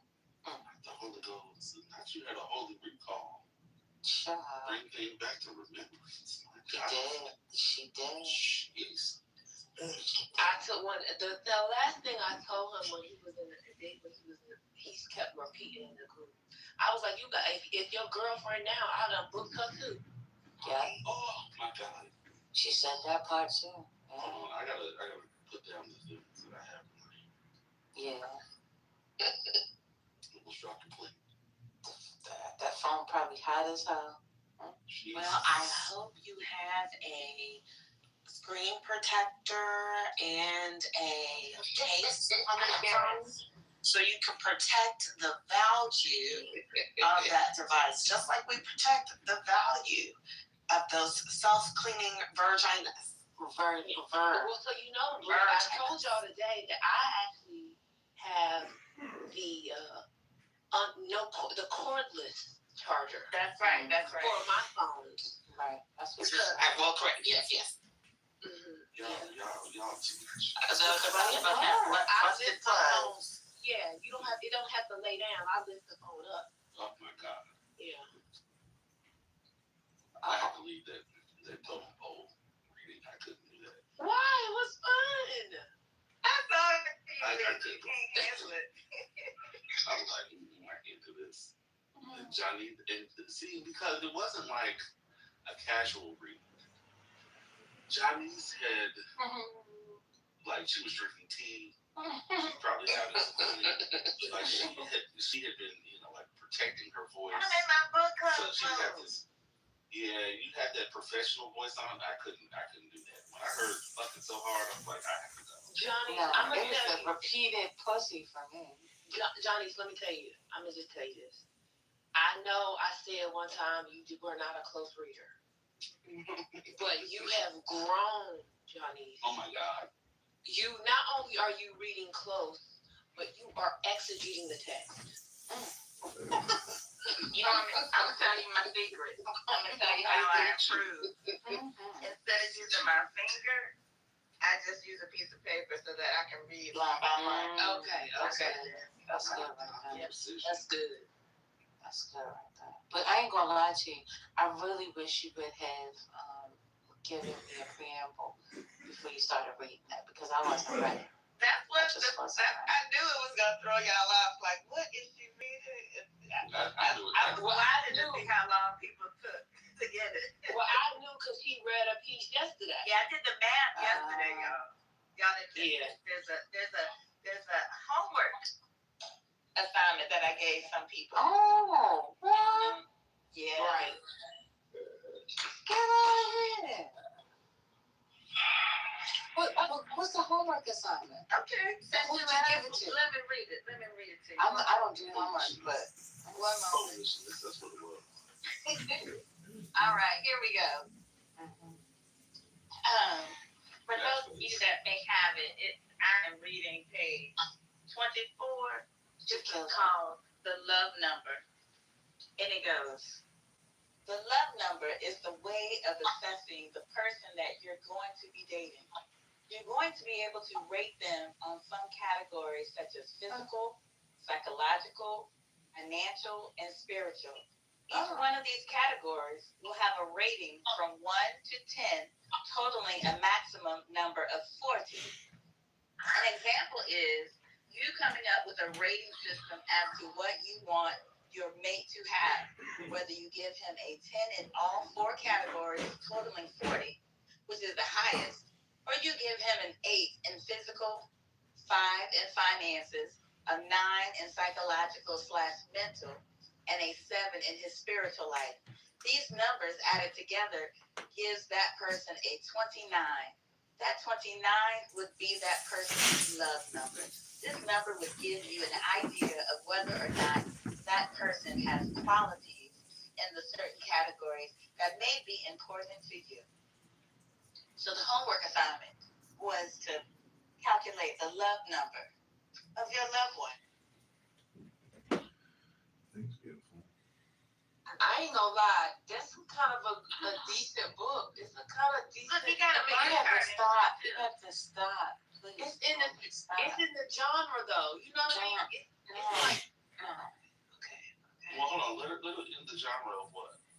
You know the books like your love language. What's your love language? The attachment style. What's the book called? The attachment. One more woman tell me I need to read it. I'm a cut. The attachment styles. That's the genre. That's the genre. This is the Negro version. Men are from Mars. Excuse me. So I'm trying to get to the 29. So what does the 29 equal? Does it give you? First lady. Huh? Because I was crashing. I'm serious. We done did the math. Now what happens? And is there a number? So I heard you give examples. So let's say financial is a 7. I heard you say, the mental is a 9. Okay, so is there a guide to this? So when I do my homework, Guide for the perplexed. the highest you can get is a 40. That's a 10 in each category. She gonna read it. So that's what you strive for. I'm just looking at the chart. He made a chart for y'all. See, and the 29, the 29 means that you not that far away from 40. So he's not a bad guy. He's got That's some 11. he's got some things he's got to work on, but he's a good guy. Now hold on, let me say something. And I can't say anything other than your mom is trolling. And she know damn well she trolling. Very much. She know damn well she trolling. I'm gonna use this book. I don't care what. Okay, I'm not playing with y'all, but I'm gonna use this book with the next person I date. Please don't. I ain't gonna tell him. I'm just gonna use the book. Now he breaks down some of these categories if y'all need help figuring out what your numbers are. What's the categories? Come in. So let me read what he says. Oh shit. What is it, brother? Okay, so what he says for physical, it says the love number is what helps the person determine what he or she wants based on the physical. The weight, height, age, nationality all play a part in it because the computer love is supposed to be matching them for love, but it's really all about that physical. A lot of times, the average chick that meets a guy and he is physically meeting her, the chances of things working out are higher. You can find a stable relationship from a human connection and interaction from that initial first time. If a man walks up to you at a gas station, then there is a better chance with that guy than the guy that sent you plenty of fish. You see, some men will not take the chance to run up to you at a store and pursue you unless he is really trying to know you. The other way of meeting is in the club. That puts you somewhere else on the menu, the club menu. That's a whole other menu. When you meet someone at the job, at the grocery store, or in the mall, the relationship has a chance at becoming more solid that way. There are the most natural connections. Both men and women give their attention to the physical appearance of one another when it comes to making a choice for a mate or a love number on the menu. But besides the physical, the man wants to know what her mental state of mind is. Would you like me to read the mental, or should I just leave that? Y'all mad, but this is it. I'm sorry. I'm a beta. Because you wait till I see Jamal. I'm gonna tell him. I'm gonna say. Oh, he back in 40 acres today. Oh. Well, when he's in here, y'all ping him because I'm gonna tell him. You gonna reach out to another person? No, listen. I'm gonna say, Jamal, brother, your book has changed my life. Oh my God. Because of you, I now know how to figure out my love number of the person that I am seeing. Jeez. Is it annotated? Oh, okay. So, you also gonna make amends? I'm gonna go visit real quick. I'm gonna go see what's happening. I'm going to 40 acres. I'll be right back. Oh, shoot. Y'all on the chat and on the stage, picking at him about this. This is a good thing for y'all. I'm staying out of it. I'm 19. Not you are 19, child. I'm telling y'all, this is a good book for the black couples. Y'all are struggling, the women struggling finding them a man. This is helping you. Ain't that right, Johnny? That's right. You know, I'm a data person, so I'm impressed. He got a little bar chart in the book. Yeah. He had me hello. I'm in this speak. Okay. Can I say this another way then? Okay. Is it right, or is that exactly right? That's exactly right. It's exactly right. Let me just say this. The book, though, okay, I do think that there is some creativity this man has, that we have to give him that Like, it's hard to write books. It's hard to write books. This is his worldview. We may not agree with it, but it's like most books. We don't agree with all the books. I like the format. Like, well, when I looked at the cover, I didn't think he would actually have, like, a whole formula and methodology. I think that's kind of innovative for that time period. It is. It's very innovative. And the example I need y'all to miss one. I'm at the bottom, but hold on, let me go. I said I was. Oh, that dead is. I'm going to throw my phone in the trash for at least 7 days. 7 days and 7 nights. Your phone away. You're throwing yourself away, First Lady. Oh, God darn it. I forgot. Oh, no. I can't throw my vagina away. Amazon. Was he about Virginia? I don't know, but he said computer love a guy. Here it is. Not him. I'm talking about Daryl. When he said Virginia. I mean Virginia. Isn't that how he pronounced it? Go ahead. I don't know. You're not gonna get much off of that. You gotta buy it, sis. I did. It's in my cart right now. Well, in your cart ain't in your wallet. You paid for it. Well, you'll walk around with that cart for the next. Now, at least 2 I years. see some other books on here like this. No. It's and I'm wondering, did he copy it? Oh. Yeah, the recommendations are interesting. Like, others have bought that type of suggestion. Yeah, there were some interesting ones when I looked at it.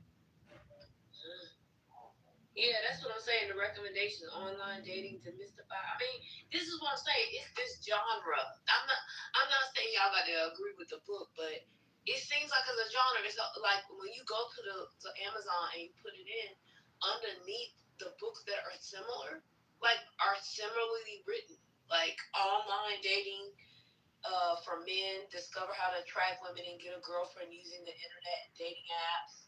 A guide to internet dating, how to have fun and stay safe. Yeah, I hadn't heard of Plenty of Fish in a minute. So that tells you another thing about the time period when he wrote it. Yeah, because that was when they first probably came out or whatever, when they was most popular. This was Everyone's Guide to Online Dating, how to find love and friendship on the internet. So it's in this genre. Why are we knocking it?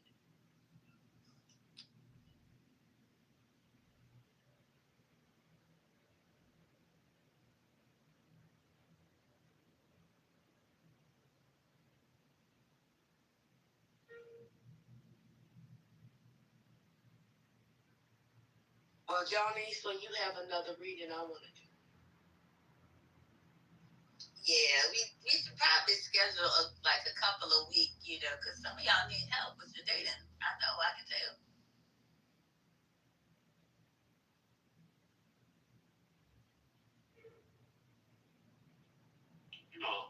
I think that Johnny said your mama should open a room. Johnny's reads. Your mama, who has been known to open a reading room from time to time, can help unpack. I haven't done that in 5 years, sir. That's okay. Why? All the more reason why you should start now. In fact, I believe that you're right. There's clearly a vision that you see. There's an understanding that you have. One may call it a prophetic vision, a way of seeing the text that we don't see. And I believe that as a woman with a gift, with a vision to unpack this text, one might obligate you to open a room to help us unpack. I'm willing to be in that room and learn from you and how you see the wisdom. I believe that God has given you an insight, and I want to learn. So I'm willing to be in the room and you unpack the magnitude of this book. God bless. See, brother, I'm the type of person who believes that we don't have to have the perfect messenger to receive a word. That Brother Jamal, even in his imperfection, can share a word. You just have to be open to receive it. And I see that you're not open to receiving it. Yeah, I think we're too busy on Clubhouse, not listening to the content, but seeing or hearing the person that it's coming from and immediately attack the person and disregard the actual content. And I think that's the problem now. Exactly. That's exactly right. And I would venture to say that in the category of mental, brother's love number is probably like around a 6. Mm-hmm. Yeah. Oh no, it's lower. In fact, in all things. I wish you would. You and your wife would take the test to see which y'all give each other. That would be fun. It went down tonight. Well, when they get to talk about how black women don't support black men, I'm gonna always think of Johnny's and how she's supporting Jamal. I told you I was dead serious when I said I bought it. I would support entrepreneurs. Some of them. Listen, you are doing the Lord's work. And won't nobody ever say that you're not a good person, because you are. Because, baby. Brooklyn, I bet you could, if you read the book, you'll find some good pieces in there too. Bet you I won't. Oh my God. See, Mama, I believe this is the moment where God gave Israel a king. He didn't have that for them. Yeah, you like that. Yeah. Yeah. I think this is the moment. But they wanted a king. They begged for the king. Your mom, We want to be like the other people. you are the king. Open that room. I'll be there. It'll be like 10 people in there. Y'all niggas don't want to read, brother. I had opened up many rooms. They do not want to read. They want to read 50 Shades of Grey and 48 Power of the Laws. They want to read The Art of War. That's what they want to read. They want to read Saul Alinsky's book. Oh, God.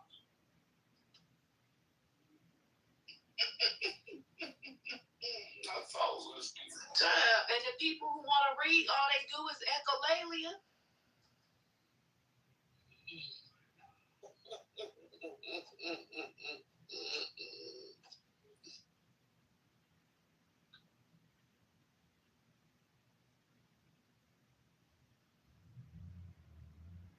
Okay, y'all, it's getting late. I have to get up at 4. It's a school night. So, I mean, no, y'all stay around. Just know that I'm dozing off. Hey, Oda. Hey, Johnny's. Hey, Christina. Brooklyn brother. Spiritus. The ghetto's not open tonight. At night? It might be. Good night, y'all. Your mama. I'm not saying good night. Y'all ain't gotta go nowhere. Oh, I thought you were going somewhere. What are you doing? You're Greet everybody. You were just rolling the surface. I was saying hi to everyone because I really didn't get a chance to say hi to everybody. So because everybody was on stage, I was just saying hi. But I was also saying that if you, I was getting to you, babe. But I got hounded by the hounds. They ain't nothing but a hound dog. So hey Divine, hey Sandra, how you doing? If I didn't miss anybody, if I did, charge it to my eyes because they closed. And I like Barney Frank.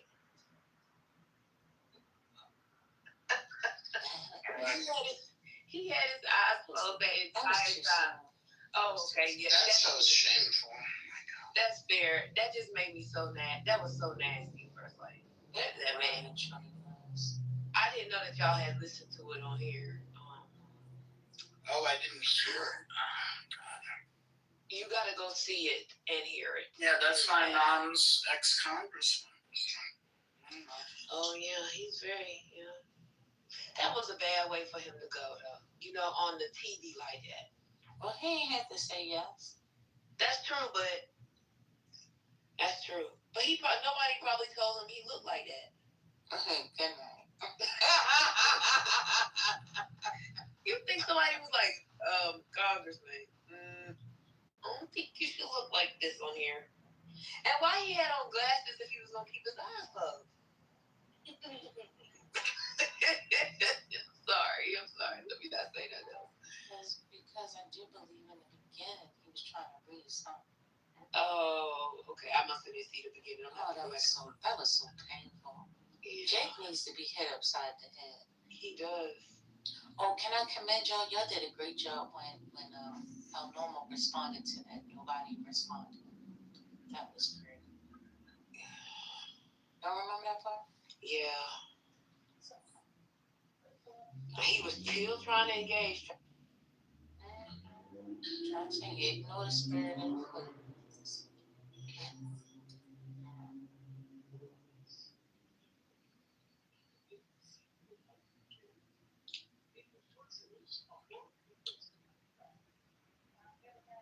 Well, Johnny's, when you get ready to schedule your reading, just ping me so I can make sure I'm in the mix. Will do. I want to be in the number. You know how I used to say in the old days.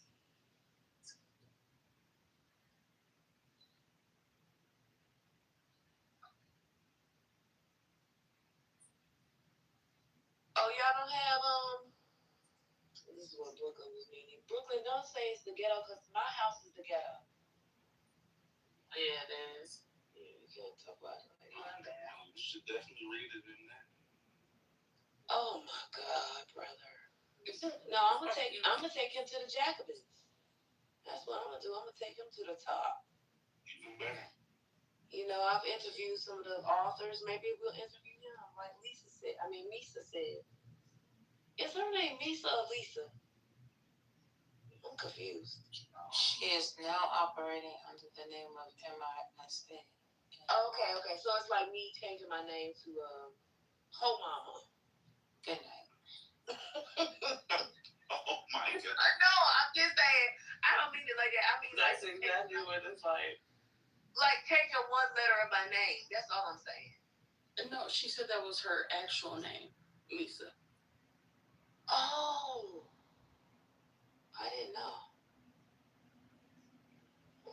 She said it on stages a few times. The way your mom would. Right. But Kiki, sometimes I come in and I fly out. I mean, I be in and out sometimes. So I don't really go on stages where they do replays. So I just be in and out. So I probably just didn't hear it. I didn't know. Yeah, I don't go in there anymore. Scotty, I mean.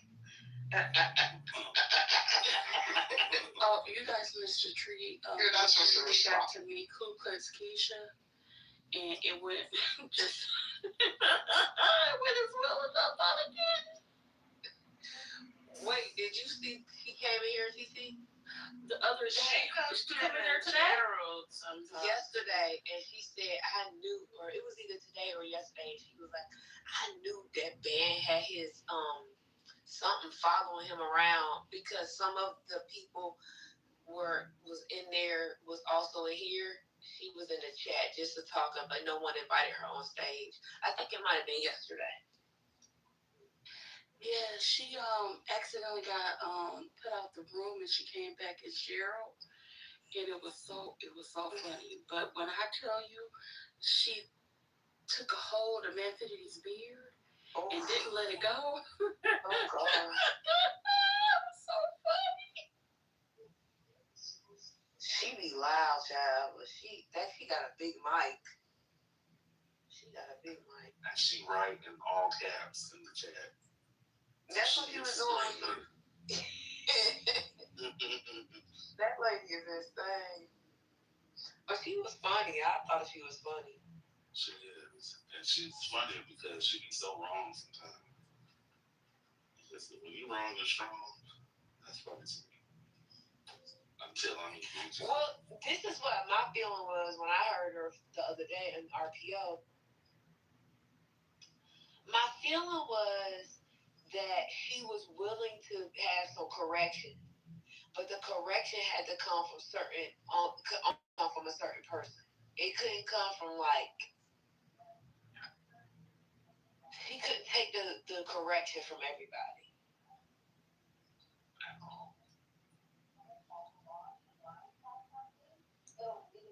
Cause she'll be like, correct me if I'm wrong, and then somebody will try to correct her, and then she. Like, it's not you. That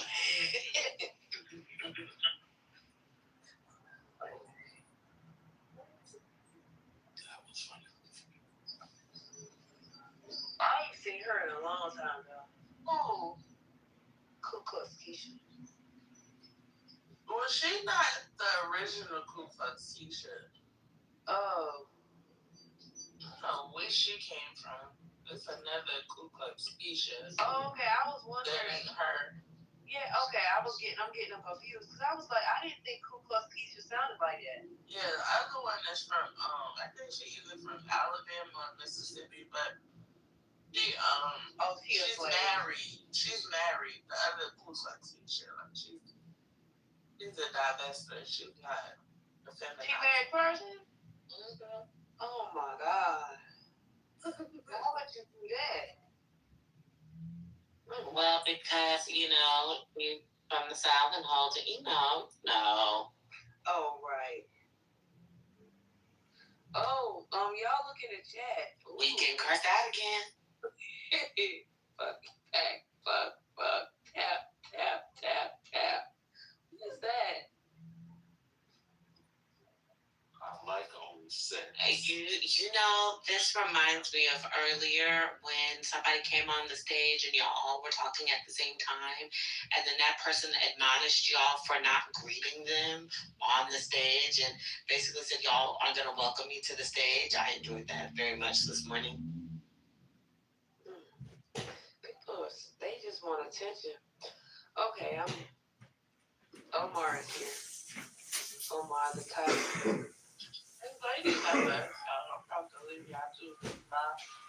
Good night, Brooklyn. Yeah, I'm going into another room. I'm gonna see what the Diddy tape is. Oh, I heard about what it was, but she'll hear about it going on. Oh, y'all haven't seen it? It's all over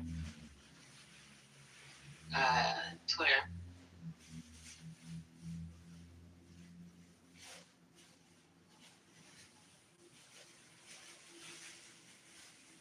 I didn't look for it, but I heard 50 Cent crashing out about it. Because isn't it? Daphne's always in it. Yep. Daphne's in it. I didn't have to look for it. It just appeared on my timeline.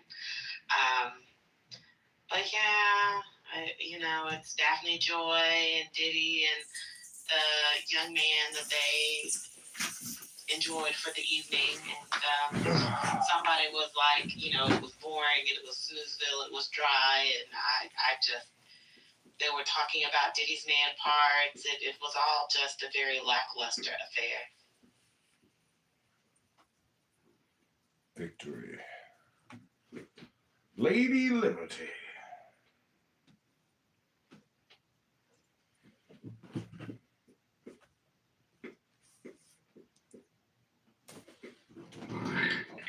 Oh.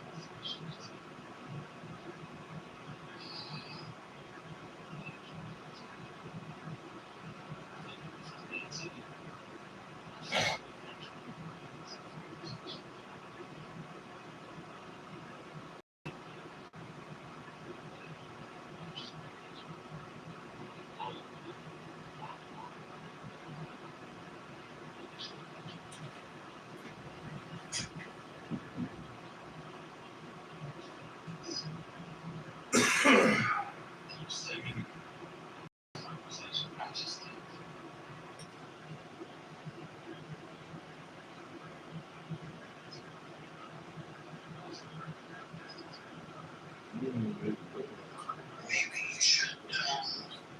I'm just spitballing here, just as a strategy to see how people react. If your avatar was something menacing, I just wonder how people would respond to that. I mean, it could be just like a retry for 24 hours since there's any change. Don't tell anybody else you're doing it, and just see what happens.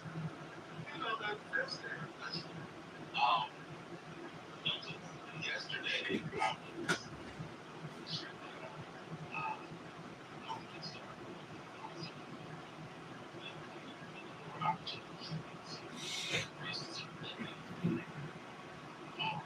they didn't actually, but there wasn't like the conversation because it was clarity or like we had some thoughts. They just didn't shoot them out to engage. And I decided to trust them. And we were complete corporations.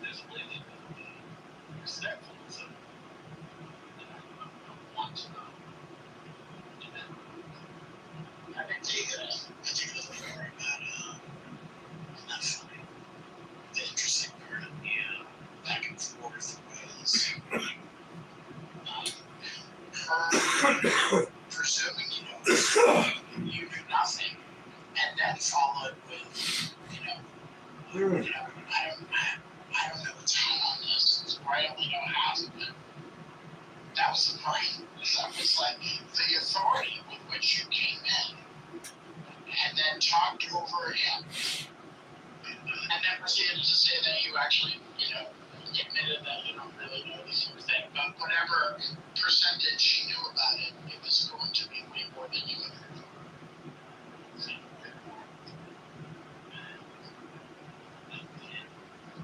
Not you. And if you could like and subscribe, it would mean the world to me. That's the thing that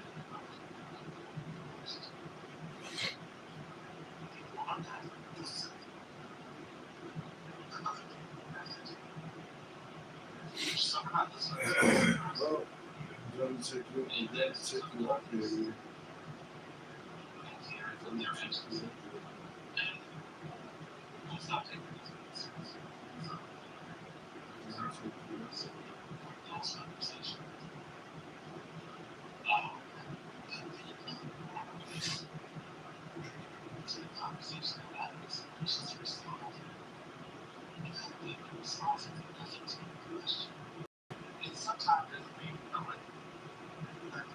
Bro, no way. You found my channel. Most people. Bro, no way. You found my channel.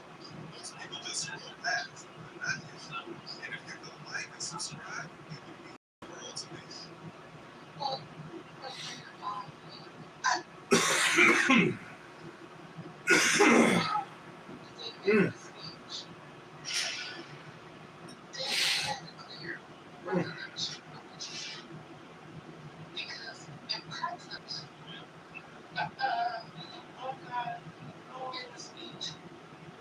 so they were aware of what you said.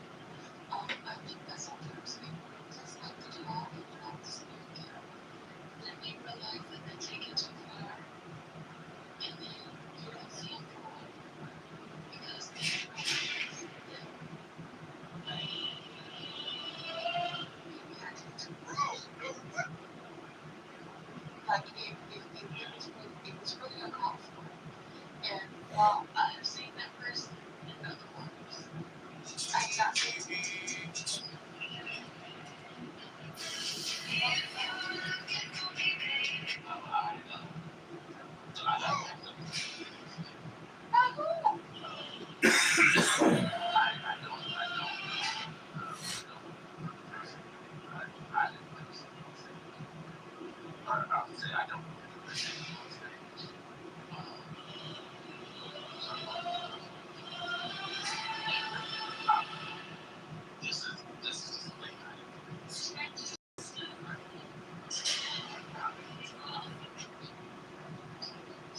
Bro, no way. You found my channel.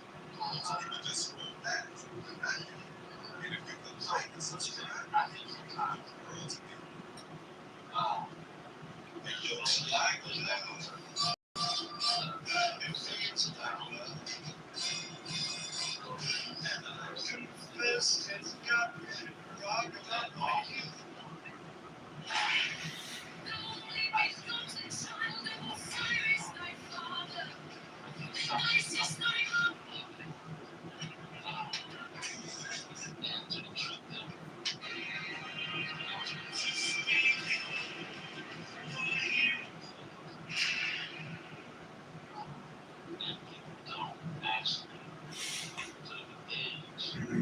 Like this, bro.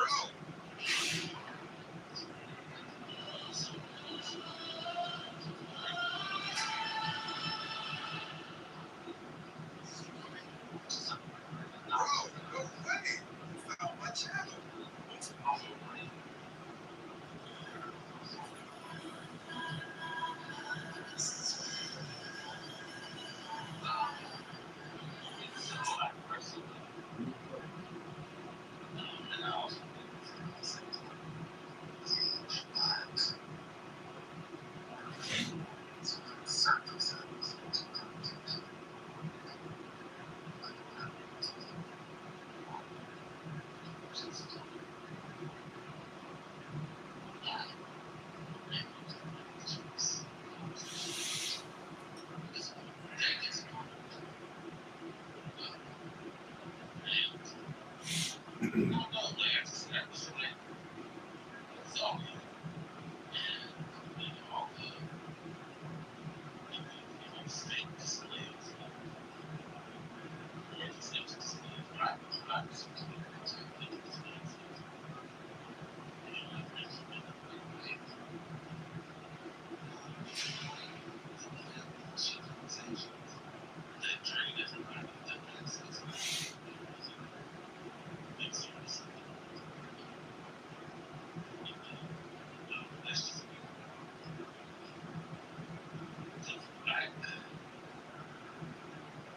conversation today, Phil, I don't know the person.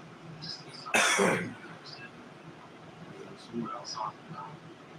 It felt it was a condescension that I don't ever respond in person in a conversation.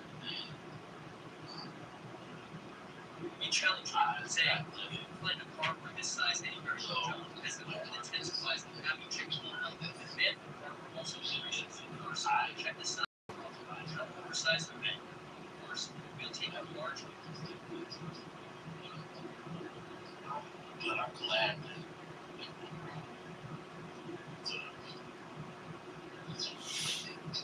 we all yeah, something was a really like it's a mistake. But because of these conversations, I'm not like, I'm not wrong. But I appreciate it. I was unprepared, and I was my place. Well, they were a little thrown off by how that all happened, but also the type of person it was. People like, like, do we keep it real, or do we just like, go for the purposes of helping everyone? I appreciate that. So the overreaction to my own prejudices and probably as well. For sure. For sure. But also, it's like, it seems like this person was also battle tested from many, I don't know how long time on the end. So in other spaces, so who knows? I think what I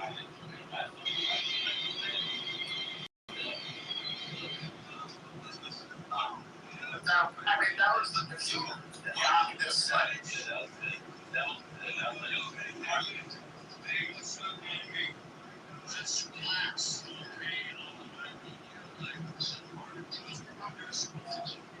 yeah, like this is a clubhouse. Coyotes. When you get back to Dallas, you gotta go for it. You gotta pull up around it. No.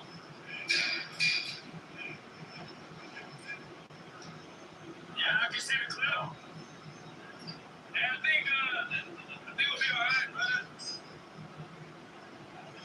You think we'll be alright? He's good? Yeah, brother, work it down, we can get it.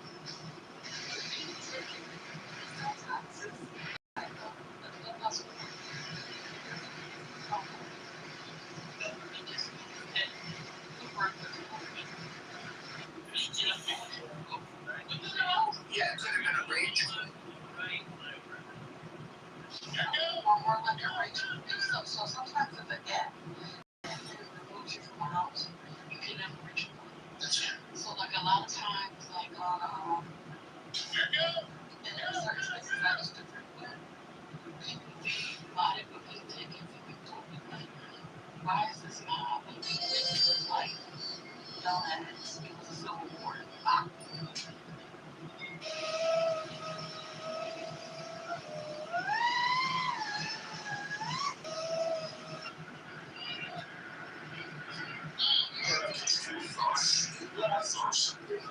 To get into a fight.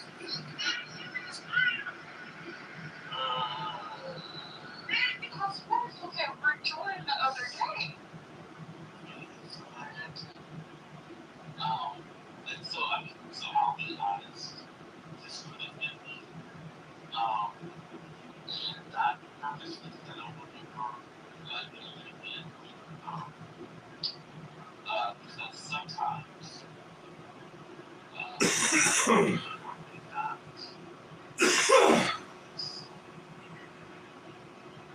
and the soul of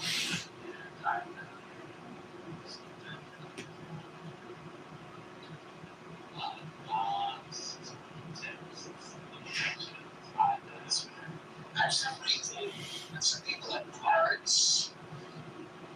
Did you ever accidentally see that you sent somebody a heart or something, and I'm like, wait a minute, I didn't do that. just the other day, I got a message from a complete stranger. Well, he did my message. Complete strangers, my message. So I was like, but I got a message from somebody.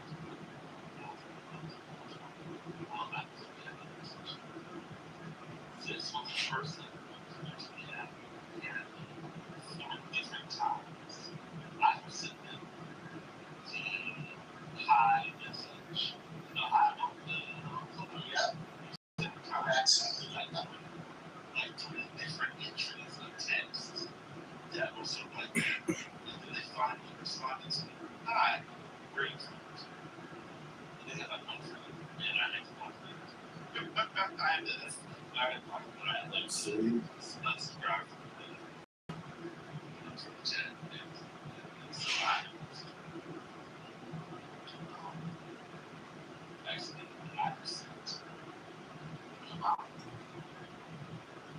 respect. Wow, I really listened. And to share my music. That's the spirit. So, I so it could very well be. Yeah, I'm sure I accidentally, apparently I said hi to one of those newcomers, you know, they say, hey, so-and-so joined the app, say hi to them. Accidentally, I think I was liking, I may have been liking somebody's, like, something in the condo, and then I maybe did that, and then a few days later, this guy messages me, I'm sorry I didn't see your message. How are you doing? I'm like, who are you? I was like, oh God.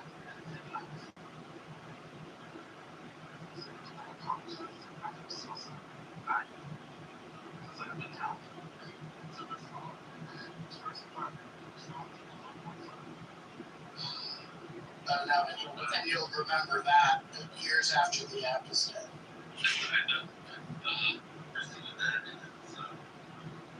I haven't done that for I haven't done that, but I have started and like one push away from blocking who I Oh, 100%. Like when you're flying asleep with the phone in your hand. You're just pressing buttons. You're just pressing buttons. And then you're like so close. And then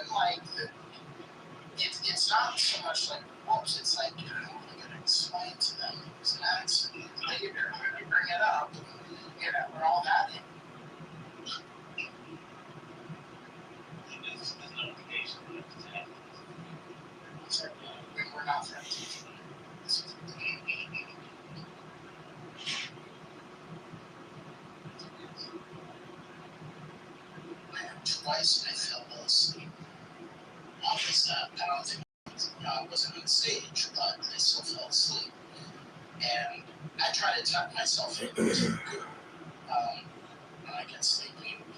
But that was the one time I woke up at 5 in the morning was that big argument with Gwen, and I forget. I couldn't believe what I was hearing. I couldn't understand what I was hearing because I was half asleep. But I'm like, wait a minute, women doesn't argue like this with people that where it's not about. I could discern it wasn't about politics. And I was like, what is going on? This was like a beef that would happen in another room. And like, what's going on? And then I just shut it off and went to sleep.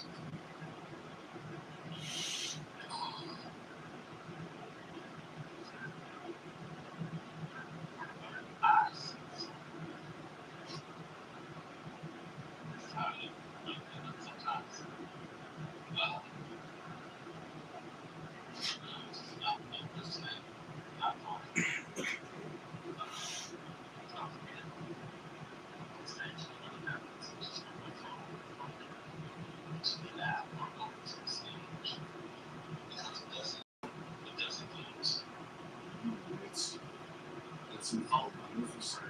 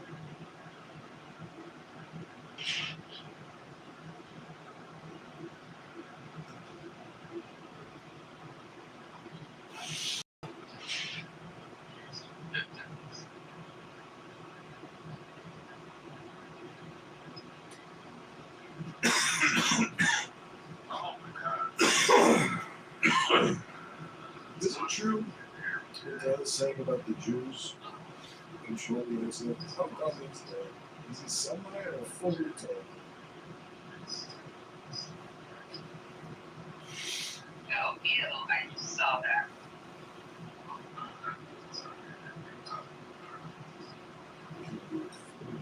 Oh, no, no worries. Thank you.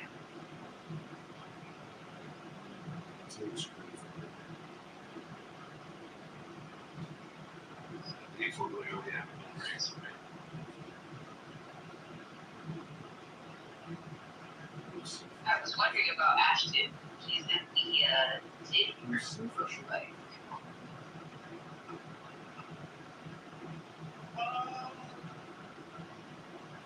Nobody wants to do it. Is there a TLDR? What's the thing? What do you discuss? there was. Yeah, it was Devin and Troy and someone else that got me control over Twitter. And it's crying, and that's the only victim is out here in the courts on looking at getting his son. It's crazy. What do you think it's for? And he's crying about tragedy. Son from his mother. He actually has a sex.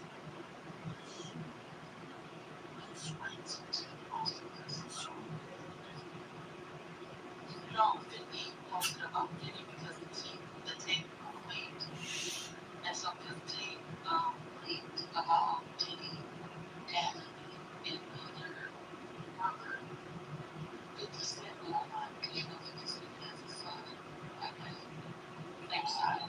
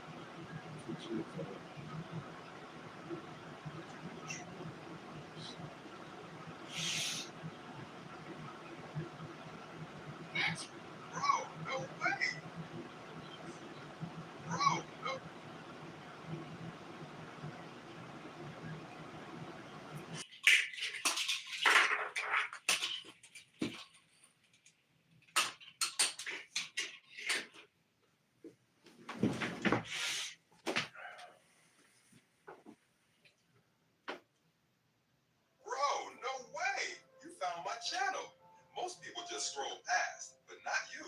And if you could like and subscribe, it would mean the world to me. Bro, no what?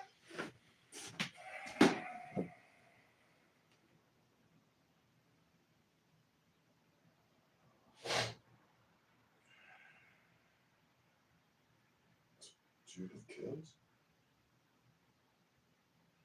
Judith kills?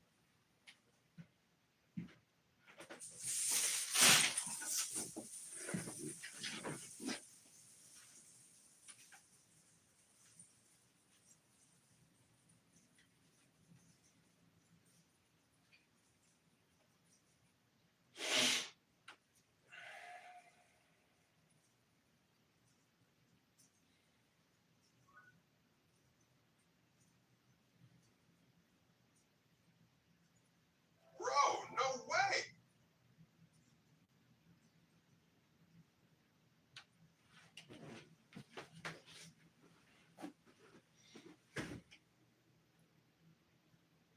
Bro, no way. You found my channel. Most people just scroll past, but not you.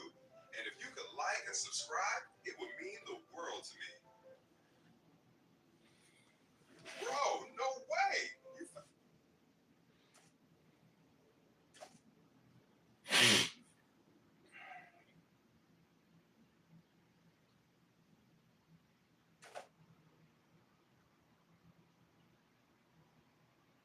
Beautiful.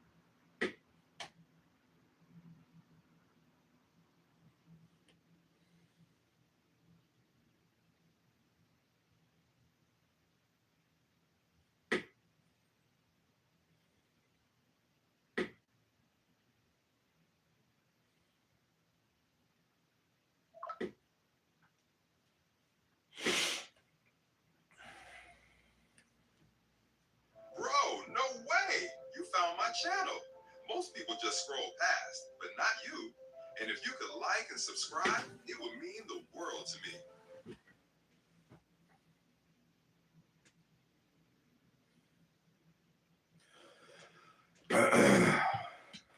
Bro, no way! You found my channel.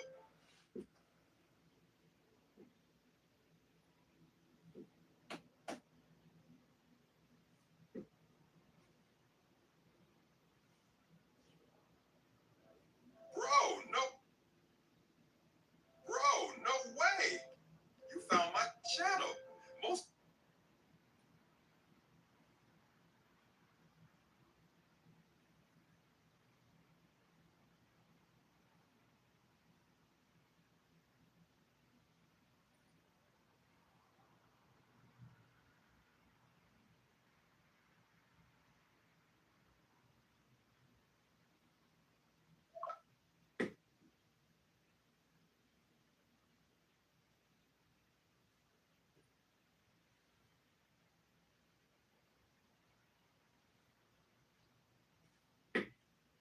Bro, no way! You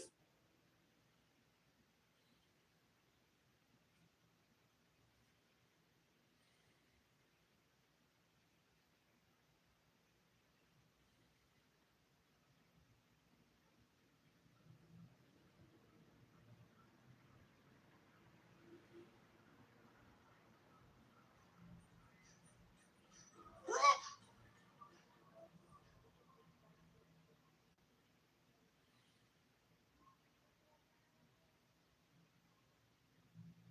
bro, no.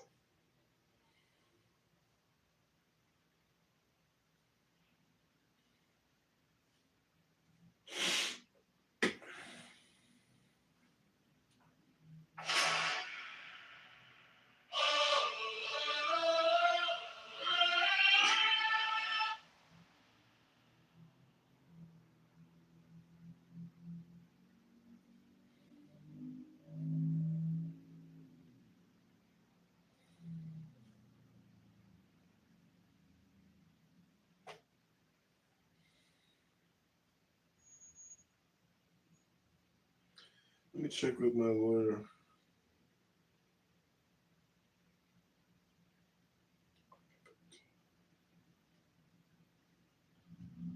I'll get back to you. Get back to you tomorrow.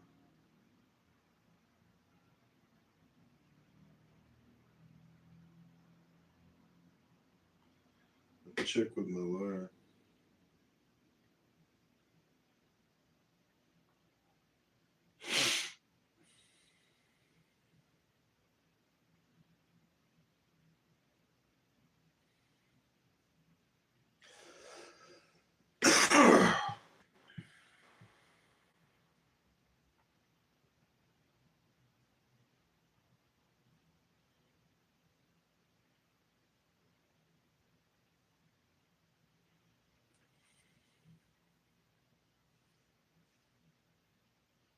Bro, no way!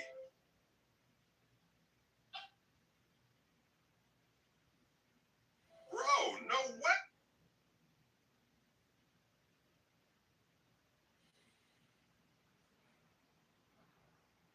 Bro, no way!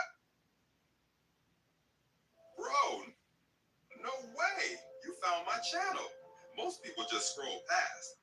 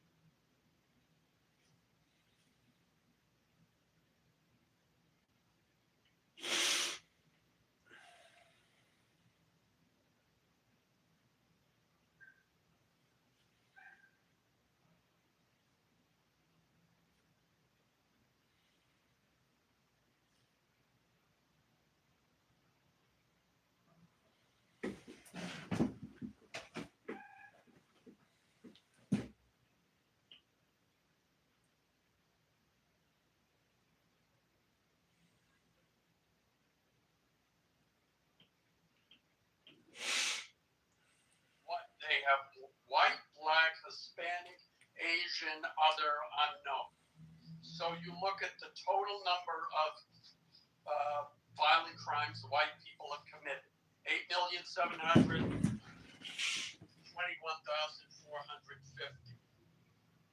That's all of their white victims. There's 300 and something. I'll use approximate numbers. Approximately 371,000 black victims, 1 million Hispanic, 219,000 Asian, Native Hawaiian, and others, 681,000. Add all of those up, you get a total number. Then you divide by each one. So you divide the total number by the 8,700,000 white victims, the 371 people are probably not finding it. But you get a percentage of victims based on race. Black people make up 3% of white people's victims. You do the same for black people. White people make up 43% of black people's victims. And there's a little cross next to that number. Significant difference from comparison group at a 95% confidence level. My only point in bringing this up is the fact that the perception that white people are out to get black people is false. They are not. But the opposite is actually true. When you look at the percentages, and serendipity isn't here, isn't that convenient of her to not hear that I just proved what she said is wrong? Because what she's saying is correct if you look at the numbers horizontally. But when you look at the numbers vertically, that's how you get those percentages. And this, thank you, Mr. Google, confirmed these numbers. So that's where we are at. Yeah, so I just posted it now. We're adjusting for population size and everything. The black people are 11 times most of the people who kill us. We are to kill them. And there's huge disparity that is undeniable. We can count all of the schizophrenic people in our population. That does not make up that does not bridge the gap. At the end of the day, Hello? Pepe, you're far away from your mic or something. hold on. It's a relief, bro. Trust me. Pepe, we can't hear you.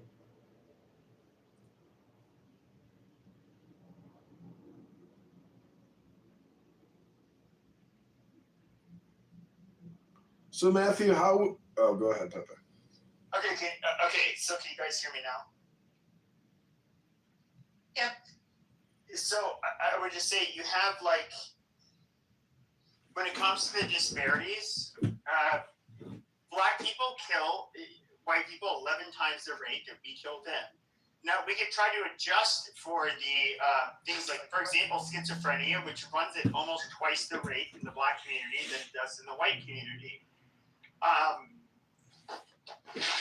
That would not bridge the gap, obviously. They were trying to get me last year to come back. Alan is correct that there is. We like to try to gloss over the black victimization of whites. But if we're being realistic, I kind of think it becomes somewhat of a moot point because you have blacks disproportionately absolutely killing each other and victimizing each other. And I would say at the end of the day, like I don't know how else to put this, as I can't put it in either terms. Blacks have this, they have a savage criminal problem that needs to be snuffed out. That's their problem. In reality, like, the white community doesn't really tolerate the antisocial behavior that black people will run cover for. And how can you guys have like a functioning society where you continually allow just fucking shitty people that are criminal and are willing to use violence? I mean, if you guys want the black community, which is shit today and it's always been shit, if you want it to continue to be shit, by all means. But I would love to hear, how from any of the pro-black intellectuals, how you guys have the key to fixing the community. Because none of you fuckers are actually in. We're talking about people a lot smarter than anybody in this fucking app. Thought they had the keys, and they organized much bigger group than all of you. They thought they had the answer. Their answers never solved the problem. Nothing came to fruition. Yeah. It's just a fucking shit show. You're pretty cute. I'm pretty cute. Well, go ahead. I would love to hear from you. Oh, yeah. What's your favorite coffee? Ice or hot? I don't think there's any on stage. Put this in here. I'm gonna take you out for coffee. Black. Oh, you go to US? I do too. I do. They made a couple of stories about me over there. Yeah. I'm pretty famous over there. Yeah, put it in as a context. What's the Democrat? I don't forget your name, sweetheart. Oh. I'm Russian, so we do it very differently over there. Hey, Orange, speak when you're spoken to. How about you speak when you're spoken to? If you touch me, I will defend myself. You will be knocked Nobody's out. gonna touch you. Keep it that way. I'm not going to talk to Orange because she's too much to do. Excuse me, miss. I do it, so that's a report on it, like, excuse me. I do a lot of black people when I do this. Usually, that's their first Yeah. Somebody tell me. I fucking and it comes across my feed and all that. I've been waiting for you all my life. Now you're here and it just feels so right. Yeah, I know, right? Fucking Jews, man. Fuck those guys.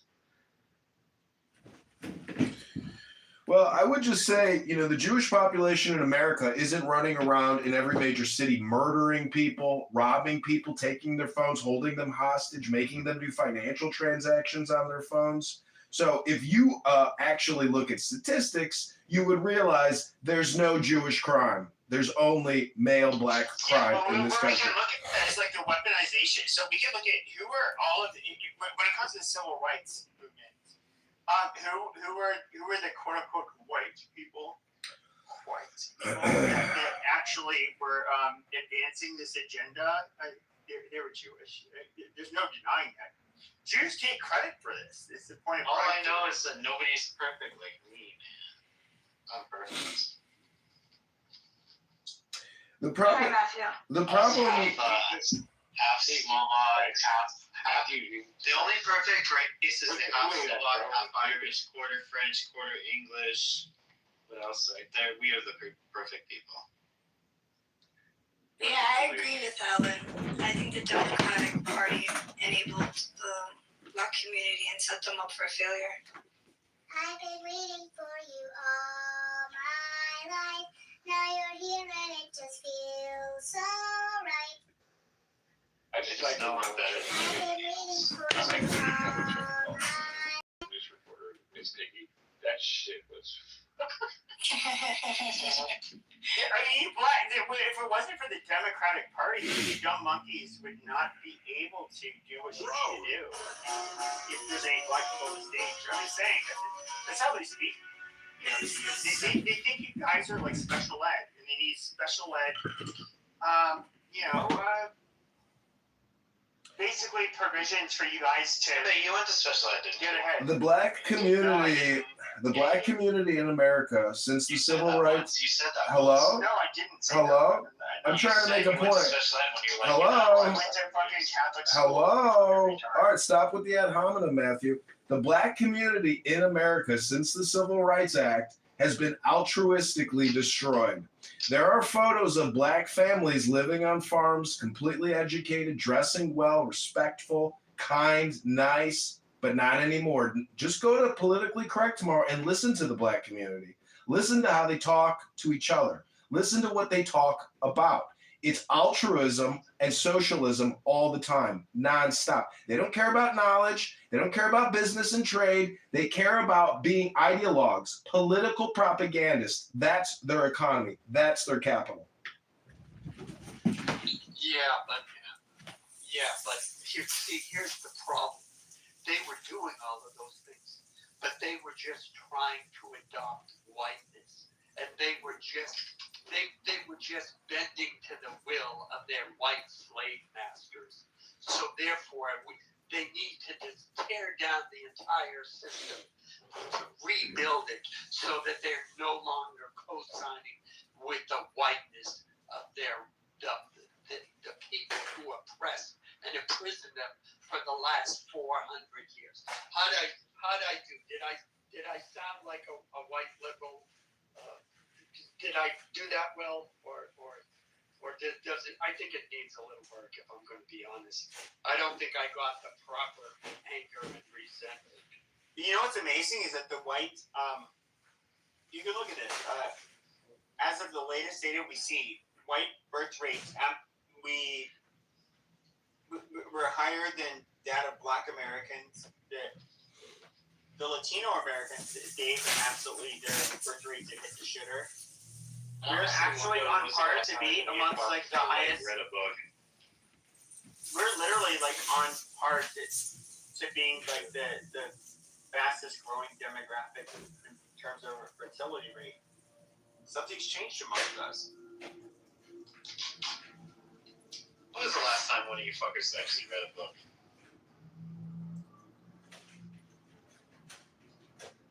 Okay, what is that comment directed at? I wonder. There is some No, I just wonder, like, what kind of people do you guys hang out with, like, in real life? undertone to that comment. I don't know, man. Like, I have black friends, I've got Chinese friends, I got Japanese friends. Most of them are like professors, doctors, whatever. But no, who's saying that? Yeah, but who's saying I just that don't you know have what to world hate? you guys live in. Okay, who's saying that like you have to live hate? in the world of like television or something. Okay, but that's fine. Nobody's saying you should hate people because of their race. That is the retarded part. Yeah, but Matthew, look at what you just said. Most of them are professors. You know what? Maybe I shouldn't say this. My experience is the same as you. Most of the black people I know are accomplished professionals, etc., etc. Right. But then you come on this app. Have you ever been around black people, quote, in the hood? Bro, like when I come in this room, like the culture of this room is as lowbrow as any fucking hood room. Well, absolutely. But that doesn't answer the question. I just think you're like generalizing it out. There is a point to this. There is a point to this. America And has problems. There's no doubt about it, dude. There is a massive problem. Is that you have a black culture that even the people that you and I have met who are black still condone and protect the lower class, or pick whatever word, or the ghetto behavior of the bottom 20%, because they did either through social pressure in the black community or some sense of empathy that they don't want to call out their own bad behavior in their own neighborhood. Whereas this is it. This is my closing sentence. In the white culture, you have the term white trash, and there is social pressure to condemn bad behavior. Okay, I get what you're saying. I think what it is, right? So, yeah, you have like white trash people that like voted for Trump, people like that. I think that's a bit of a job, but No, I You think think you're the wrong. white trash people voted for Trump? Alan, I think you're wrong. I think most of the people defending, quote unquote, let's say, I think what you're describing, and you read the book Black, White Liberals and Black Rednecks, White Liberals. I'll use that as a reference.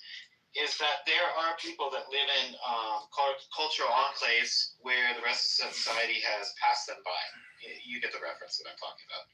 So you'll have politicians that'll go down to like the West Virginia and say, hey guys, you don't need to change the way you're living. You don't need to skill up. We're going to make America great again and bring back the factories and fuck anybody who tells you any different, right? And you'll have politicians that'll go to ghettos, let's say mostly black ghettos, and they'll say everything, all the problems within this ghetto is the fault of, Washington. Black politicians. Let's be specific, Matthew. Let's be specific. Black politicians. Black politicians. Be specific, Matthew. Black politicians. Be specific. So this kind of, it's other people's fault that culture has somehow passed you by. You don't need to adapt, right? I think it's the politicians do that. Yeah, black politicians. Accountability. It's our fault that we're gonna take care of you guys. Yeah. Yeah. But I think so. H is in a Canadian black neighborhood, if I remember correctly, and you can ask her. The parents and the uncles, they're very hard on kids that act stupid. It's the politicians that are. It's the politicians that are saying this bullshit. So I wouldn't say it's black people that are making excuses. No. I think If that's. we're talking about African American descendants of slaves, we're not going to compare them to Canada, which has a much different I agree with history. And so, we're literally when it comes to America, we're talking about primarily the ADOS people. Some like to call themselves foundational blacks. It doesn't matter. But history, is so much different. What is your? It is, yeah. See, Matthew's the kind of guy that when you show him the statistics of actual black crime, he'll just overlook it and not recognize it, not contemplate it, not understand the epidemic, understand the culture. Like Matthew, you're just too soft. I hate to break the bad news to you. What I'm saying, what I think is if you go to the ghetto and you talk to grandmas and grandpas there, and parents, and regular people of the street, let's say in Chicago, you know what? I hate when people are doing stupid shit all the time. Lock those motherfuckers up. But for some reason... Yeah, it's called no cash bail. It's called ankle monitors. It's called restorative justice. Do you know what restorative justice is? It's entirely different. Like, you literally have the African Americans from America that can move there, and they end up getting approved for citizenship. You get the Caribbeans and the Africans that are able to move there because they're like, oh my God, they meet every metric, Yeah. And so you're basically using a huge screen, which can basically only accept the people that are capable. Now, I understand, Canada, like the United States, they do accept refugees. Obviously, the refugee community never does as well as the merit-based immigrants that have to come in.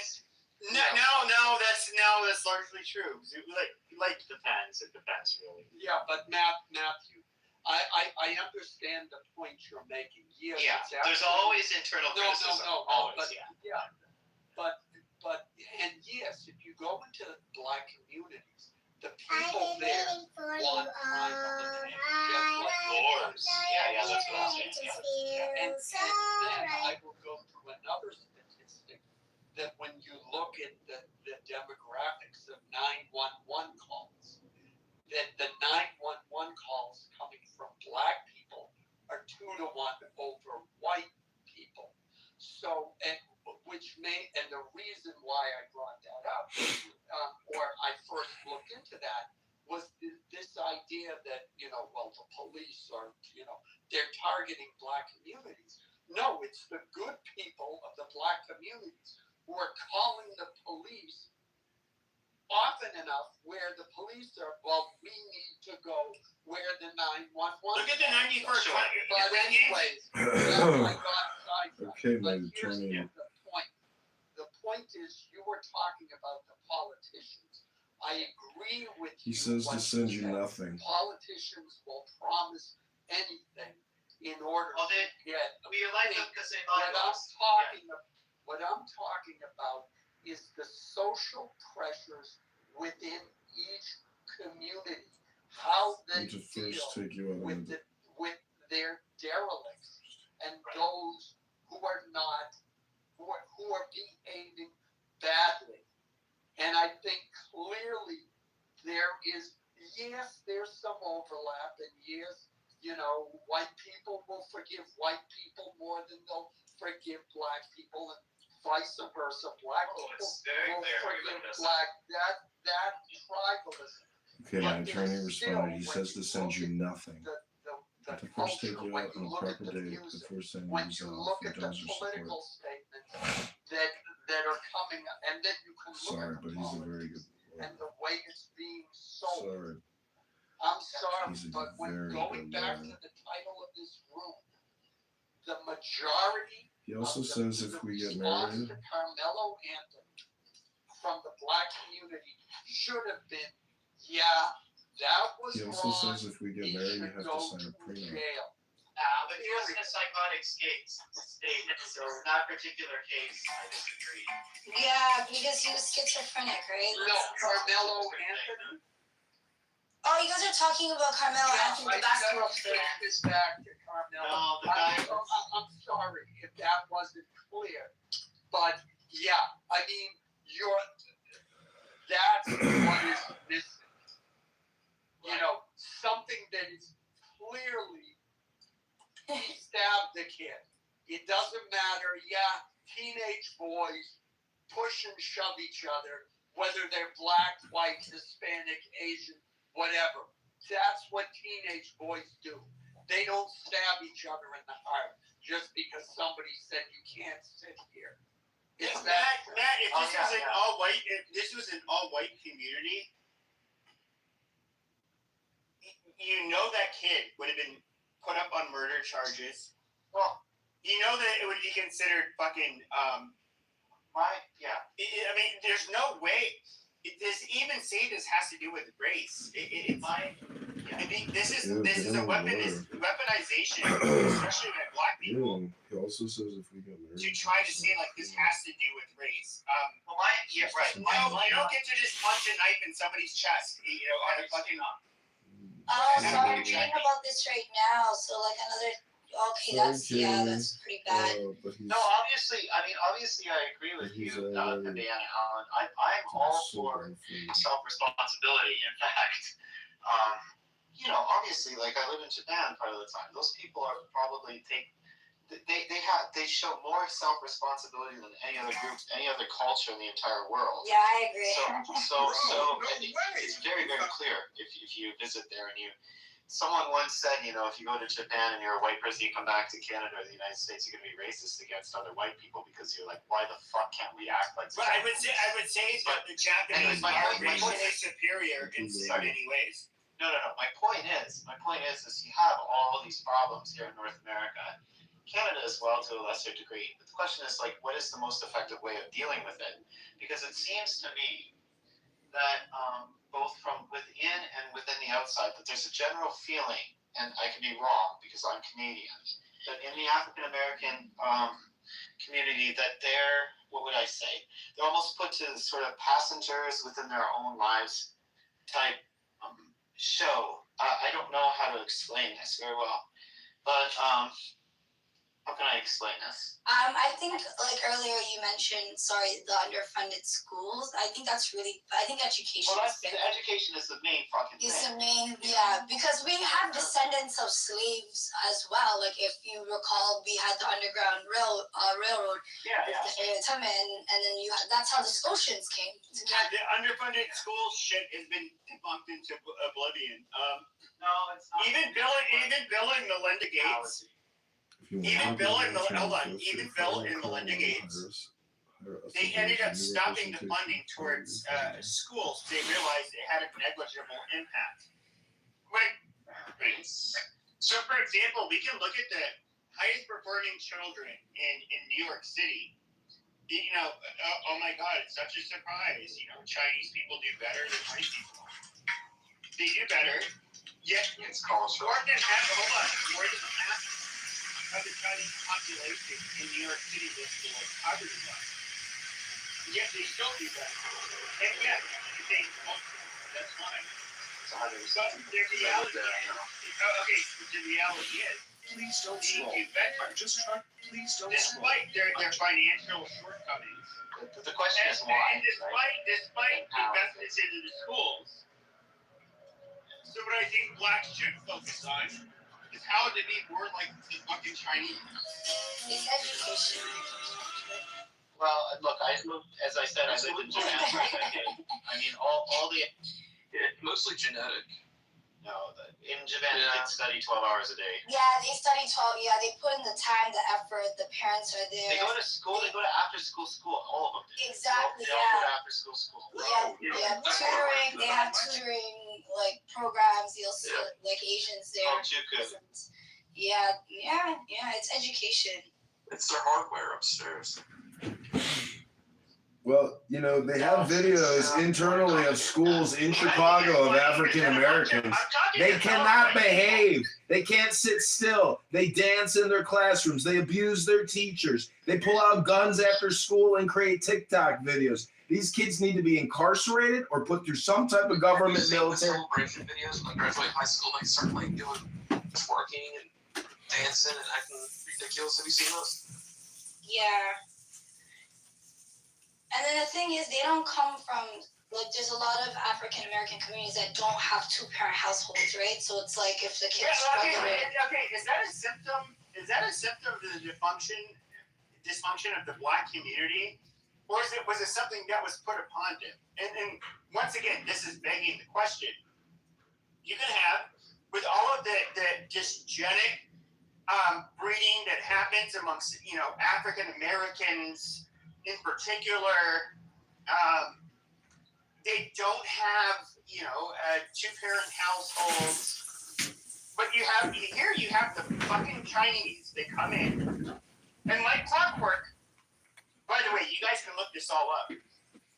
When it comes to the school systems throughout the United States, there's one group that is consistently doing better than all of us. It is the East Asian people. Now, we can say, racism. No, let's calm down. And here's the thing. Like, if we were to look at Japan, I look at this very high-trust society where everybody is very orderly, and this shit just works.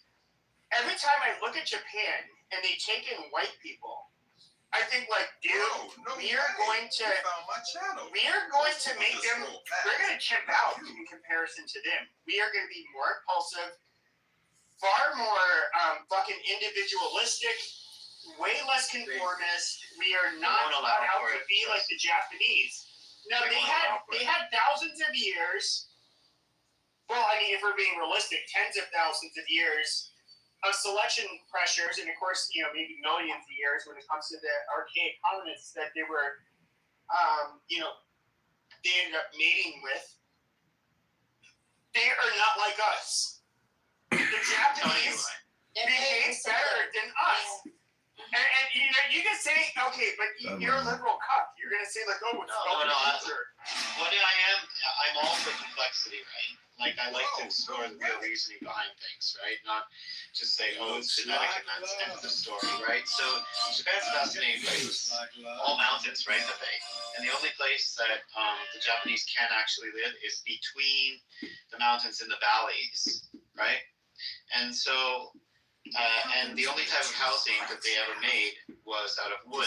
So what you had tiny little villages in these valleys between mountains. And literally you have one house right next to the other.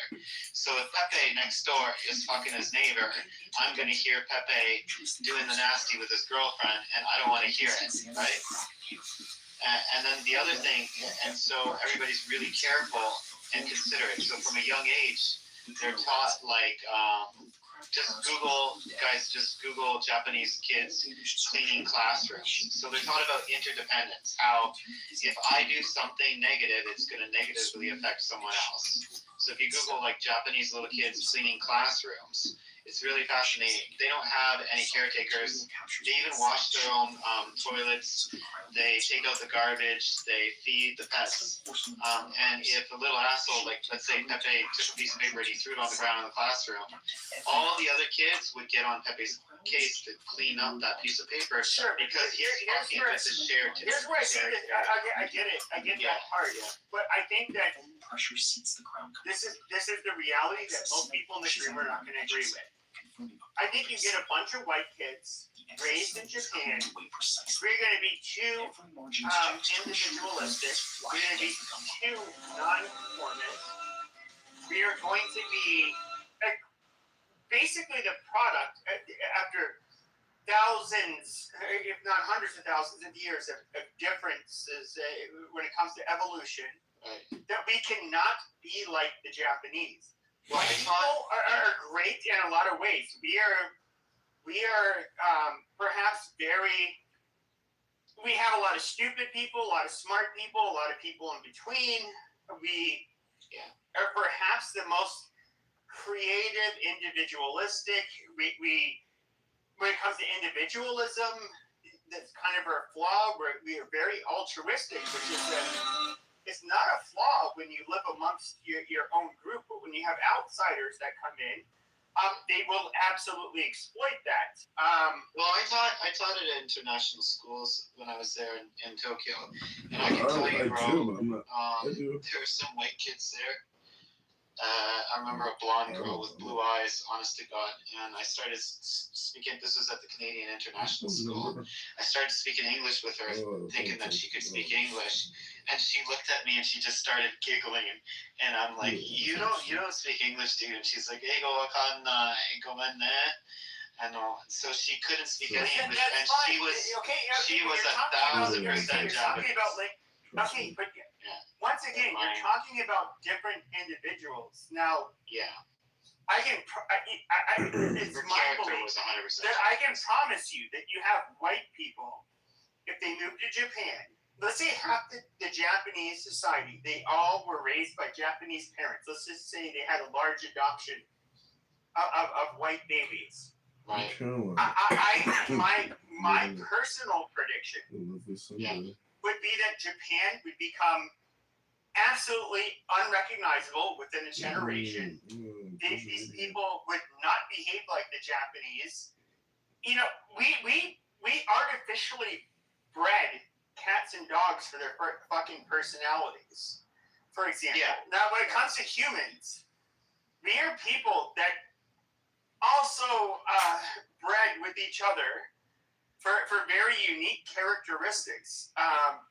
And a lot of it had to do with basically survival and different elements. And we all had very different environments that our ancestors had to go through. And I think it is so naive to think that culture is the only fucking answer. It's of all of the blind adoption surveys that we've fucking seen, this is never. There's zero proof, literally zero proof. Culture is education.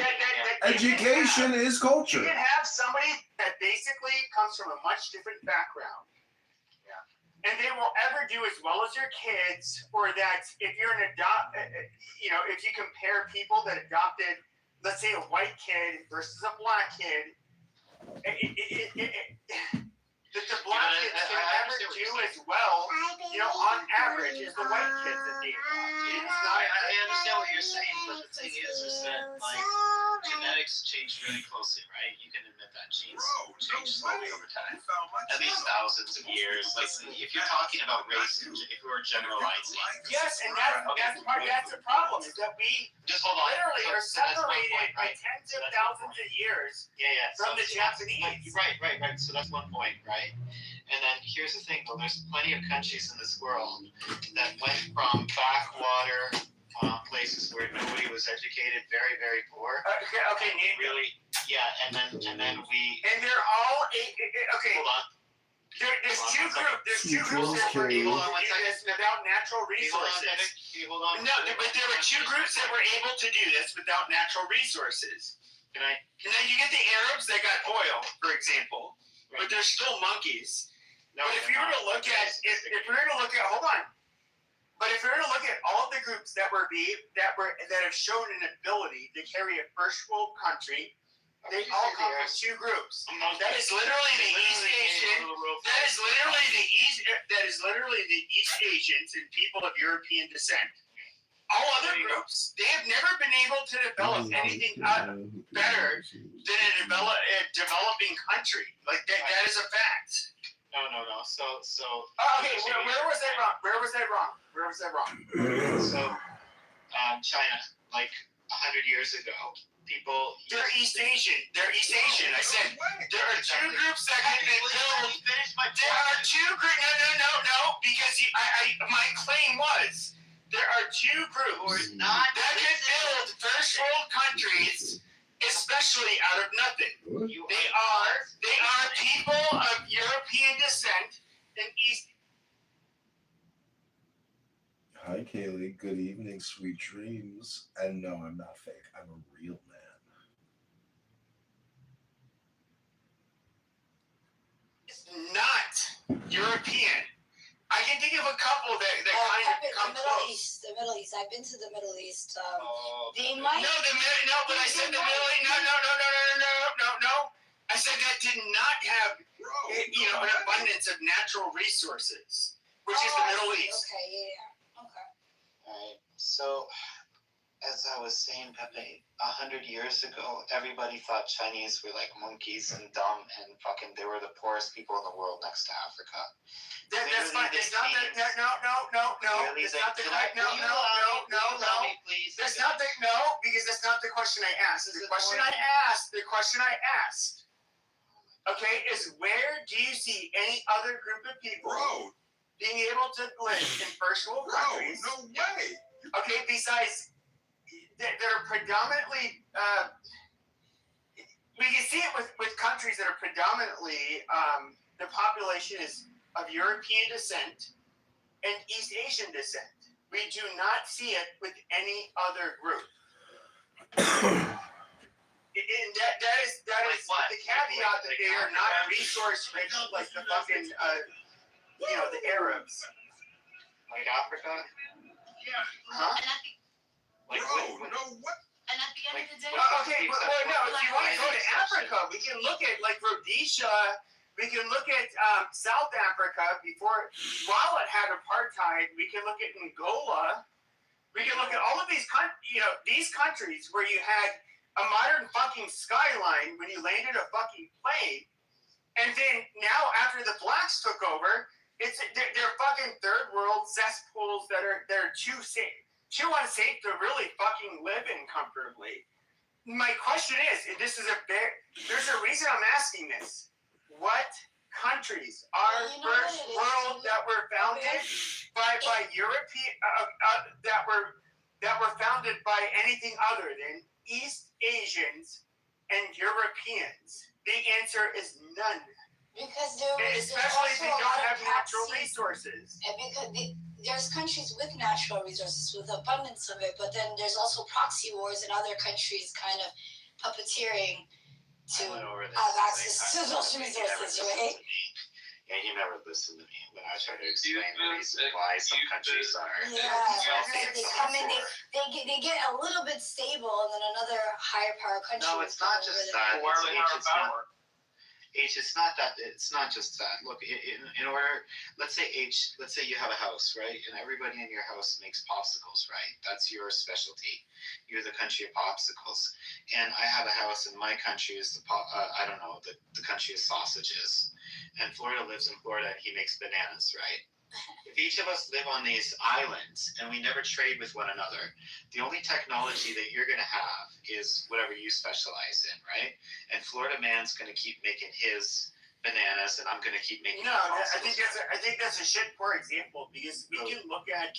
Well, thanks for after World War II and the There's a Marshall. lot of countries that. No, because if we can look at World War II and the Marshall Plan, where we literally helped rebuild Europe, especially Germany, after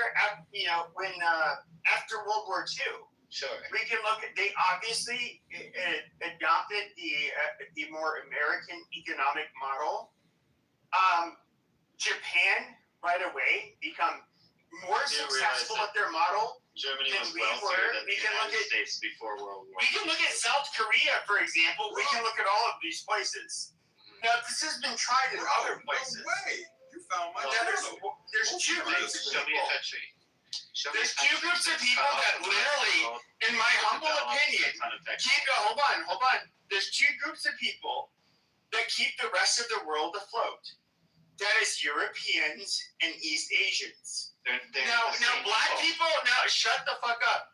Black people are going to, they're going to say that, like, oh, colonization. Okay, you know what, Max, you gotta go to the audience. You shut the fuck up. Wow. Yep, there you go. Bad boy, Matthew. But when it comes to Africa, first of all, people like to blame the white people for everything. For a lot of reasons, there's a lot of a backstory to that, and types of academics that we're pushing this shit. But okay, want to blame white people for all your fucking problems. The Chinese, and by the way, guys, look this up on social media. Go on X and look up Chinese racism, Chinese chocolates. Look up Chinese babies. Look up any of this stuff. And see what these fucking chinks think of you dumb fucking Negroes. They think you guys are a bunch of fucking primitive apes. And just based on your behavior, they're correct. You can say that's, oh my God, it's weak. No, I mean, monkey see, monkey do. I mean, that's how you guys behave. And that's kind of, this is where I don't know how else to say it. Like, you see two groups of people that literally propel us into the future, that provide everything technologically. They produce everything. You motherfuckers can talk about how you taught us to wash our ass, how we stole all of your inventions. But the reality is, though, is that if we look today, there are specific groups of people that do so much better than everybody else. That's East Asians and Europeans. That's because of STEM, Pepe. Yes, we get a small subset of the smartest from Kenya that do very well. And like that is absolutely fine. We get people from all over the world that do pretty well.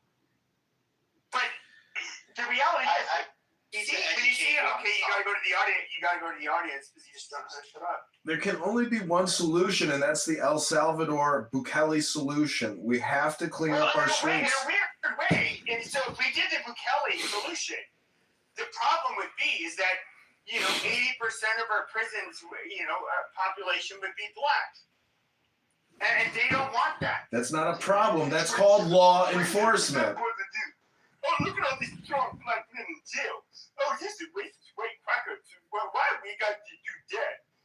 Why don't blacks become more like the Chinese? This is your guys' fucking problems. You're too low IQ and too ready to chimp out and just be fucking act like a bunch of monkeys. Well, it's kind of a projection alert, isn't it? They're fucking criminals. They kill. They're fucking. You sell drugs. You go ahead, go put it in head, go bye-bye. That's all. Thank you very much. Step into my on Chinese song, all natural particles, my gas chamber. That's where you go if you're a fucking Chinese criminal. Executed. Yep. They'll kill you for selling drugs, things like that. It's true. America needs to be a little bit harsher on crime. A little harsher? Yeah, but A blacks, little harsher? The thing is, though, is that whenever you try to be harsh on crime with blacks, and you look at the 94 crime bill, that is a result of black people begging us to fucking do something about the high crime in black communities. Cocaine, yeah, everybody used it. Yes, crack cocaine primarily affected black people. Okay, who were the people that were chimping out, basically fucking stealing, robbing, burglarizing to get their next fix of crack? Black people. Who were the people that were killing each other all over the streets in America, especially in places like the Bronx? Black people. When it came to cocaine, powder cocaine, it was basically, this was violence happening at the trafficker level amongst foreigners. Like, anybody gives a flying fucking shit about them. It wasn't affecting everyday Americans. So America, oh my God, black people asked us to crack down on crime, and then, like, we're called racist because we did what they asked. I mean, this is bullshit. I mean, really. I mean, black people, you guys just bitch and complain, blame everybody for your fucking problems. Like, here I am as a white guy. Indian Americans do better than us. East Asian Americans do better than us. Cuban Americans do better than us. Jews do better than us. All of these people do better than us. But I see what they do differently.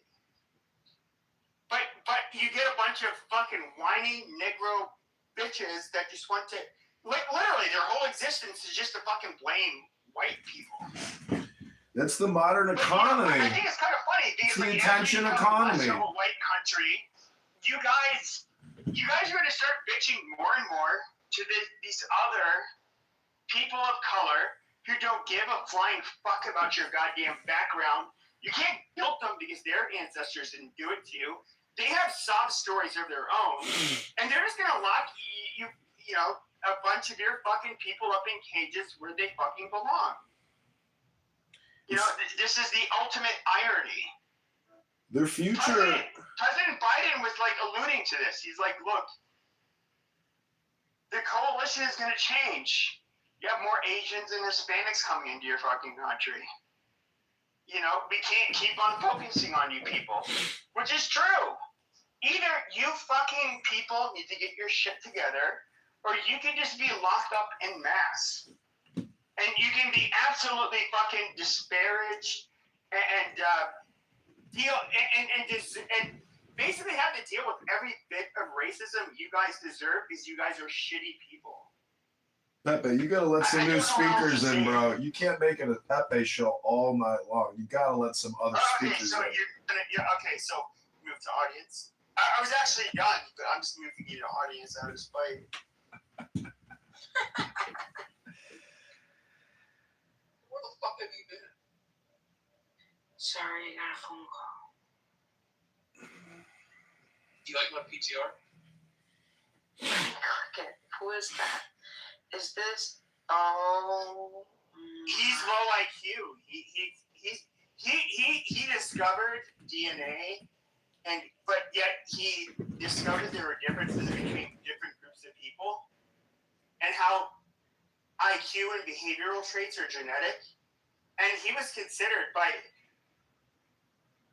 Reverend Jesse Lee Jackson. In his words, he's an ignorant racist. But in reality, he's like twice as high of an IQ as him. But very smart guy.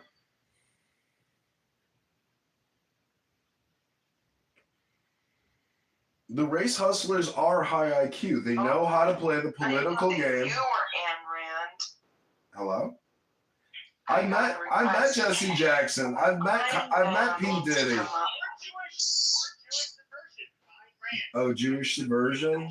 Yeah, okay. Yeah, the Jews are the ones committing all the crimes in America in every major city, as we've already discussed. It doesn't happen.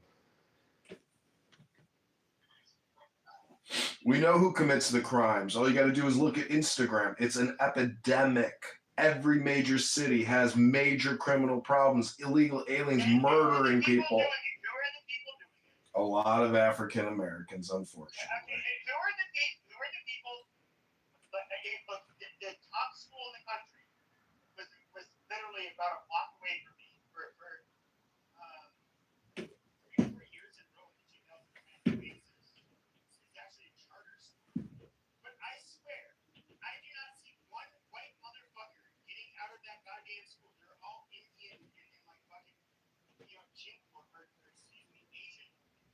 that's what they are. And it kind of makes sense. They are the top performing people in this country. That's because they perform in STEM. They're interested in physics, chemistry, engineering, computer science. They go for difficult majors, and they don't rely on social equity, justice, wealth redistribution, and all the bullshit that Bima spews out about structural white racism. And if you're not trying to fix it every day, you're the problem. Isn't that right, Dr. Bima? That's correct.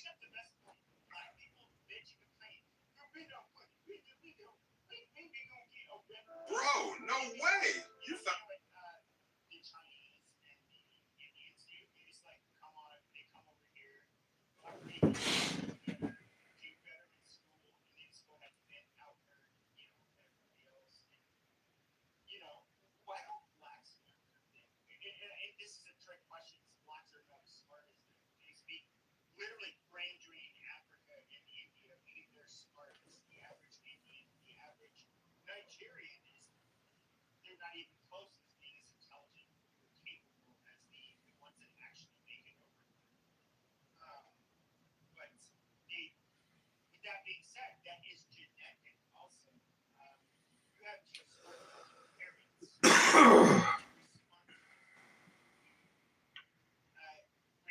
They're obviously going to raise you well, and you inherited their fucking genes.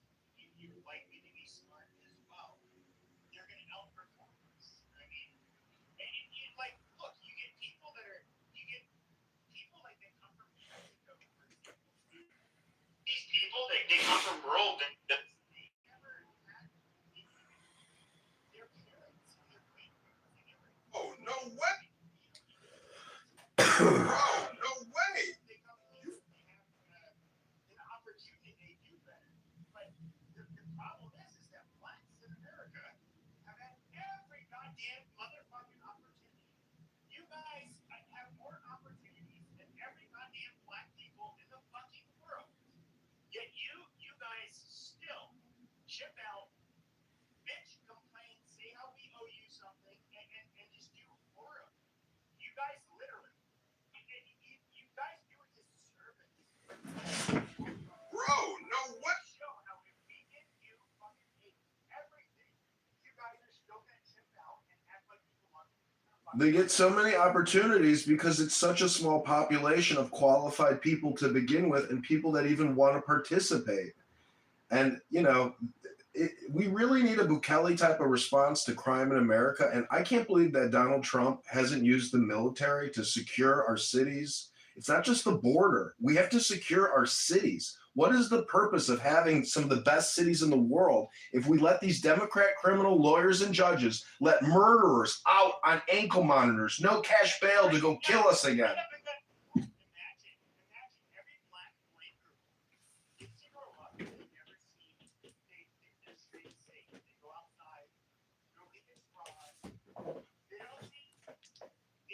Drug dealers, they don't see gang members, they don't see kids. Nobody's out there really shooting bullshit.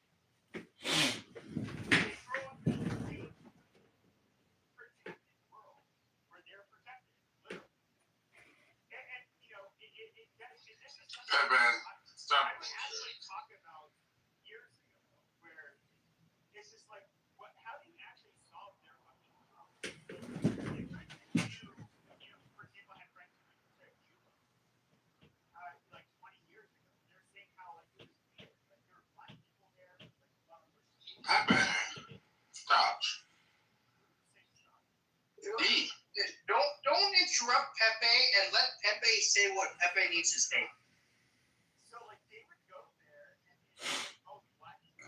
You would see black people there, but there was no dogs. There were none of that. They kind of. I can't remember. I hope you don't lose some of this special meeting. They were not a problematic group. And of course, in Cuba, they'll lock your black ass up in a fucking heartbeat. If you are going to provide, if they think you're going to negatively influence their country, they have no qualms about doing it. They don't really care about being racist. And, my whole thing was just maybe take all these fucking airlines that change the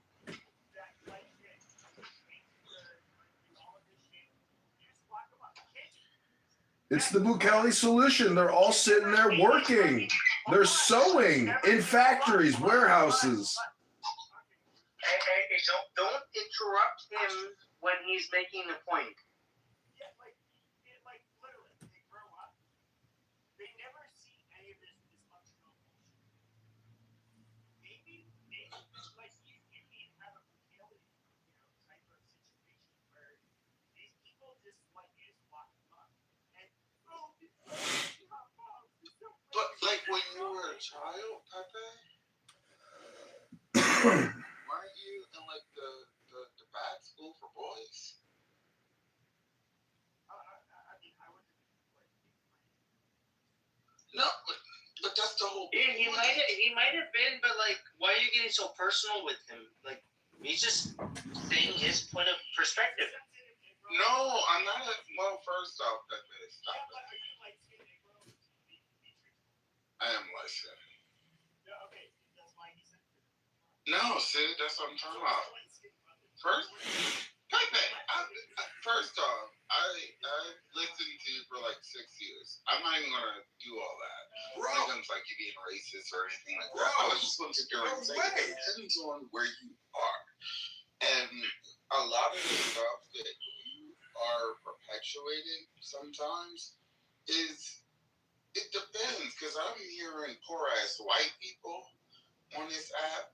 I'm hearing poor ass black people on this app, poor ass Mexicans that call you. Bro, wait. No, you found my well, channel. Most people just scroll past, but not you. And if you could like and subscribe, it would mean the world to me. Bro, no way.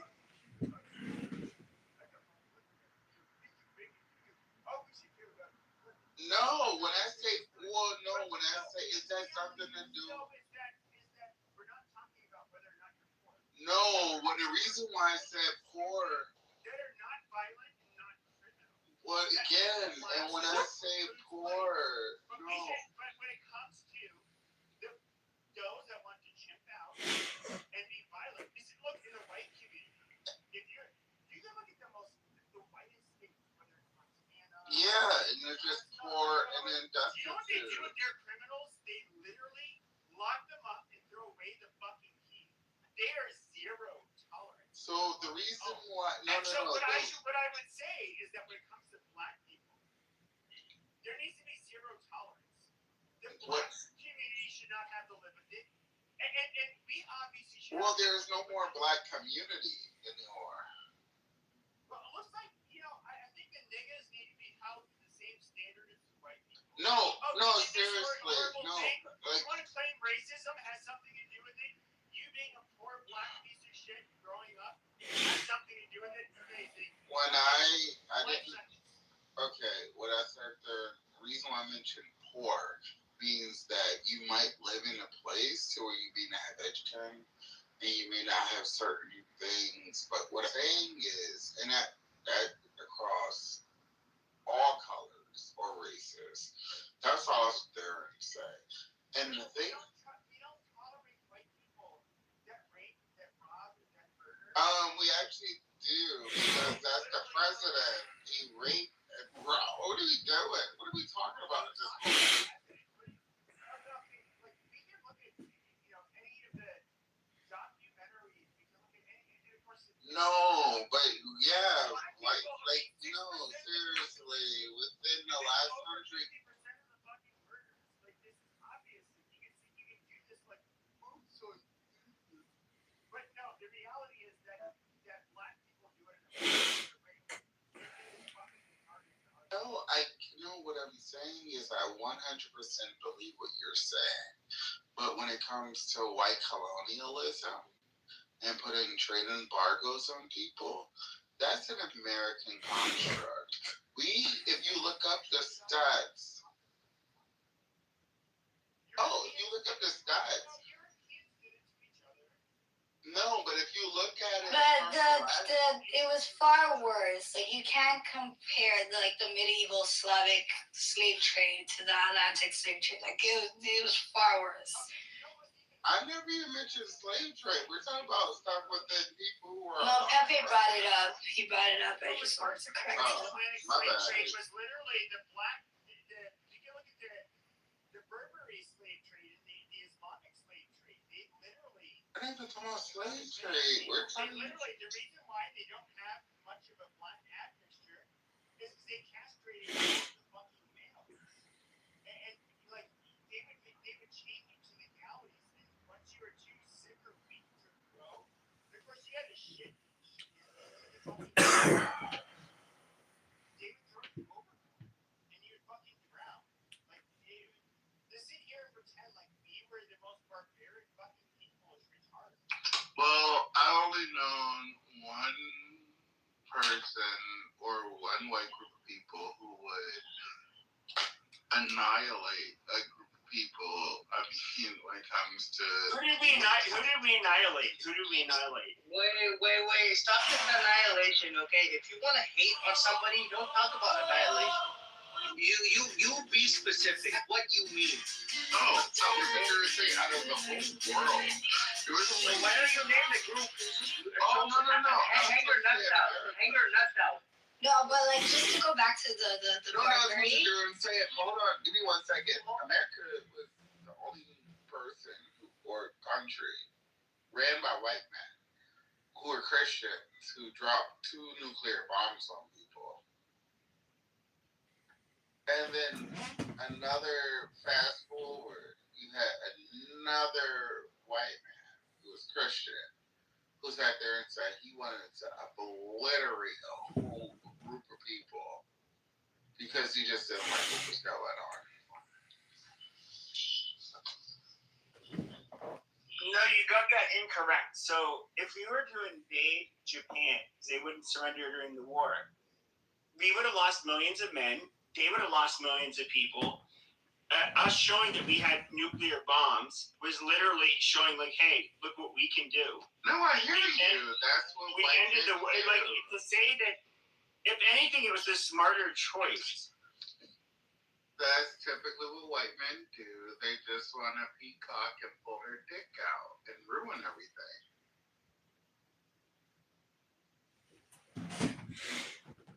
It's little dick energy. It's okay. Well, I know I don't have AIDS dick energy, so I understand. We come from different perspectives. Yeah, I know. It's okay. And AIDS is, I'm an American, so I don't have AIDS either. Yeah, that's just projection, Rodney. You're projecting onto us your internal emotional state. I hate to break the bad news that you got a little dick. It's not an AIDS dick, like Pepe said. Well, do you take PrEP?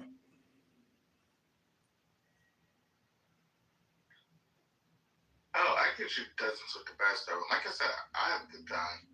I mean, we're not whipping dicks out right now. We're not fucking nobody, so it's okay. Got it. Well, the soon. But I don't have AIDS, but it's not 1980. I don't have any. Well, Rodney, as soon as the U.S. government decides to start mass imprisoning all of the criminals in every major city that are doing, break-ins and stealing ATMs and literally executing them on the spot, and putting stings together and eliminating the criminals, robbing restaurants at 3 a.m, breaking into stores at 3 a.m with cars and ramming. I live in Chirac, where we have a socialist, communist, racist, supremacist, piece of shit mayor named Brandon Johnson. I live in a city. That's right, Rodney. The cowboy. The cowboy Rodney with his little dick energy. Oh, I was going to sit there and say Chicago is one of my favorite places to go. I love it. And I don't like when people sit there and call it that because, one, Chicago, when it comes to landmass, is bigger than New York City. Y'all, I sit there and tell people all the time, I've been to Chicago. It's one of my favorite cities. It's the cleanest urban city I've ever been to. So I don't understand why you would get on here and say all that. Like, you can't walk Projection down. alert. Projection alert. Projection alert. Projection alert. Projection alert. You know, we have no ankle monitors, no cash bail. They murder criminals are let out by Democrat judges that go on to murder many more people. We have a legal industrial complex Democrat problem. These are murderers lighting people on fire on trains, slicing their throats on trains, breaking into businesses all night long. The crime, it never ends. They let people, there's a guy in Chicago who has sucker punched 50 women in the street, and they keep releasing him to commit attempted murder over and over and over and over. This piece of shit needs a bullet in his fucking head and his body thrown into a shallow grave. Guess what happened in the 80s? The states didn't want to sit there and put people in the mental institutions anymore. My grandfather used to oversee a mental institution. And guess what? That stuff what are we doing? Hello? This is the thing. And also, too, is some of you don't know social workers, no teachers. Unfortunately, we are in a situation, and again, I don't want to be rude when I say this. I ask them. Oh, don't be rude and don't do ad hominem, Rodney. Just stick to the topic. Little dick energy. Don't attack people. Debate the topic. If you attack me personally, you will lose the argument. I wasn't attacking you at all. First off, I sat there and said that I'll be going to Chicago, I guess, this month.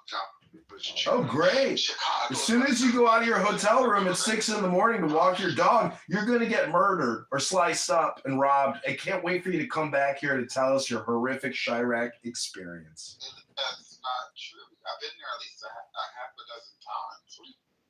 What are you talking about? Just come back after your trip and let us know how it went, Rodney. It'll go perfectly fine. Great. Then come back in the future and tell us about how great it was. It's actually an amazing, I keep telling you, it's one of the cleanest cities.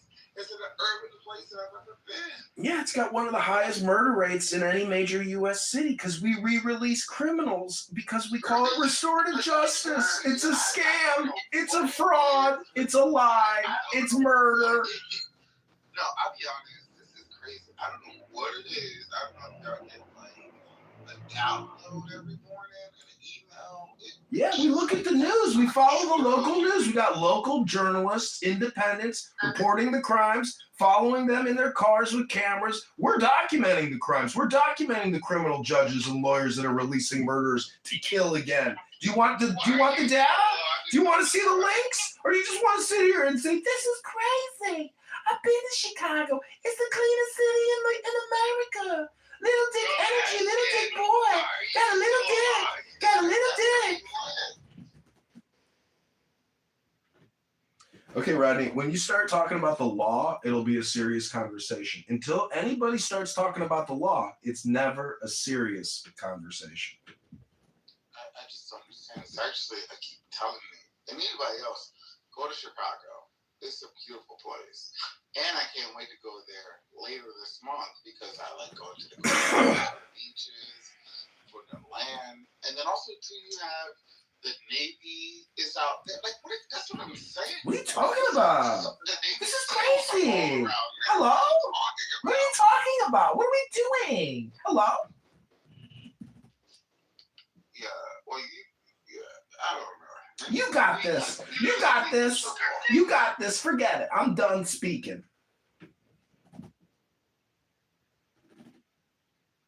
Yeah.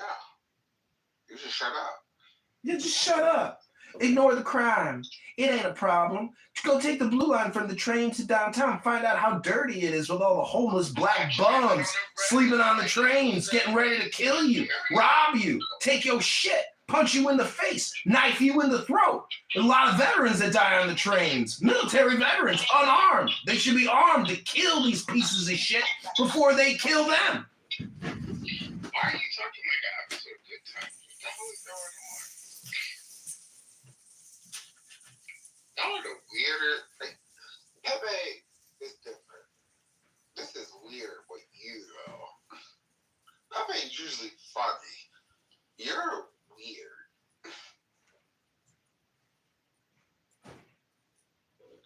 Why don't you just move?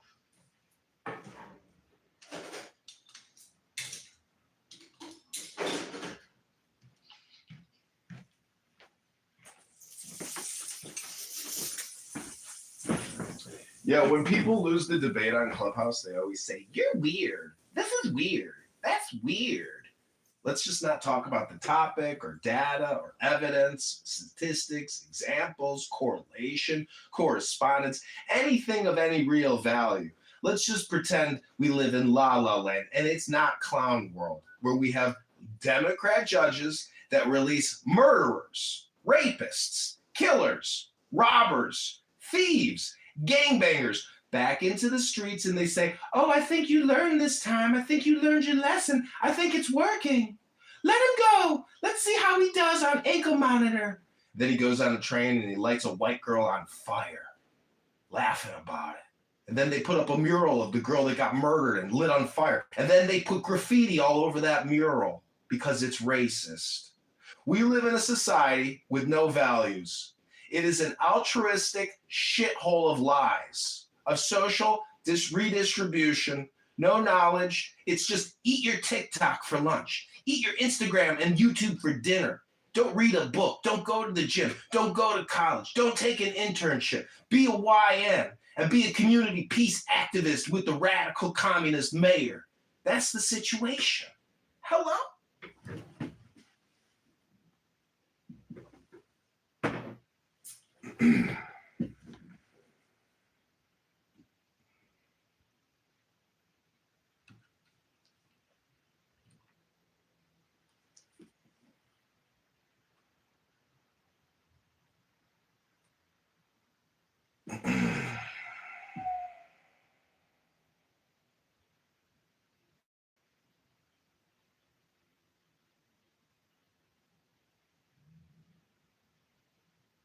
Got a pile of clothes you never wear anymore? Turn them into cash with Vinted. Snap a photo. We now know the identity of the woman set on fire during a horrific attack on a commuter train. She's 26-year-old Bethany McGee, a business analyst. Her father is a college professor of biblical studies. Cops say this lunatic poured gasoline over Bethany on a Chicago L train as she sat looking at her phone 7 days ago. Bethany tried to fight off her attacker and fled to the back of the train, but cops say the crazed man followed with a lit bottle and set her ablaze. Exactly. Don't want to hear no truths. I can't even change a fucking diaper without babies crying. White babies, excuse me. If you're brown or black-bodied, you're excluded from these comments. But these white, whiny crybabies. And look at all these problems. After they create them. Then pretend that they could be sophisticated enough to create and embed racist systemic oppression in the system. And then they cry and whine like they don't understand. Get out of my face. Get out of my face, you unsophisticated, lying fools. I'm tired of it. I'm tired of the white, whiny crybabies. My money. F reparations. My money. My money. Well, yeah. Your money. Their money. It's all you got. Your money. You little socialist tyrant. Hello? You got your money. You got your money. You know who didn't get their money? People who were left out of the system. People who were left out of the legislation that built the middle class in the United States. White, whiny crybabies. My money. My money. No, I'm not a liberal. Not a liberal. I don't align with Democrats. I don't align with the left. I also don't align with the right. You know what I am? A truth seeker. I want the truth. The truth shall set thee free. So what white, whiny crybaby wants to come up and cry about a system that they created, not understanding that white is the default for everything? I can't see.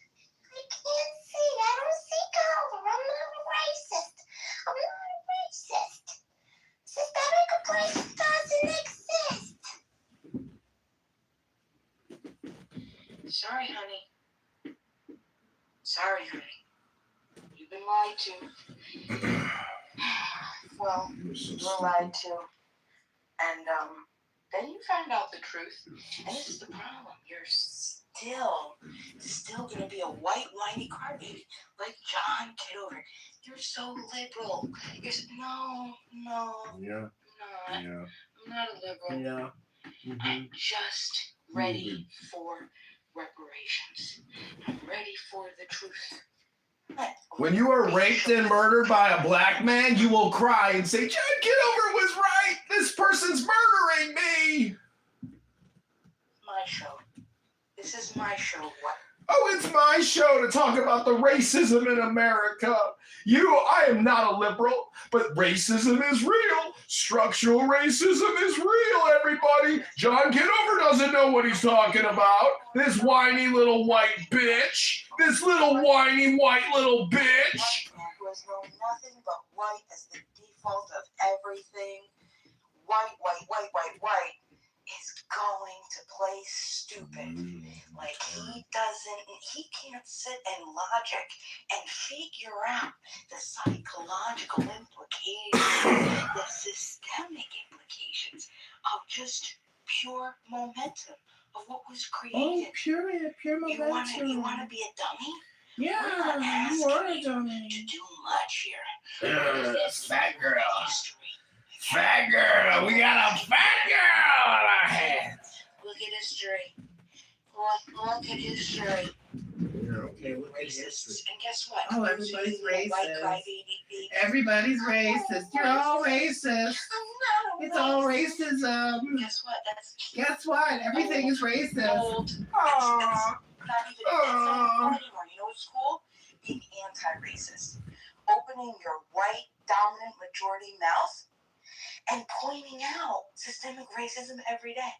If you're not doing something to dismantle systemic racism every single day, even if it's just a conversation like this, guess what? You are a racist. If you ain't anti-racist, you're a fucking racist. And now this is the other thing. Listen, it's just the truth. A lot of people get so scared to accept it, right? Because of the implications that it means for them to either change their worldview or to do something about it, that we condemn, right? Like what I'm doing right now. She's working on it. She's working on correcting structural racism by lecturing to us about the racism inherent in the system. Thank you, Bima. Oh. Racist. Here we go. Structural context, of course. Oh. Holy cow. Ain't no help for you. No help for you. That's all about you, baby. Talk to mommy. Talk to daddy. Consult your higher power. Nobody's gonna help you. Nobody's gonna help you. John Kitover. White, comfortable Nazi. Ooh, wow. Projection alert. Projection alert. He thinks he's Projection alert. Please spare me. The Republican Party stopped the KKK. It was established to stop. Please. We all know about the shift. The truth seekers know about the shift. We know if you were to seek when the Republican Party was established that year and look up what issues and where those Republicans, quote unquote, fell on the economic and social rainbow of issues, you would see that today they're the Democrats. Sorry to tell you. And you know what the Democrats and the Republicans, okay? There was a shift, but nobody's gonna look it up. You're not gonna look it up. You're listening, you won't. You know why? Because you don't want to know the truth. You want to keep denying it. You want to deny that it never happened. But I mean, it's there. Just look up the issues. There is, and I'm talking about political issues. I'm talking about the platforms. Just look it up. You can't claim that anymore. You can't claim it. And I could give shit to the left too. I can give shit to the left too. And I will, okay? To be balanced. The left are lovely people.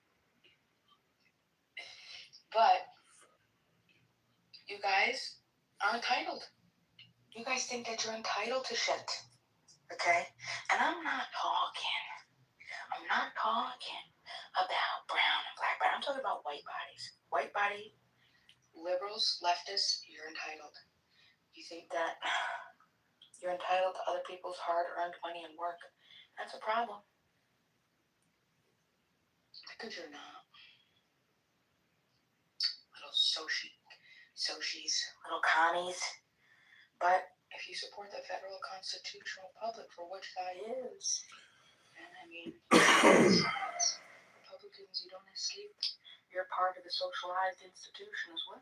The United States isn't just a free market capitalist society. Oh, no. We're a crony capitalist. Hello? Mixed economy. Hello? Oh, it's a mixed economy. Okay, got it. But it's a racist mixed economy. Are you done with your bullshit, fat ass? Have you been to the gym today? Oh, you're gonna educate us all on Bema Truths? Oh yeah, everything is racist. This lecture right now is fixing the racism. Silence yourself. You're a racist Nazi. Silence yourself. Quiet. Be quiet, Nazi. Be quiet. Be quiet. And let me fix the structural racism by lecturing to you. I will lecture you to you until we fix it. Hello? Use your regular voice. Hello? Don't do that. Uma. Use your regular voice. 3, 2, go to the gym and stop with the fat girl laugh and stop being a schmuck. That's the truth. You all heard it. Everything is racist. Everything is structurally racist. If you don't have the context of structural racism. He was more than welcome to say whatever he wanted. Yeah, more than whatever. Whatever. Yeah, okay. Okay, Bema. Mm-hmm. Yeah, you're welcome to come up again. You're so welcome to come up again. Yeah, okay, Bema. Okay, take your diaper off. Go take some Wegovy, fat ass. White men can pay you to flog them to beat out the racism. how about the Asian one? Go take some Wegovy. I will be the fucking badass. I love black or white, or I'll buy your bullshit. That's right, baby. But what are we going to do about all this racism? What are we going to do about it? Because men gone gay. Well, Where are all the great parenting? Beamer's really opened up my eyes on some things, and now I'm starting to feel guilty. Listen, it doesn't take a rocket scientist to just wake up to be a good human being. It really doesn't. Yeah. I'm just starting to really. Did somebody move, Oma? Did you move, Oma? Yeah, I couldn't take it anymore. No, we can't. Please don't move. But I need to focus on me right now. What do I? No, I need. No, I'm trying to get better. God damn it! I need some advice. I'm gonna give you good advice, but Oma is very lovely. Oma, come back up, and she will be nice.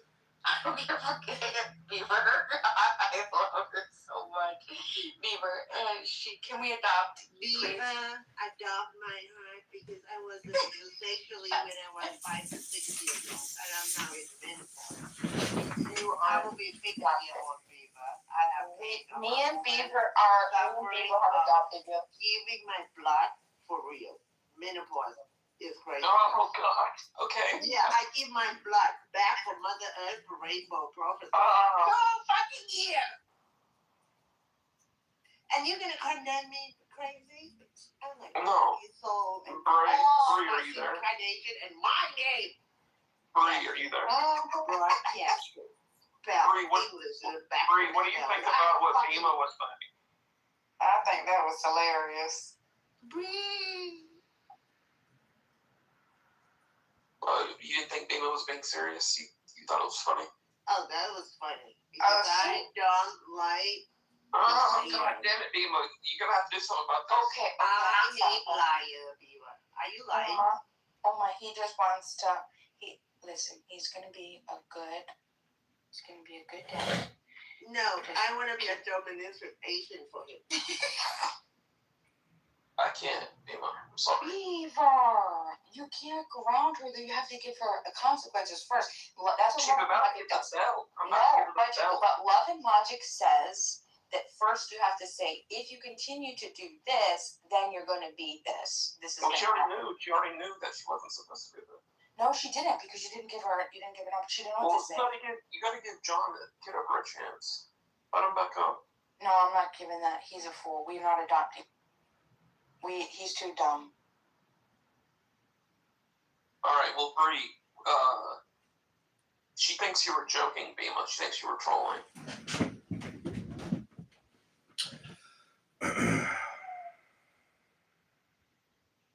No, of course I wasn't trolling. I think you were, actually. No, I believe everything I said. Well, Wallace says that you're the greatest troll.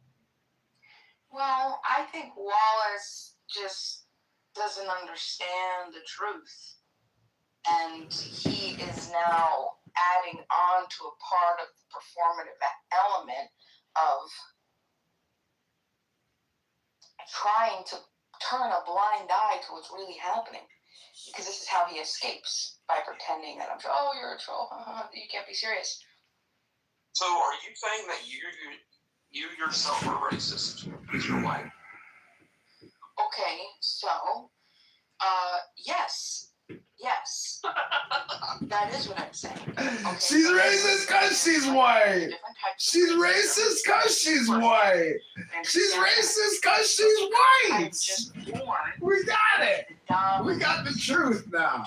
We have been informed of the truth. I've taken on a white. Just being white is racist. Holy shit.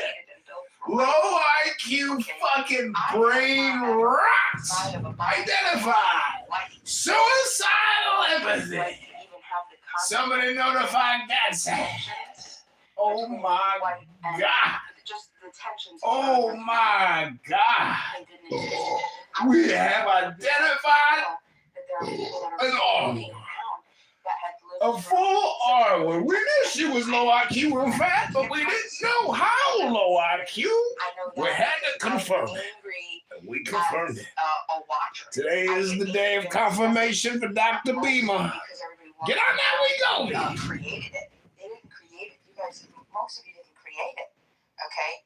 What my issue is that you're still denying that it existed and pretending like the implications, the momentum that was created just is solved. Like it's just resolved and it's the past. Everything is fine. And all of that psychological, the actual physical, the systematic, the structural that didn't disappear, that's still there, right? That there aren't leftover, that there isn't leftover elements of just bad thoughts. I believe that. I don't think any white person would say that there's no lingering effects of history. Well, I'll tell you, when people complain about, when you want to bring up, oh, look, black on black crime, you don't say, the fact that you're saying black on black crime, you're a racist. Because it's not. There is no gene that is in a black or brown body that makes them want to physically harm people more than anybody else. Any other type of human being. Because I just know. No, you can't just know. Because there is no science. There's no science that has been accepted that would say so. Okay. The science hasn't settled on it yet, but there are genes that impact impulsivity, aggression. More than white people? It's possible. Yeah, it's possible. No. I would need a accepted, highly assessed. Like it's not. Yeah, it's just not accepted. This isn't accepted science. Yeah, but you can't say it's not true either. We don't know. Yeah. Well, this is the interesting thing.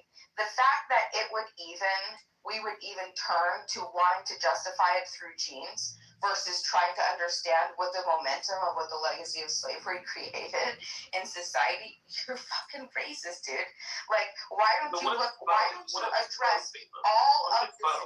address everything that doesn't have to do with the percentage of melanin in a person's skin first, and then when all of that has been addressed, then we can make some crazy claim. I mean, but it's just. It's cultural, it's poverty, it's all of that. It has nothing to do with race. It has nothing to do with race. It has nothing to do with the percentage of melanin in somebody's skin, yes. No, it's not the melanin. The melanin is irrelevant, mostly. It's the other parts of it. You think like the melanin, the genes that determine the melanin in skin. I'm not going to argue this with you. We've been here so many times. Like, I'm just not going to do it. I'm just not going to do it. The more you talk about it, I'm just going to stop talking.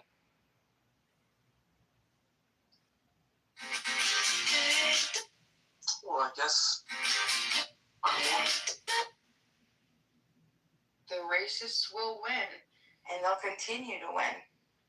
White-bodied racist men that are unable and unwilling to look at all of the other things that would be the factors and the cofactors that would create a society to act in the way that it does, and you want to immediately look to genes, you're looking for it. That's the racism. Instead of looking and making justifications, instead of even steel manning, every other thing that you possibly could, before you look to genes, I mean, like, it's just ridiculous. No, it's. You keep thinking that I'm only looking at one thing. She will be single, unmarried, no kids forever, a fat liberal who preaches racism theology.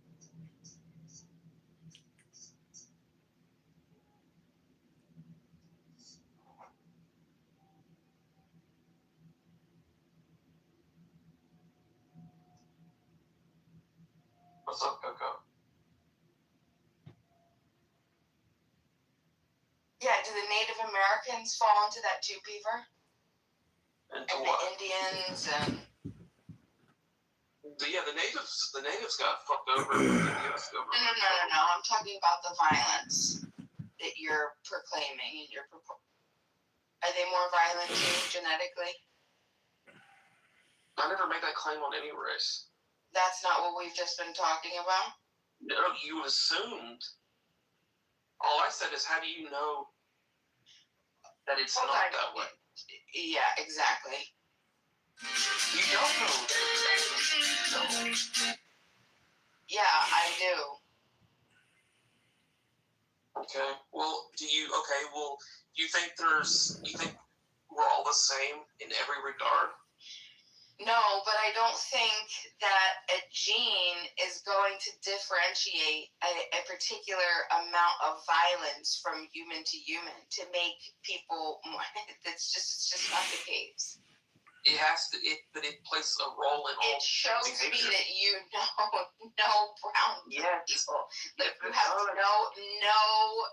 no association, no communication, you just don't. You're just like, because it would have to be the case for all brown people. So how do you justify all of the brown people that don't commit any violence? And in fact, or even the types of crimes that white you're people. not understanding. Okay, then instead of trying to have me make inferences or ask me a question about something, make your claim. Okay, my claim is that human behavior is shaped by environment and by genetics.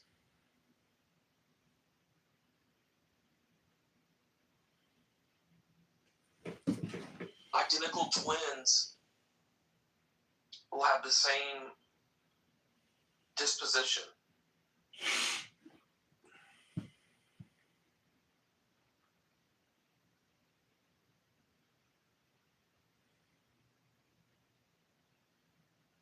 What percentage would you say is caused by genetics? That's too. I couldn't even give you I couldn't even hazard a guess. It's a material amount for sure, but I mean, I think genetics is for behavior. It's like it gives you like it gives you a baseline, and then you're like if you're abused or something as a child, you can develop anxieties and you can develop all kinds of fucked up shit. Like it's gonna impact you, but also you could. It's kind of like a sliding scale, but it is a foundation that you're born with.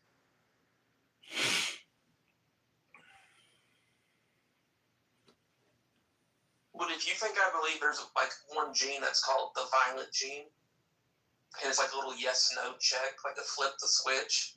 You have it, I don't. Like no, that's such a ridiculous assertion. Then what would be even the point of bringing it up when you're discussing things like violence?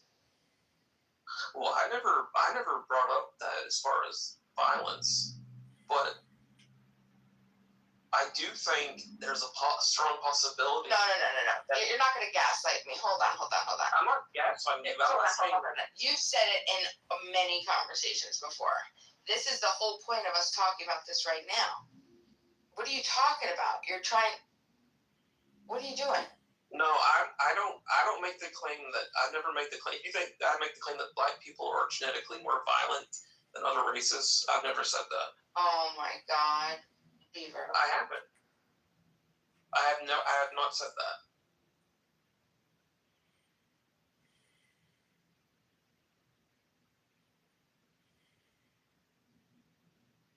Then what is your why would you bring up genetics when talking about violence in the United States? I think there's more probably. First of all, we don't know. We don't know. It's impossible for us to know at this point. But I would say that there could be an impulse. There could be things that, like impulse control. There could be a marginal difference, and that could be a factor in some of these statistics. Where people get heated, they're a group that evolved in a different part of the world for thousands of years. Maybe they were selected to where they could act quickly to hunt or something, to kill, and that carried with them into generations. And then once mass transportation happened, groups started to intermingle. I mean, that's a possibility. I don't think that would be I wouldn't count that as the major factor. I would say poverty is the major factor for crime. So then why would you bring up genes when we're talking about it? The only time I've ever brought up genes is when we were talking about either sports or intelligence.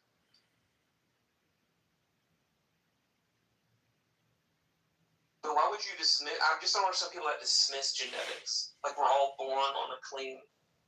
Like we're all the same. That's just absurd.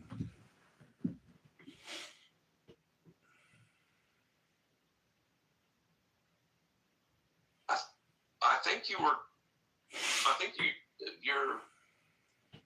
have problems with what Pepe was saying, not me. He was the one that was going off earlier while you were tending to whatever you were tending to.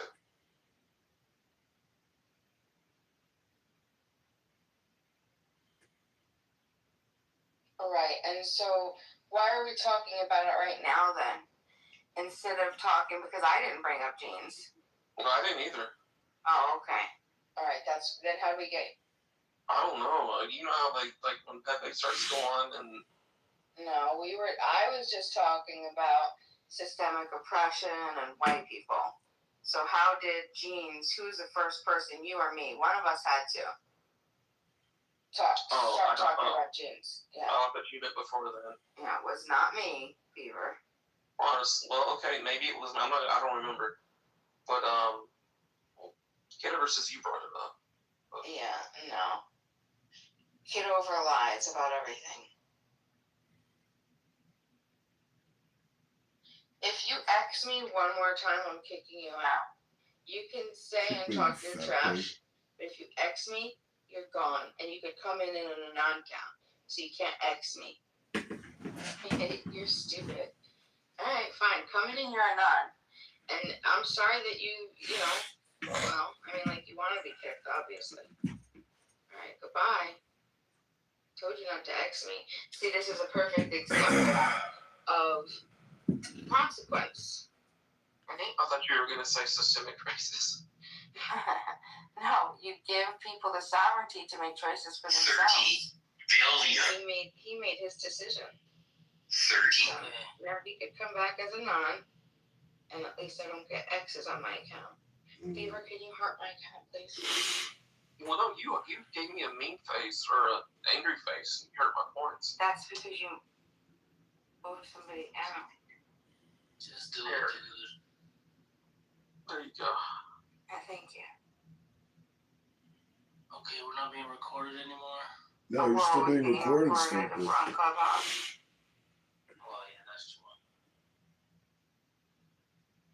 And you could bet, thank you, Anne, lovely Anne, you could bet that Kitover is coming in one of those anons.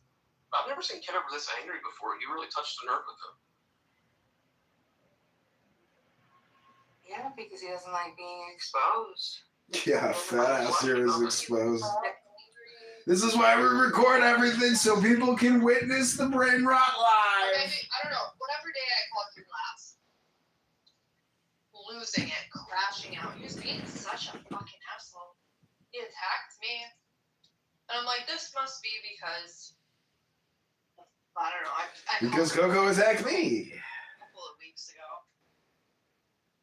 But now he lost his shit. Like, it was, like, alright. Oh, I thought that was Rich that lost his shit on you. But Kitover did too? He was, like, adding into it, you know.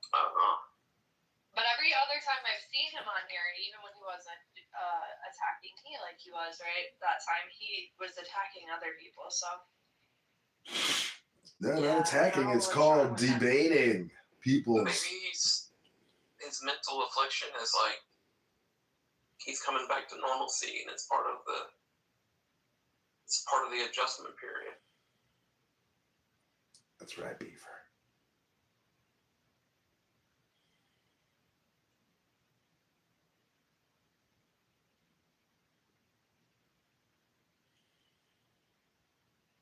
I don't think so. I think Kitover takes Ad way too serious. Like, it's weird.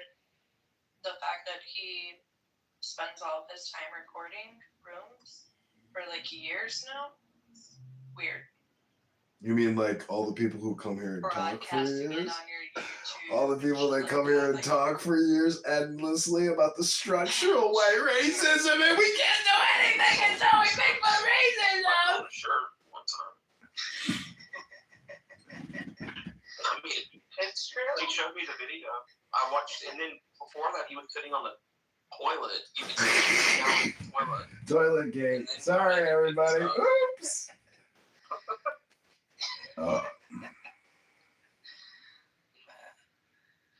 Yeah, no, I think that dude is pretty hilarious, but I know that recording and the picking of the nose, God forbid a man picks his nose I know. Well, I mean, if you do number 2 and don't wash your hands and then pick your nose, that's kind of. Damn, wow, he did the Holy Trinity, huh? Yeah, that's. I don't think cavemen did that. Yeah, I agree. So they get to hand Trump his start the executive order. I don't know that Trump's even read it. It's a completely different group at the center. Fights when you came in. That's a good play, Beam. I mean, I would have done it too.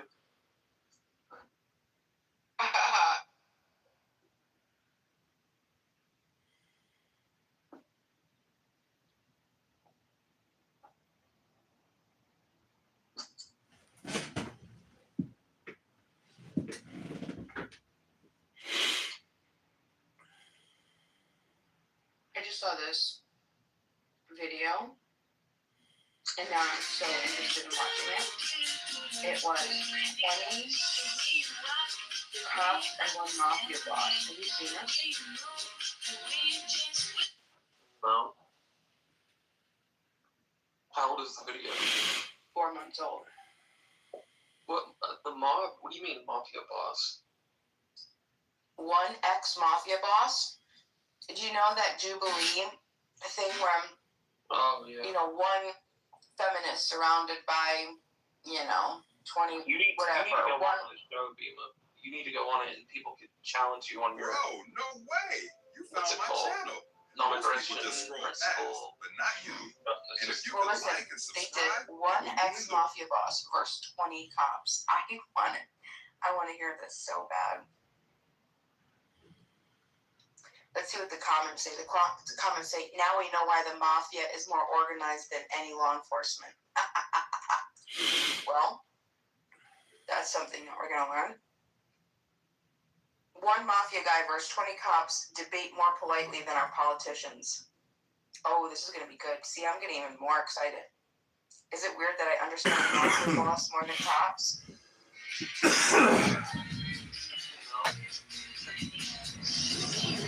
Oh my God.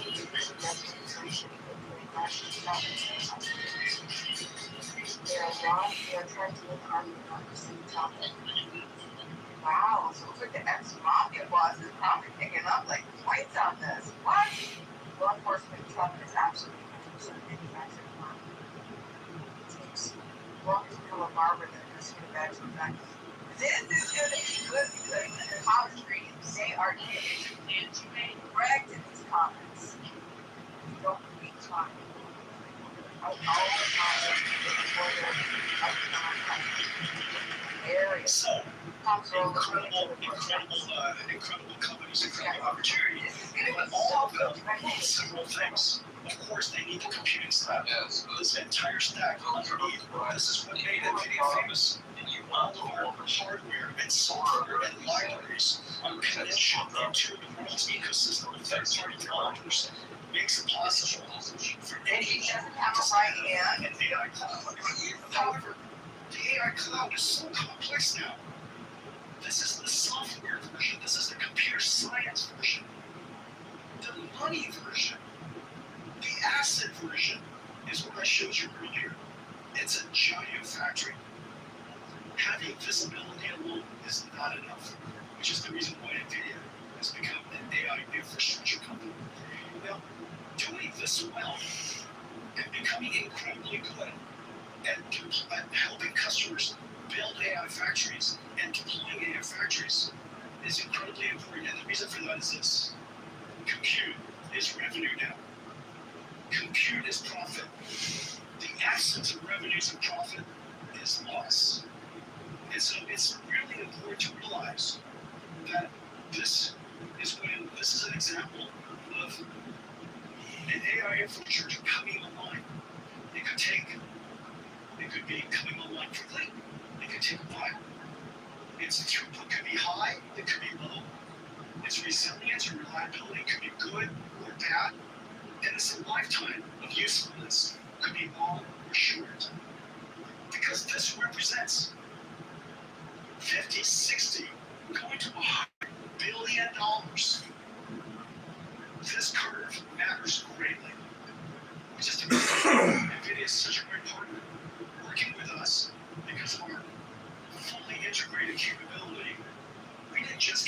PowerPoint slide.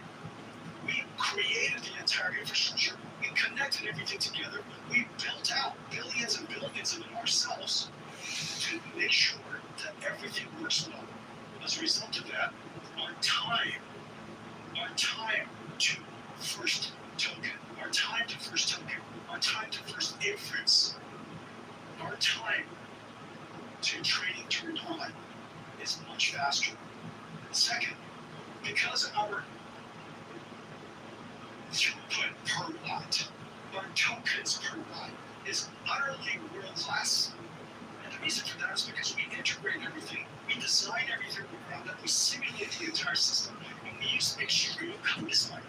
Just like here in rack, everything was designed in order to deliver on this incredible throughput. If your data center, if your factory has 1 gigabyte, it will not have more. 1 gigabyte. That's all the power generation you can do. If you have 1 gigabyte of power, then throughput per watt is revenues. Because every token is profit. Every token is revenues. This is the future. Compute is revenues. Performance per watt is your revenues. Choosing the wrong architecture just because the chips are cheaper doesn't translate, doesn't make sense. You need to make sure that your revenues per watt are where you like them, where you make. And so tokens per watt. And then lastly, very reliable. Second, third is reliability. If you ever get a chance to see these data centers, there are so many moving parts, millions of cables. The ability for all of those computers to work harmoniously, reliability, is extremely low. It is just extremely difficult. We have now been operating very large scale for a very long time. That experience matters. That difference, mean time between interrupts, extremely important. And then lastly, this is very hard. The lifetime of these systems, the software is changing all the time. 4 years ago, which is in the time of Hopper, AI has completely changed. 6 years ago, this is the time frame of Ampere. AI has completely changed. We started out talking about CNNs. Here we are, then we talked about transformers, and then we talked about mixture of experts. Now we're talking about agentic systems. Every single generation, every single few months, the software industry is coming up with new technology. If your architecture is not flexible, if your ecosystem is not rich, then this curve cannot be long. You cannot predict how long your system can last. I can. NVIDIA systems is all over the world. Software developers start with NVIDIA CUDA. And by definition, therefore, the life, the ecosystem, the useful asset is going to be much longer. The difference is essentially cost. You can think of it as revenues, but the other side of revenues is cost. If the life of the asset is long, the TCO is low. This is the difference. This is what it looks like when compute. The more you buy, the more you make.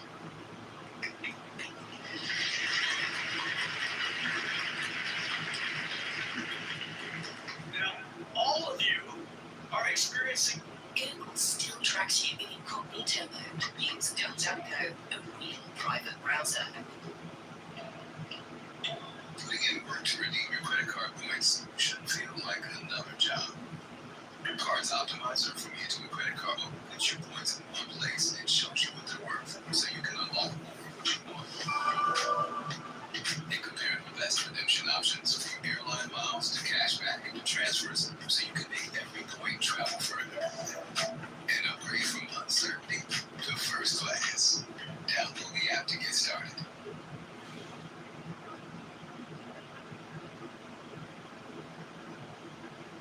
Supply chain we created for Vera Rubin as large as Grace Blackwell. It's incredible. And what used to take 2 hours to assemble one Grace Blackwell rack now only takes 5 minutes. So not only is the capacity higher, the throughput is a lot faster, and we need it all to support the demand. This ecosystem is extraordinary. Millions of square feet has been put online to support Grace Blackwell and preparing now, ramping up now, Vera Rubin. I want to thank all of you. Vera Rubin is now in full production. Thank you. Let's take a look. Large language models generate answers. Now AI agents can do more. But processing agentic AI is a whole different kind of problem. Agents observe, reason, plan, use tools. They manage massive context, juggling working memory and long-term memory. They spin up sub-agents, specialists on demand. NVIDIA Vera Rubin is a multi-rack pod scale system built to process agentic AI. It is now in full production. Manufacturing, automation, and orchestration across the supply chain, a miracle to witness. Our journey started when we launched the first AI supercomputer, NVIDIA DGX-1. Over the next decade, we pushed every chip and system to the limit. From Pascal and the first NVLink to Grace Blackwell, the first rack-scale AI supercomputer. And now, Vera Rubin, the first multi-rack pod-scale supercomputer built for the agentic age. It starts at TSMC. The 7 new chips that make up Vera Rubin take shape through hundreds of processing steps. 3-nanometer process, CoWoS-R and CoWoS-L packaging, HBM4 memory from Micron, SK Hynix, and Samsung. The Vera Rubin compute board, 6 trillion transistors with over 18,000 components on one board. Vera Rubin NVL72 does the thinking, prompt and context understanding, reasoning and planning. Next, a new modular compute tree, streamlined with a new PCB mid-frame design, super chips, Connect X9 Super NICs, and Bluefield 4 DPUs, all made in place. No cables for resiliency at AI factory scale. 18 compute trays, 9 hot swappable NVLink switch trays, new high-efficiency nanoboards, liquid-cooled bus bars, carrying over 5,000 amps, the equivalent of 20 electric cars at full acceleration. Together, 1.3 million components form this third-generation MGX rack design. Congratulations to Microsoft for their operational Vera Rubin NVL72 engineering rack. Congratulations to Dell and CoreWeave as well for standing up their Vera Rubin NVL72 engineering rack. Then, the Vera CPU rack, 256 CPUs in a single liquid-cooled rack, orchestrating the models, shuffling memory, launching tools. At Foxconn and Quanta, Grok 3 LPX takes shape. 256 Grok 3 LPUs across 16 trays, 40 petabytes per second of SRAM bandwidth for ultra-low latency. While NVL72 generates tokens at the highest throughput, Grok LPX generates them at the lowest latency. Vera Bluefield 4 STX, where AI keeps its memory. Storage processing accelerated by Bluefield 4, connecting memory, storage, and in-silicon security. And NVIDIA Spectrum X Ethernet Photonics, the world's first Ethernet switch with 200 gigabit co-packaged optics, TSMC's process, chip-scale packaging, and ultra-high-power laser dyes on indium phosphide. Vera Rubin, 5 connected rack-scale systems, a supercomputer for AI agents, 150 supply chain partners across Taiwan, millions of square feet of factory floor, hundreds of sites, chips, packages, systems, and data centers pushed to the limits of size, power, and scale. This is what we call extreme co-design. We did this with Taiwan. Together, we reinvented computing for the age of AI. Taiwan was with us at the beginning, and here today as we bring Vera Rubin to the world. Thank you, Taiwan.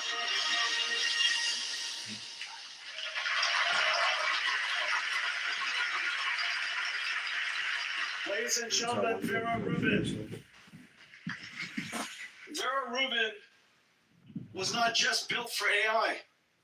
Vera Rubin was not built just to run AI. Vera Rubin was built to run agents. This is an agentic system. Imagine the complexity, which is the reason why agents is the last computer science breakthrough. It has taken this many years for agents to realize its potential and become useful. It stands to reason that the computer that runs it is the most advanced in the world. This is Vera Rubin. Let's take a look. Can we have Vera Rubin, please?